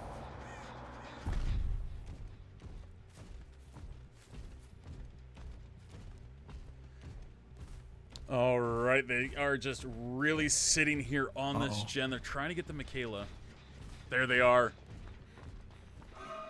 This is a lot of points. They really need this Michaela. I would love to see that knight actually hit her through the window there. She was really close to that window.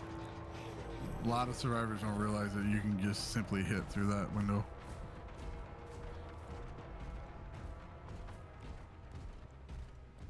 And he's going to go with the hit and run style because of the sloppy butcher tech that he has. It's going to take her a while to heal. Oh! Panda takes one to the face.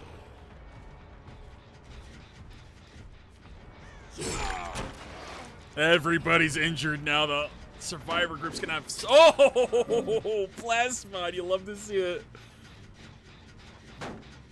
But it's going to take our survivor team a little while to recover from this. I think our knight is going to pull off the 4K at this rate. It's a war of attrition with knight, right? This is why we cringe sometimes when we see knight games or knight is a killer, because this is the kind of play that can carry a knight.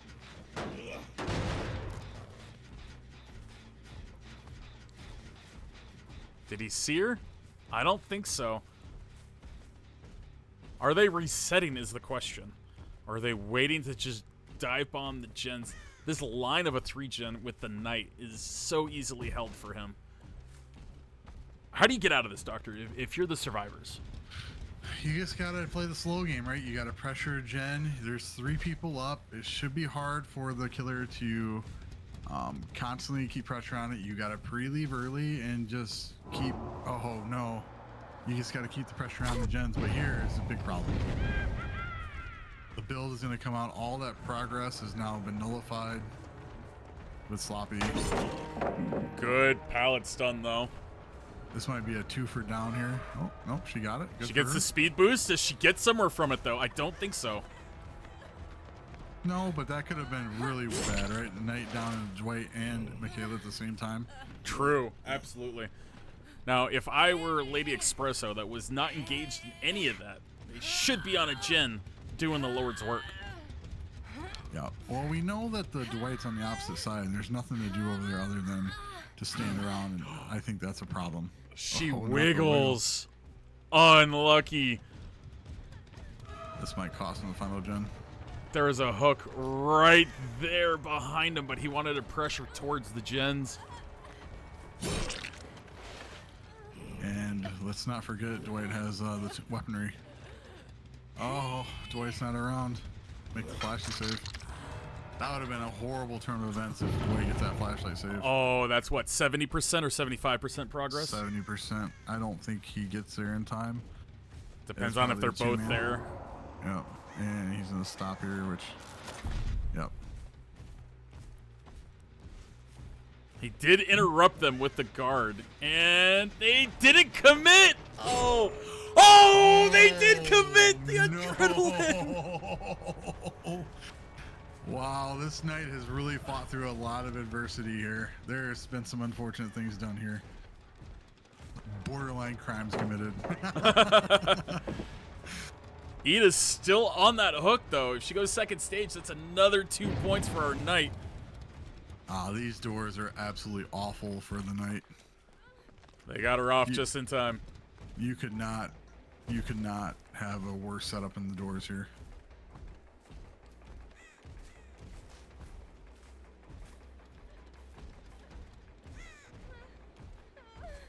Oh!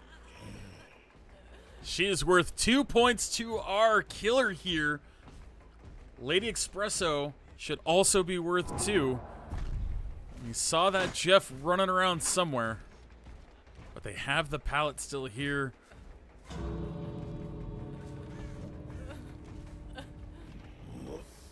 And they both leave. Unlucky for Ida, but a smart move for the others. To confirm, 2-2-2, Lady Espresso 1. And Ida gets the death. We did get the Ivory Mori in a wall there, but it was still there.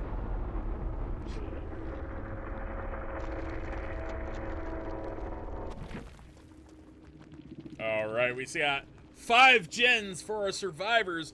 Lady Espresso got out with only 1 hook, so that's 2 points. All the gens are 10 points. That puts it at 12. And Panda escaped on final hook, which is a point. That gives our survivors 13 points. Teeny meeny weenies, our killer here, put up 21. Let's check to make sure all of our items and add-ons are good. That was GG's. Well played, guys. We get a GG's in the chat. Broken hilt, chain mail. Let's make sure that we're good on that. The no We are. unbreakable for this group. Oh, good Seeing call out.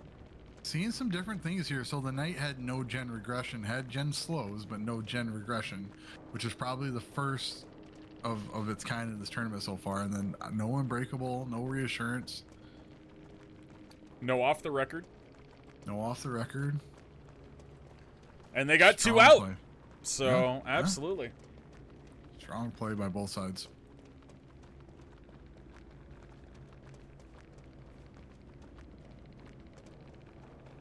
All right, we are just confirming the final score on that one.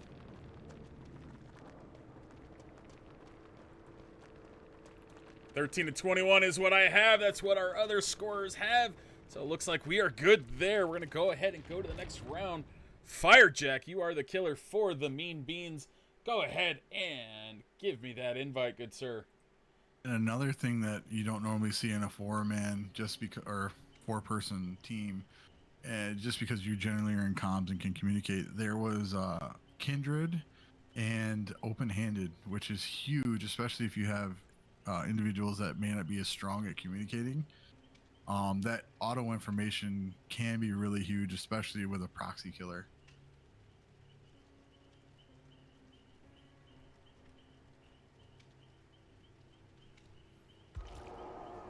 Oh, don't join in on me yet, guys. Don't join in on me. I'm not in the right lobby. We're waiting for the invite from the killer from the Mean Beans, which is Firejack.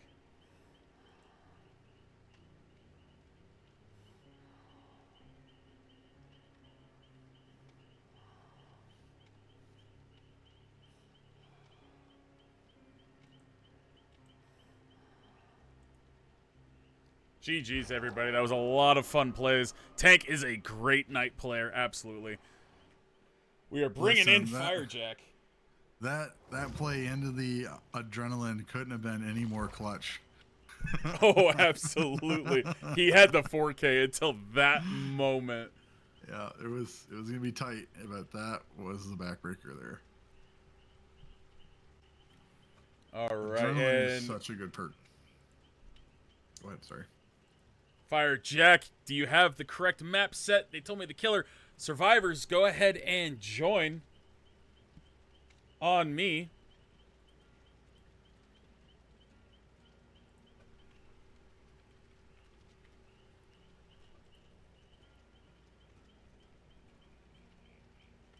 All right, so the score is 21-13. So, is Teeny killing now, or Teeny just killed, right? Yeah, they just killed. So we see it on the screen, the little knife indicator showing that Mean Beans is our killer. It is Firejack, and Firejack was a very, very menacing killer first round with Dredge. So I'm interested to see who he pulls out this time. Yeah, he's got to make up 8 points, so you're probably going to see something strong here. Making up 8 points is quite a bit. Because what is the max? Max is 24, correct? 25. 25. So yeah, you've 8 points. That's a lot of ground to make up. So I would suspect something strong, something that Firejack is fairly confident in. He can utilize this individual's strength in their sleep.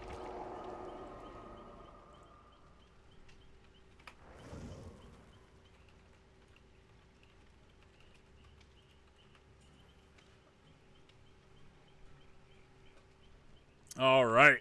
We got Mick Bussy is the 100 Prestige Jake, Halobrine, Abravocado, and Voxteria. Let's go. A bunch of TTVs, guys.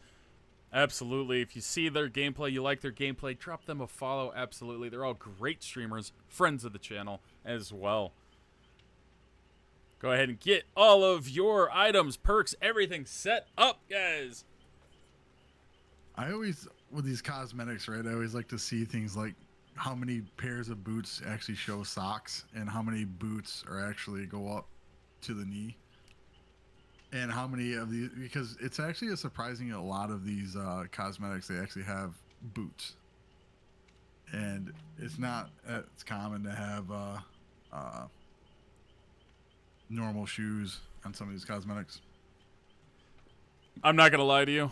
I've never once looked at the Survivor feat until now. So I have now been aware, or made aware of the boot situation.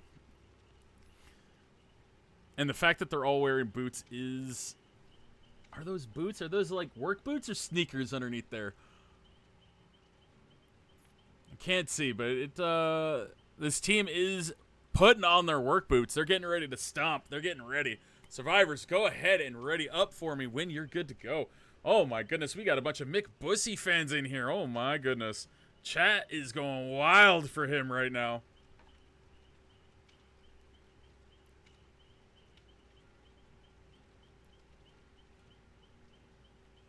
By the way, guys, this has been a very, very, very fun experience. Hope you guys are having a great time. Absolutely. Don't forget, we are in the winner's bracket right now. So any team that you see right now will be in the next round on Saturday. They will not be eliminated if they lose today. They still have a second chance. It's anyone's game. 13-21. Anyone can win. Doctor, who you pulling out after seeing that night gameplay? You pulling out a knight just to compete?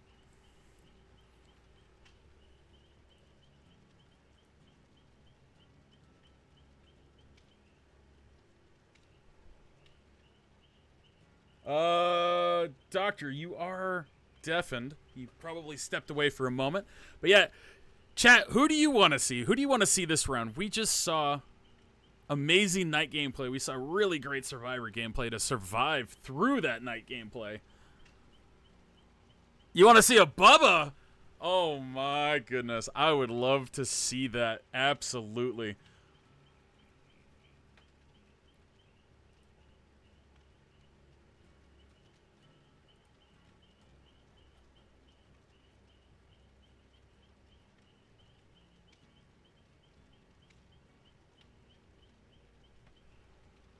right, we're waiting on Hallowed Breen and Abravocado to ready up for us so we can get going with this matchup.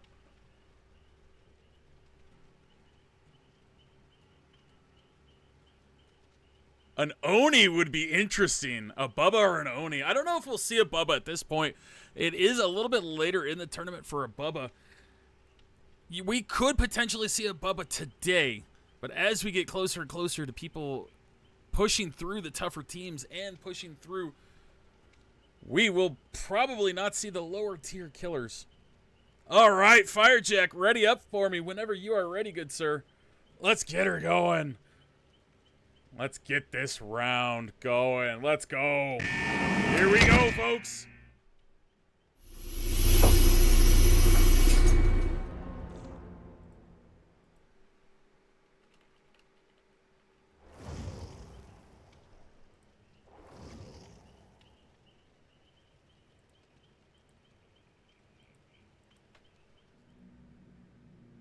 All right, we're loading into the match. We got everything set up. We're about ready to load in, guys. We're doing a great job so far. I'm excited to see what happens here. It is a very close match. Anyone can win still.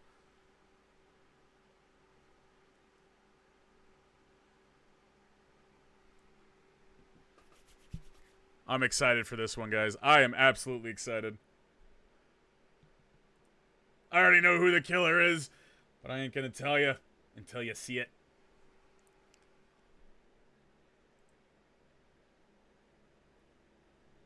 Man, there's a lot of McBussy fans in here. Let's go. Sharing the love, showing the support.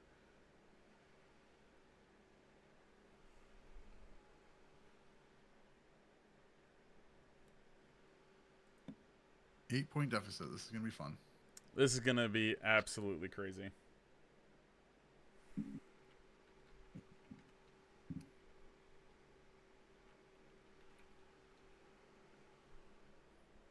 We are almost loaded in, guys. It looks like it might be taking a little extra time. We might have a DC. Oh, it finally loaded. Let's check our details of the match. Everything looks good there. We're going to load on in.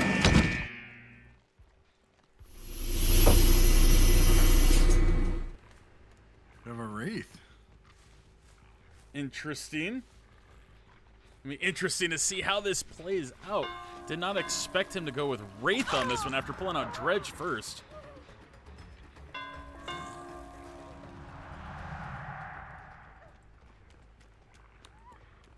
Looks like you're using Swift Hunt and Windstorm, which Windstorm allows you to move faster while cloaked, and then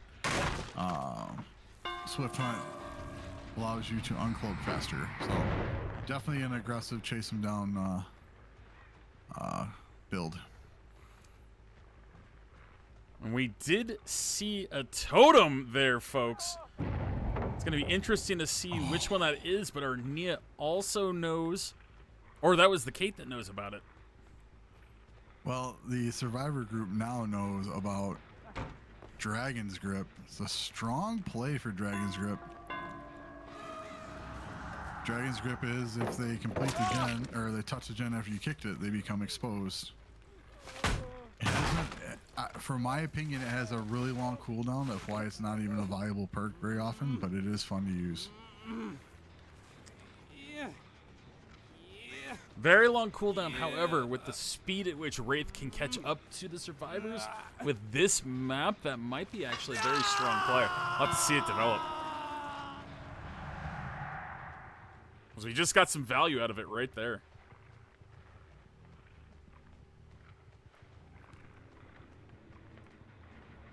Ooh, good find. Way to be patient with the pop.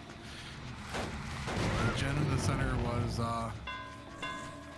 not progressed enough, and he was patient with it. We did also hear another perk is make your choice. So this Wraith is going for an exposed build, which is huge.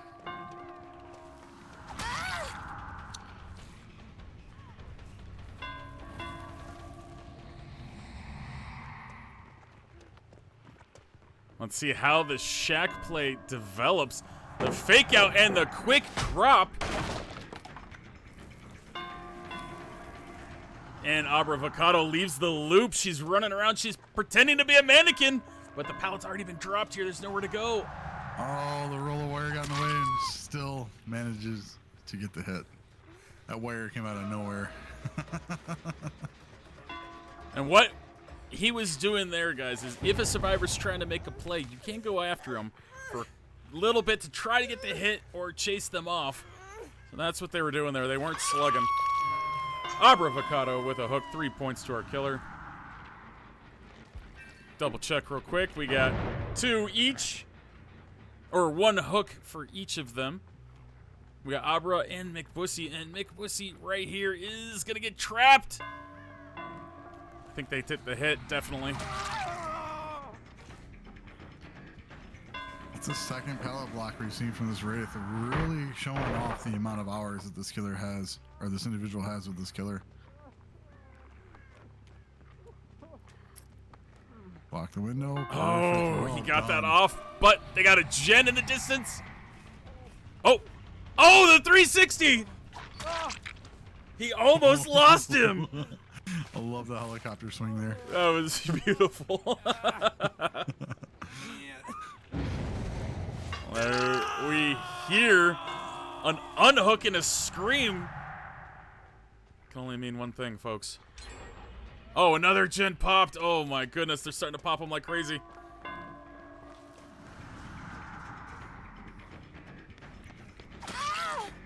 Oh, it's not the right person. That's the other thing with make a choice, right? You have to remember who you hooked and try to get the value out of it. And at this point in time, they can go for the tunnel, guys. There's only 2 gens remaining. They're waiting it out. They're waiting it out.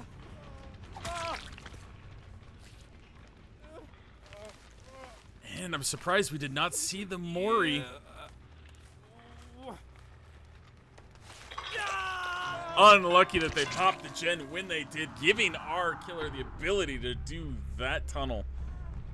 Yep, strong play. Points are the name of the game.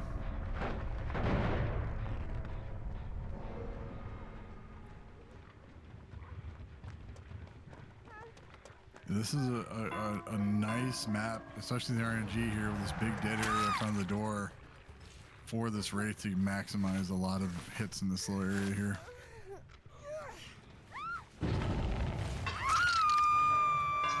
Dragon's grip again. All right, this pallet right here is slightly safe, but he's still gonna get the down on that. We see a gen pop in the distance. You only have one job.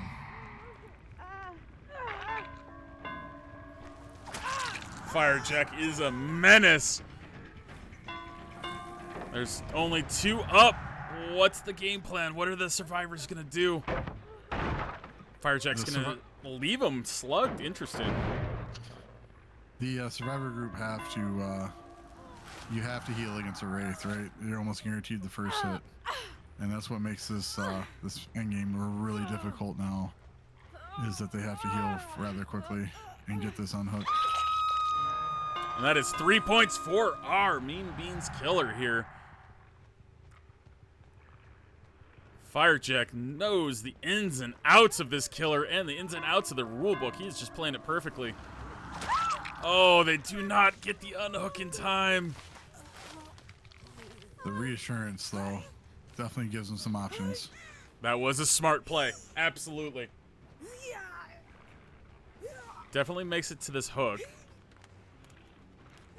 Now it's up to Abravocado. They get the unhook. That is perfect. They got 3 more points by hook and Breen.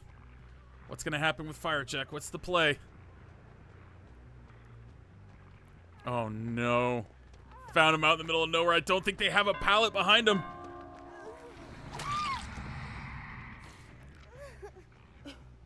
And there's the Ivory Mori.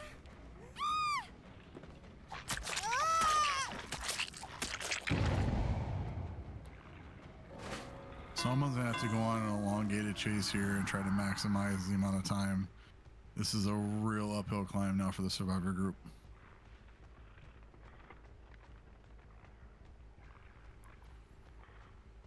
And good question in chat. This is a 4-day tournament. This is day 2. We have had a few teams eliminated from the tournament, but we're still going strong. Firejack getting a kick on that. That was smart. Let's see where Breen and Voxy are. They have split up, I would think. I don't know if you'd want to heal in this situation necessarily. You But have they to are. heal here. You have to heal here because someone's going to have to take this Wraith on a tour if you want to have a chance here, because you're basically going to start it again fresh, and this is not a good deal here. Okay, now I think. Oh, no. Both of them are here. Unlucky. This is almost a dead area now with Shat gone, that pallet gone. You've got to get out of the side of the map.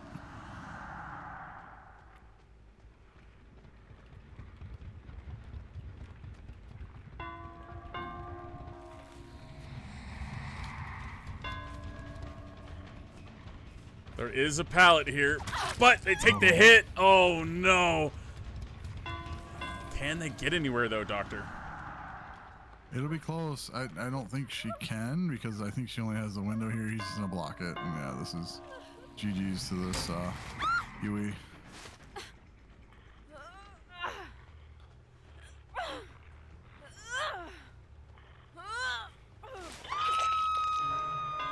Let's go. I wonder if there's going to be a cheeky play here. I didn't see the survivors at the beginning of the match and all their items. There is a way to punt here. I think they still have, for points, I think they still have to complete a gen though. But The points are so close right now. It is 34-29. And he is waiting for it. We're not even going to switch over. Let's see what happens. He's definitely going to kick this.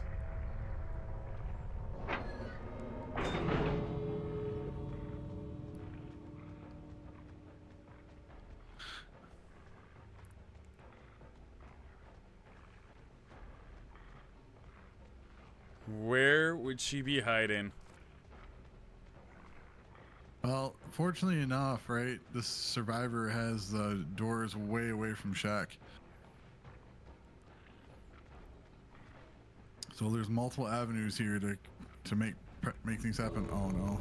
Oh no! Is that the key? She doesn't get it in time. I don't think so. No! The play, the attempt.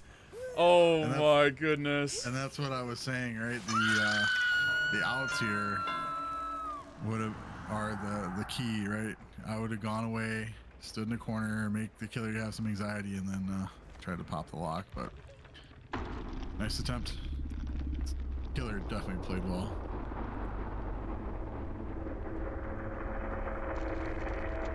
We can get some GGs in chat for both sides. Absolutely. GG's on both sides, guys. Before we finalize the score, remember how I said the Mean Beans scored 38 last time? Currently, with no penalties, the Mean Beans have 38. They're a very consistent team. You got to put up 38 to try to take down this team, guys. By the way, welcome in West with the raid. This is day 2 of the tournament. Thank you so much for showing support. Absolutely love it. Guys, if you have not, drop that man a follow. He is an amazing streamer. Friend of the channel, absolutely. Alright, so let's double check everything. It was Shelter Woods, so we got All Seeing Blood and Blind Warrior. Alright, so none of those are banned. The perks, we had Haunted Ground, Make Your Choice, Dragon's Grip, and Pop. Everything is good there. We will have a final score of 38 for Mean Beans. And let's take a look here. Ooh, Kindred and Deja Vu on the same person. Yep. Definitely doesn't work out as well against our raids, right? Because they just go invisible and you don't see them anymore. But yeah. Absolutely. Looks like all of the perks are good here. And another good combination I see on Vox is Hyper Focus and Stakeout. That's a really good combination. Stakeout, you get the stacks, so any kind of good skill check becomes a great, and obviously a Hyper Focus to keep your stacks going, you need to hit greats. So it's a really good combination. All right, I show 38-29. The other scorekeepers show 38-29. So we are going to go ahead and keep it as 38-29. GG's for our teams here. Mean Beans will move on in the winner's bracket. Teeny Meeny Weenies are still alive, though. They're jumping down to the loser's bracket with a chance to fight their way back up through to the championship round if they can make it. So what we're going to do now, guys, is we're going to switch over to our final round of the day. We are going to have Ghostfaces versus Spirit Airlines. Absolutely. We'll go ahead and drop out of the lobby there. We'll go ahead and pull up the wheel. We don't want no Nurse Blinks. Get out of here. Oh, God, I got plague quests. Even worse, I'd rather be Nurse. All right, let's pull up the wheel. Good luck to everybody. May the odds be ever in your favor.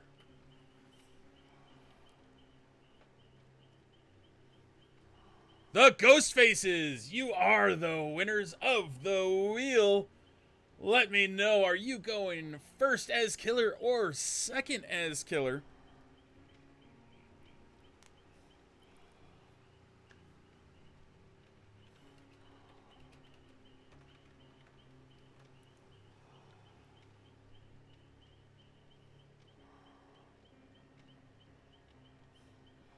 Everybody did great. McBussy, Firejack, everybody did amazing. We're going to see all of our fan favorites again next Saturday, guys. Absolutely.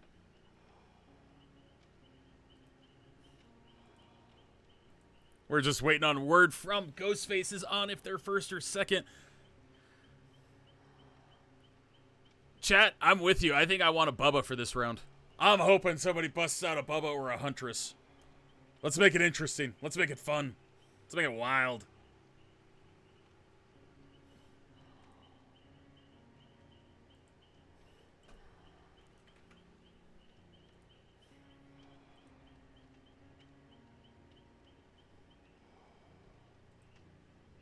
And while we are waiting, guys, I'll go ahead and drop a few ads so we don't have anything interrupting with it. Lady Val from Ghostfaces says she wants to survive first. So Spirit Airlines, you are our killer first. Please have your killer send me an invite. We already know who your killer is. You reported that ahead of time. Appreciate that. We can help keep this going. Guys, if you had a great time today with the tournament, we are going to be doing this again for the day 3 next Saturday, and day 4 will be the championship, so we can deem the champion of the Tournament of Champions. We kind of stuck, didn't it? The great round by both the survivor groups, right? They definitely maximize what they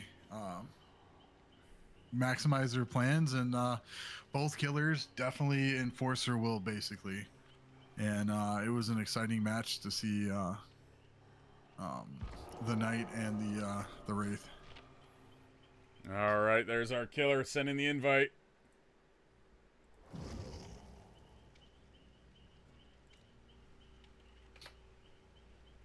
That name, Spirit Airlines, is amazing. I'm not gonna lie. And their logo, if you zoom in on it, it is the Spirit on top of a plane that she's just riding. It is an amazing logo. I absolutely love it. By the way, guys, I'm going to take this time real quick while we're getting the lobbies together. I want to bring up our credit screen to show everybody all the hard work of all the people behind the scenes.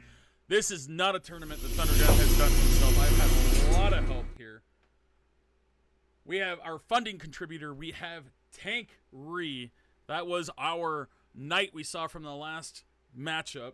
Thank you so much, Tank. We have tournament ambassadors. We have your local Jesus, Loftus, Big Booty McMoody, Babu Kai, Pyro Lycan 216, Remy the Rat, Babu Kai. Again, we just love Babu Kai. He's our guy. Mrs. Cupcake Ninja, Icky the Swashbuckler, Russell Loves You, the Surly Turret, AC Isaac, Ray Billionful. Commentators, we have Babu Kai, the Surly Turret, Remy the Rat, Icky Swashbuckler, Russell Loves You, Ray Billionful, and Dr. Patches with us today as a special guest. Graphics were done by Digital Seraphim, Icky Swashbuckler, Mrs. Cupcake Ninja, AC Isaac, and Ray Billionful. Absolutely, guys. They did a lot of work. We love the help that we've had. I could not have done this by myself, so please send some love their way. Absolutely. Sensitive, especially the people behind the scenes are working really hard to make sure the teams are in order, teams are staffed, all that work that goes along with it. We got this round and then one more game, guys, and that will be the end of today. And there is Lady Fowl, the final survivor.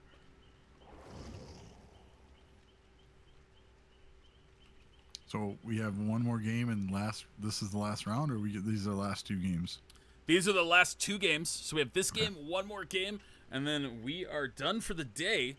And again, guys, we will have all the announcements after stream of exactly what schedule is going forward for next week. You have a whole week to prepare. If you're still in the tournament in the losers bracket, you're still in the tournament. Just because you lost today doesn't mean you're out. You still have a chance. You can lose one time. Regroup, re-strategize, and get ready. You got a whole week to plan together. I'm excited to see where it goes.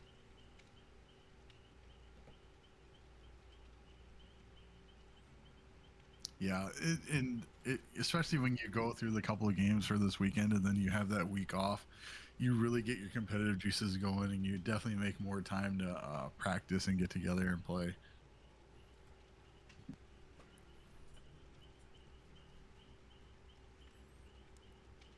It's going to be interesting to see if teams start changing survivor strategies. Our killer strategies we've seen pretty similar throughout. You know, you got your Stibiffle, your Pop Goes the Weasel, your Pain Res. I think just about every single killer's had Pain Res. I think that is a 100% staple.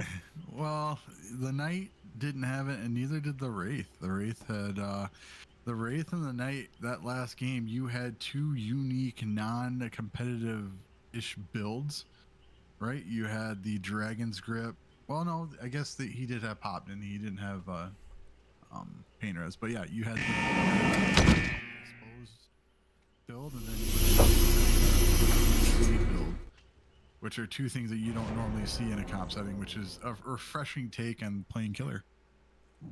Oh, absolutely. I love seeing it when our killer is switching it up. The amount of sloppy that we went with that night, didn't expect it. Did not expect it at all. On a night, like, you don't think that they're going to go with a sloppy play, and you don't think it's going to work, but he made that work. It was almost a perfect game if it wasn't for that adrenaline play that we saw. Yep, and that's all you need sometimes. One little break, and the survivor groups are off and running. That's the hard part too about this game, especially playing killer, is having to negotiate all the obstacles in your way and being able to efficiently maintain the tasks that you have to do. And it only takes one or two mistakes or breaks, and it snowballs out of control.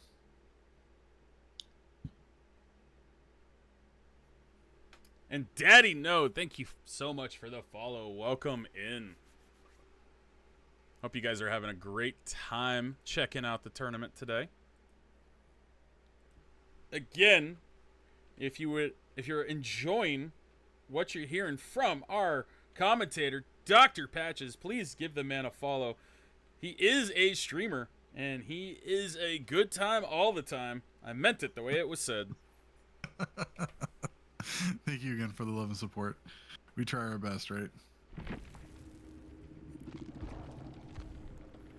Ping is looking good. We are going to jump on in, and I think chat's going to be surprised. We got ourselves a Freddy. We can call it out now because the survivors already know. Oh my goodness, this Freddy play. Did not expect that.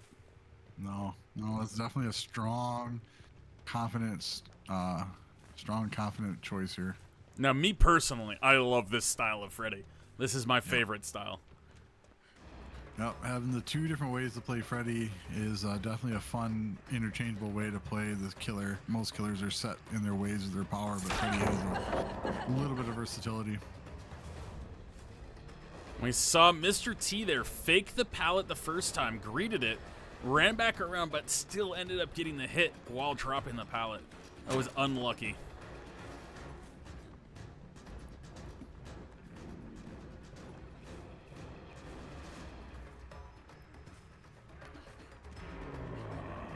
Ooh, I don't know if that was a good idea for that pre-drop, but Mr. T is... Oh, I think our killer's confused, but he's back on Mr. T. Lost his bloodlust, though, because of the confusion there, and we're back in the original loop here. Yeah, this is a bad loop for Freddy. Oh, no. I feel like he brought that through. Commentator's curse. I was gonna say that's a bad loop for Freddy. He needs to get that pallet out of the way, but having the hemorrhage on the dream pallets is definitely something that the survivor groups have to get used to. And obviously, it's a pun, but don't fall asleep on Freddy because Freddy can snowball. Ooh. The 360, let's go.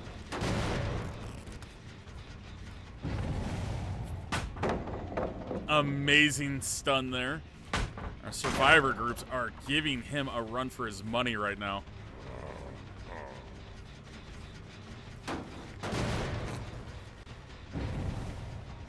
He's ignoring Shaq. That, in my opinion, that's a great idea, unless he can force Shaq pallet now. Let's see what happens. The survivor group is suffering from overrunning. They're going too fast. They have to take a breath in their loops and be sure where the killer is. It's a second mistake. Oh my god, we see it!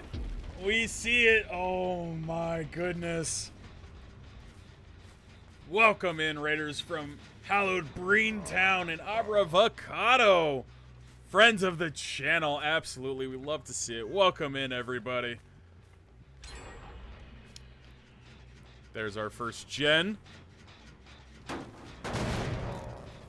It's going to be interesting to see what happens with Shaq later on. I think that's going to be something that's going to cost our survivors a down. This is an awesome shortcut to have. Oh, it took the window. Bad RNG. Losing Shaq pallet is very weak or very strong for the killer, and creating a dead zone on that end of the board. I didn't see where the doors were, but I'm kind of curious. There's a door back there that'll actually help him out in the long run.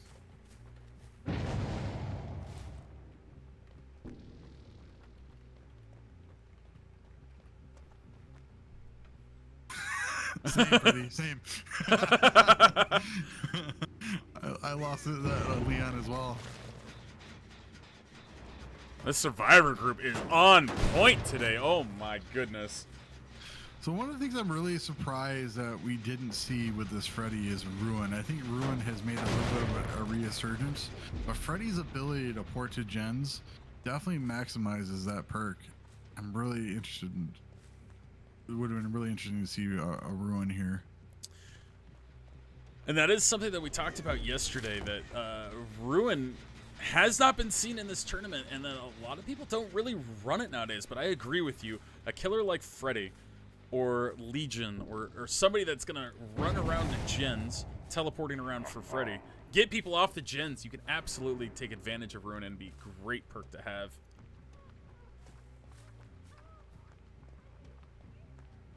The movement of the survivor group is impeccable. They are moving flawlessly.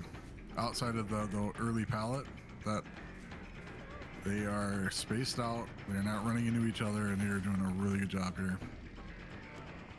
Everyone's on notice. The Ghostface survivor group is absolutely amazing. You can see Deadlock in the distance as that gen pops. Oh. They still got their bloodlust, and we're going to see that pallet drop any second now. Yeah. This is about as comp as it gets here. Oh! And now we can talk about it. It is the fake pallet Freddy. They're now aware of it. Oh no! That flashlight Gross. save half a second early. Chat called it out earlier about talking about the two pallets that are right next to each other. Yeah, absolutely. Yeah, one was real, one was a decoy. That's 3 points for our Freddy. More, so that puts him at 6 for our Freddy. We got a total of 4 for our Ghostfaces. The match has just started. Stay tuned. These survivors are insane, though. Yep, and so you've seen Pop Goes a Weasel here, another staple of Freddy being able to port to gens after a hook and kicking them. Oh, you gotta take a swipe there. I want to see somebody get hit through the window running too close.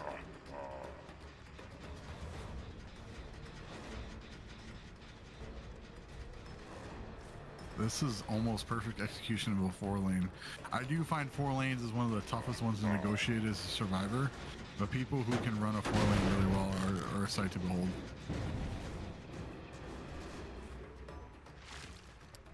They're not even touching the middle gen up in the tower there. That is actually surprising to me.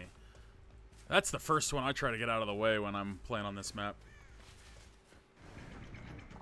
Yeah, I mean, it's a strat by the survivor group. They're probably saving it for a protected gen at the end, because it's a hard one to defend, and if there's a gen on this board that Freddy wants to let go, it's that one in the room. But them saving it keeps that pressure on that he has to go up there and defend it. Headset volume turned up to 1 billion, confirmed. The Freddy heard the gen behind them needed to be kicked. Oh, we should have seen Azeroth get off that gen quicker, but the Freddy didn't care. I would have gone for a swing on that one, absolutely. Yeah, and I think this Freddy is getting a little bit flustered here. There's a lot going on, dropping chase a couple of times, missing a couple of swings. I think the anxiety is just getting to this individual, and you can see in their chase. I'm a huge fan of using Bam Bam with Freddy just because it makes that shack chase almost non-existent. And not having Bam Bam there really makes Shack viable with or without a pallet. Just about every pallet in this region has been cleared out. They are all fake pallets now. What are these survivors gonna do in the future? They still gotta get 3 gens with like no pallets nearby. Yeah, it'll be a fun time.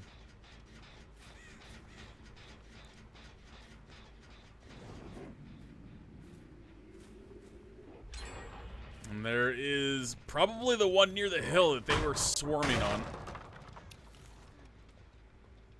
Right next to Shack. That's the one I would assume. It looks like it is gone.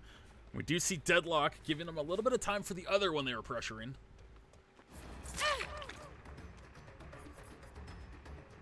What's your thought process as the Freddy? How do you pull back the pressure at this point?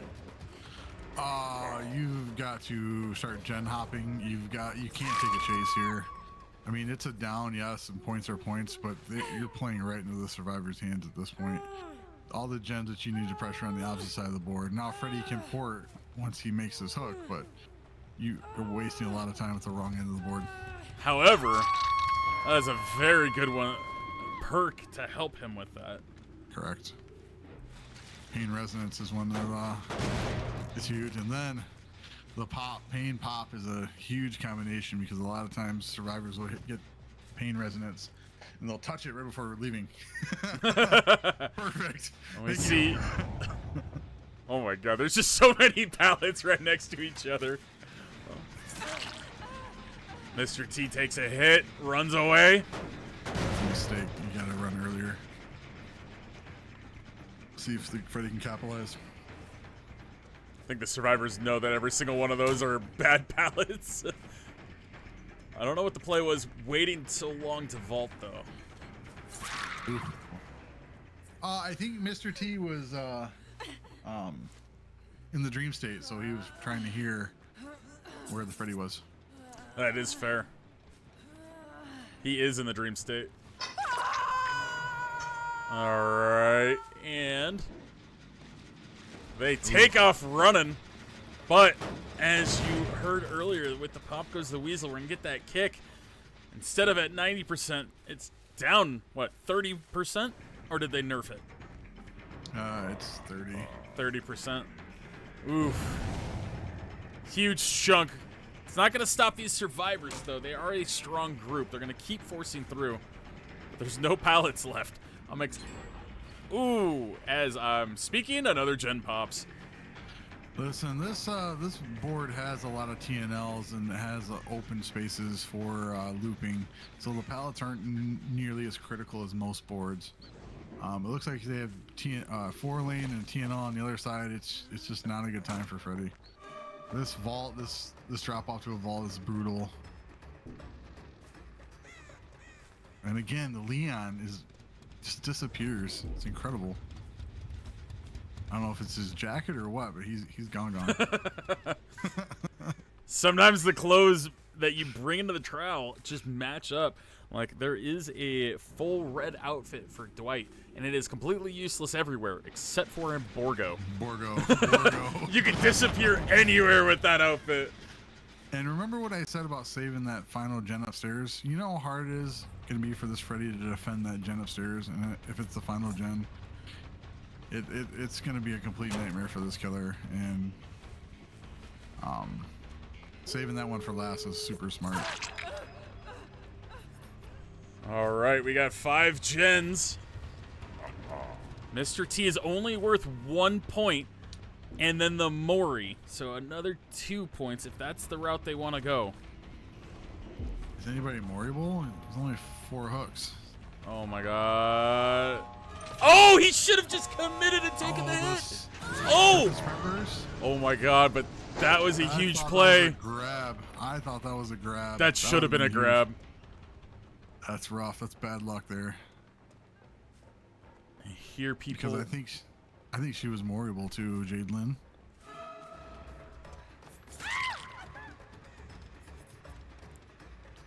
Going for Hatch.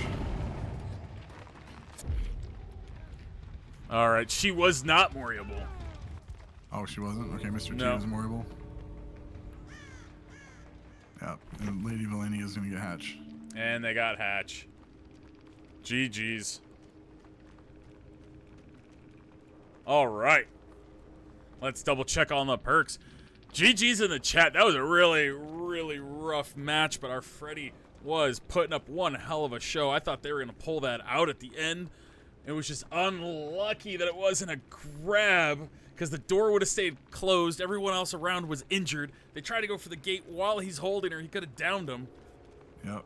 And it Could have just snowballed really fast. Oh, so close.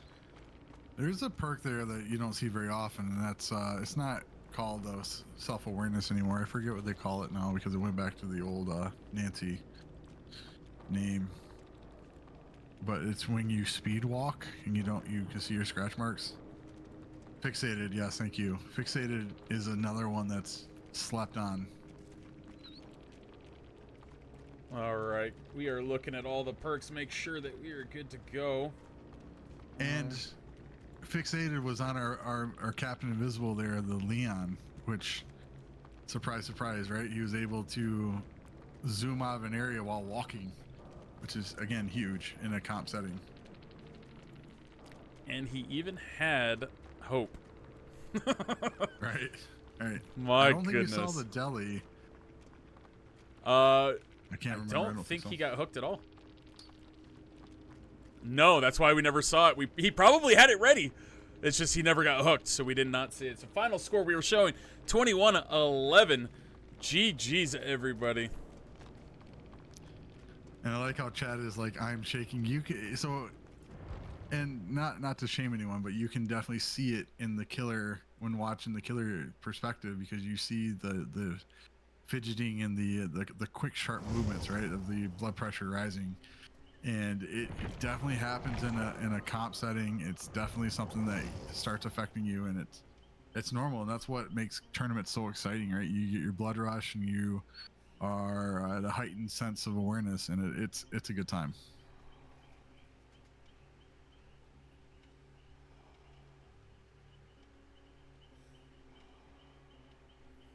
All right, we are waiting on the Ghostfaces killer. We're switching sides. Send me an invite. Let us know who your killer's gonna be. All right, they let me know who the killer is. We're getting set up. I'm excited for this round. This is one hell of a way to end day 2. I hope you guys had a lot of fun today. There were so many crazy plays. I can't believe what we saw. And I'm excited to see more. Yep, chasing 10 is a tough hill to climb, but again, right? We saw the Wraith come out chasing 8 and clean up, so it's not impossible, but it does make it really hard. All right, everyone from Spirit Airlines, go ahead and join in. We should have the map perfectly set. This is going to be the final matchup of the day, guys. Let's go. No, this has been a truly enjoyable time, and the amount of work and prep that goes into putting on a production like this is a lot, and at times you get really disheartened over the things that don't go right. But in the moment, right, and especially how seamlessly flawless this thing is running, you guys are doing an amazing job, especially everyone behind the scenes. Absolutely. And thank you again to all the people behind the scenes. Absolutely could not run the show the way it's being run without them. So appreciate and love to all of our ambassadors and everyone that's helping out. The commentators, the graphics team, everything. You guys are amazing. And Itachi with the shirtless David. He's back. Fan favorite. Let's go. Not a lot of boots here either. And I only have one person with boots on. I'm glad that they brought Steve and Nancy back because I didn't get any of the cosmetics when I bought my PC. It was right after they had taken it off the market, so I actually had to go to a third-party site to get Steve, Nancy, and demo. How much did you pay? Cosmetics are available. It wasn't bad at the time. It was like $30 maybe. Oh, okay, so double the price. About double, yeah. That's not too bad. No. I was close to buying it when it was at 300. It spiked all the way to 500 right before they announced it. I got lucky I didn't buy it. I mean, especially as someone who streams, right? You want to have all the things available. You want to have all the options for, especially like pick your survivor and all that jazz. But it's just a point where you're just like, I can't make that decision, right? There's no way.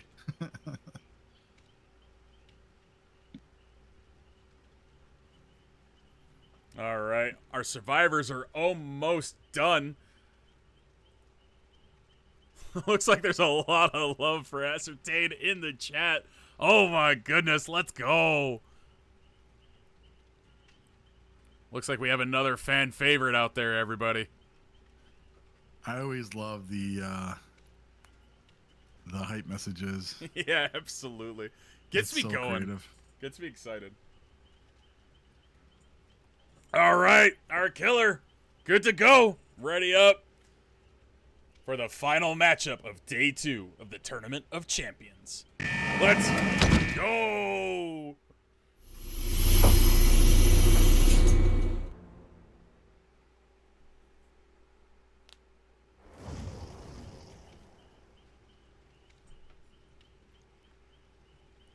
And I don't think I could have picked a better killer to end the day, if I do say so myself.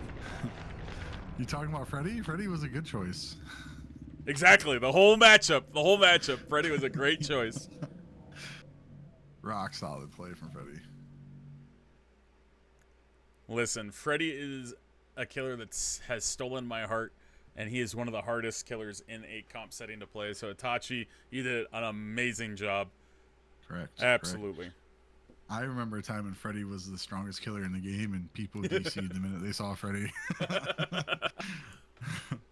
So what made Freddy so strong back then? I heard about it, but I never lived it. The dream snares slowed you down too much. It really slowed you down. The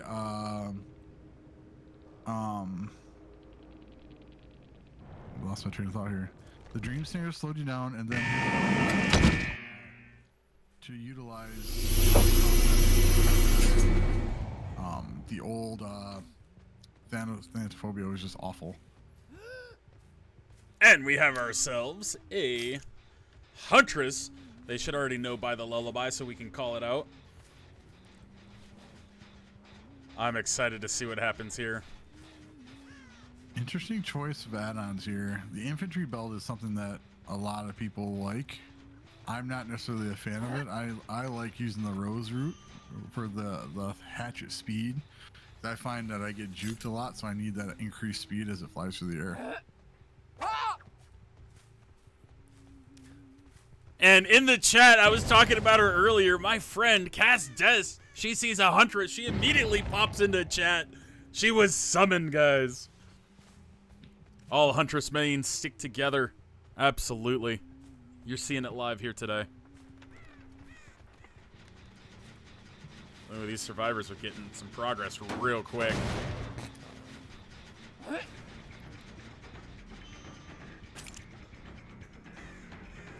Ooh.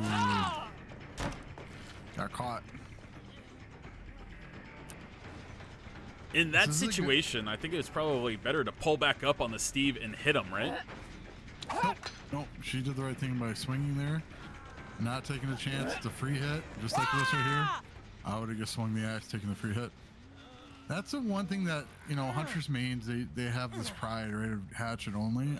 Again, if the option is there, swing away, you're going to constantly be playing for points. Well, I think the thought process is if you're in the middle of a jungle gym, ooh, our first gen. If you're in the middle of a jungle gym, it takes less time to recover from the hatchet than it does the swing. So the first one should always be the hatchet, right? You would think so, but just like that, right? In a close quarter, you think that a hatchet's an almost guaranteed thing, and it's not. And if she misses there and a Steve takes the corner, he can reset that whole route again and definitely take her on a run for 40 seconds. I'm always been a fan of you take the hit when it's there and you put the pressure back on the survivor.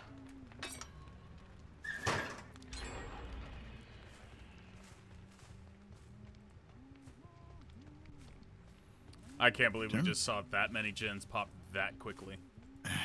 Yeah, it's definitely unfortunate, right? And it's what happens when you're on Ironworks. Ironworks is a rough map. It's big. There's a lot of things in the way, and it's hard to cross map with a 4.2 killer, 4.2, 4.4. I can't remember which one it is. Oh, going to second though. That's Second. Good for, that's good for him. Yeah, absolutely. Giving a Wait, is few that more points to him. That diversion? Oh, there's someone in Potentially. a bubble. It didn't phase the killer, right? I would have ran over there. Patient. No, you can tunnel, honey. Look at him. Yeah, go ahead. You're at 2 gens. You are able to tunnel. Nice Ooh, hatchet. Nice hit. I think we're going to see Itachi go to second. And Ascertain was left on hook to go to second.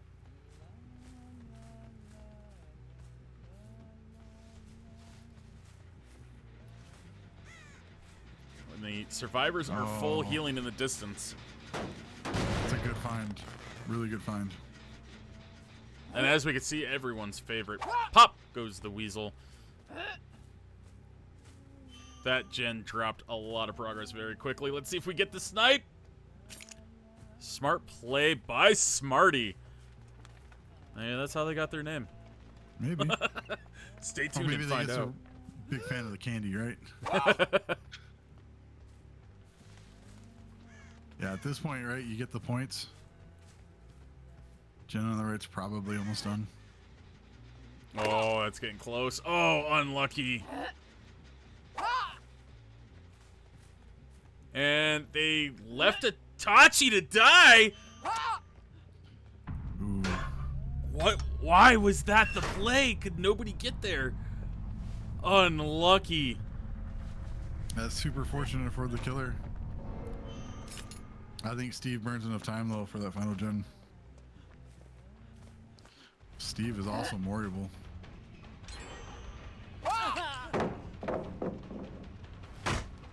All right, we got 4 gens done. Oh! They needed that snipe and it came through. Oh my goodness. Take him Oh, to maybe the s- hill. I think. Oh, I was gonna say. I thought Steve was more able. You gotta get these points right now. Yep. Smart choice.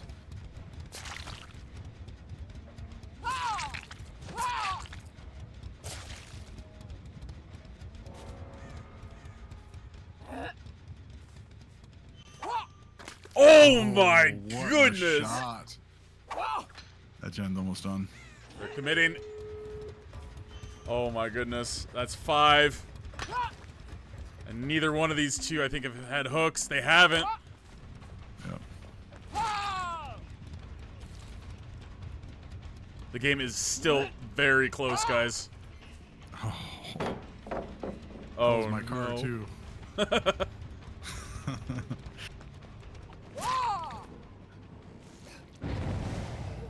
Okay. Oh, that's perfect. Now we can tell chat about No Way Out. And we are going to see a hook here, which is going to be another 3 points. There's the Bechosaur. And No Way Out active. They only had 2 tokens because none of the other survivors were hooked. You can see Steve's dead body. Scoops ahoy, Steve. Always bringing the joy and delight to everybody when he's seen. She's got to go up on the hill there. She has a good vantage point from up there to guard everything. That's where I would be stationed right now. Because you can aim down at those doors.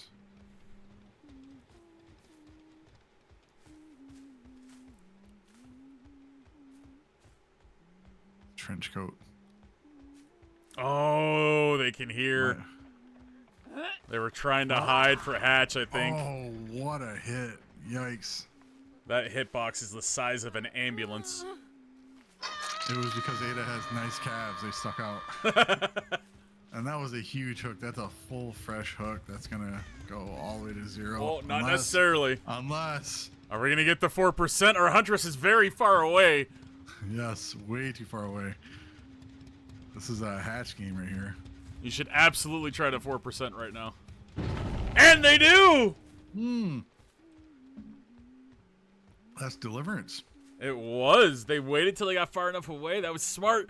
But Bechosaur could not be saved. Oh my goodness. No. Deli. Nice.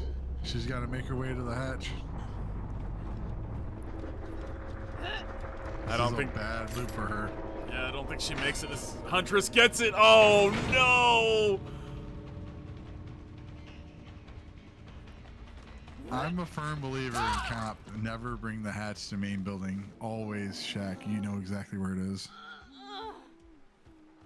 Especially a building like Ironworks. It's just too big. But GG's. That play almost works GG's. out. We got to see my Huntress play. Absolutely, guys. Strong play by the Huntress. It started out a little shaky. All the gems were flying, right? And you're wandering around like, whoa, is this, how's this going to end? And definitely rebounded well. Let's take a look at all the perks. Make sure the add-ons, everything we have here. Look, it was diversion. The killer did It not even was. flinch, and that was diversion. What a strong pebble play, because I would have taken my happy ass to the corner. All right, nothing here is banned. We're good there.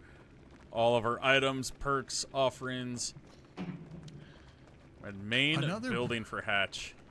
Another perk that you don't see very often on a four-person team is aftercare. Right, that's aftercare there on Steve. Let's see. Where's our Steve? All the way to the right. Yeah. Yeah, aftercare. So you have the aura reading after you heal or on hook, which is obviously right. You can communicate with all your teammates, so you should know where they are. That one's definitely something interesting to see as we look at different builds from our competitors here. Definitely love to see it. You even see Detective's Hunch. That's an interesting Ooh, one. That is interesting. Yeah, that David King had a strange build altogether, right?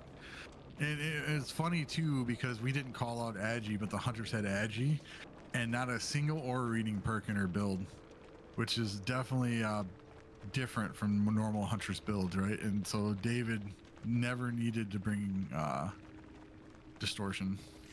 Yeah, and I figure one thing that personally I would switch out agitation and throw on barbecue. But what do I know? This Huntress got a 25-point perfect game in a comp setting. So Easy. I need to learn from them. So GG's, great survivor play, great killer play. Final score, we are looking at 46-21. Absolutely. Ghostfaces will advance on to the next round. Guys, that was amazing play all around. Absolutely.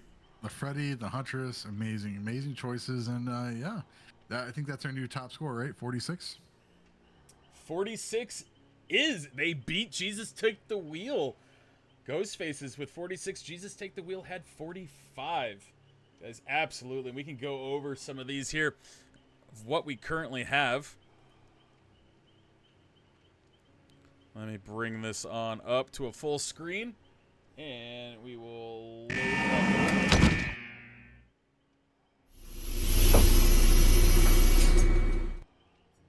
This is where we are currently, guys, for the next round. What we have set up today, we saw Flashlight, or we'll go down in order. Damage Control, Moon Slugs. We saw Damage Control with 41-23. Demo Dogs, 35-19 over the Gen Bandits. We had the Diamond Sharks did not participate today because their team to go against was not in the tournament any longer. Our next team up was Bagged Milk and the Banditeers with 38-29. Very close game. Anyone could have won that one. Next up was Jesus Take the Wheel, Flashlight Ninjas. Jesus Takes the Wheel, moves on. Then Bone Boys versus Thunder Thighs, 41-22. Mean Beans, 38-29. They copied Bagged Milk and the Banditeers. They thought it'd be perfect to do the exact same score.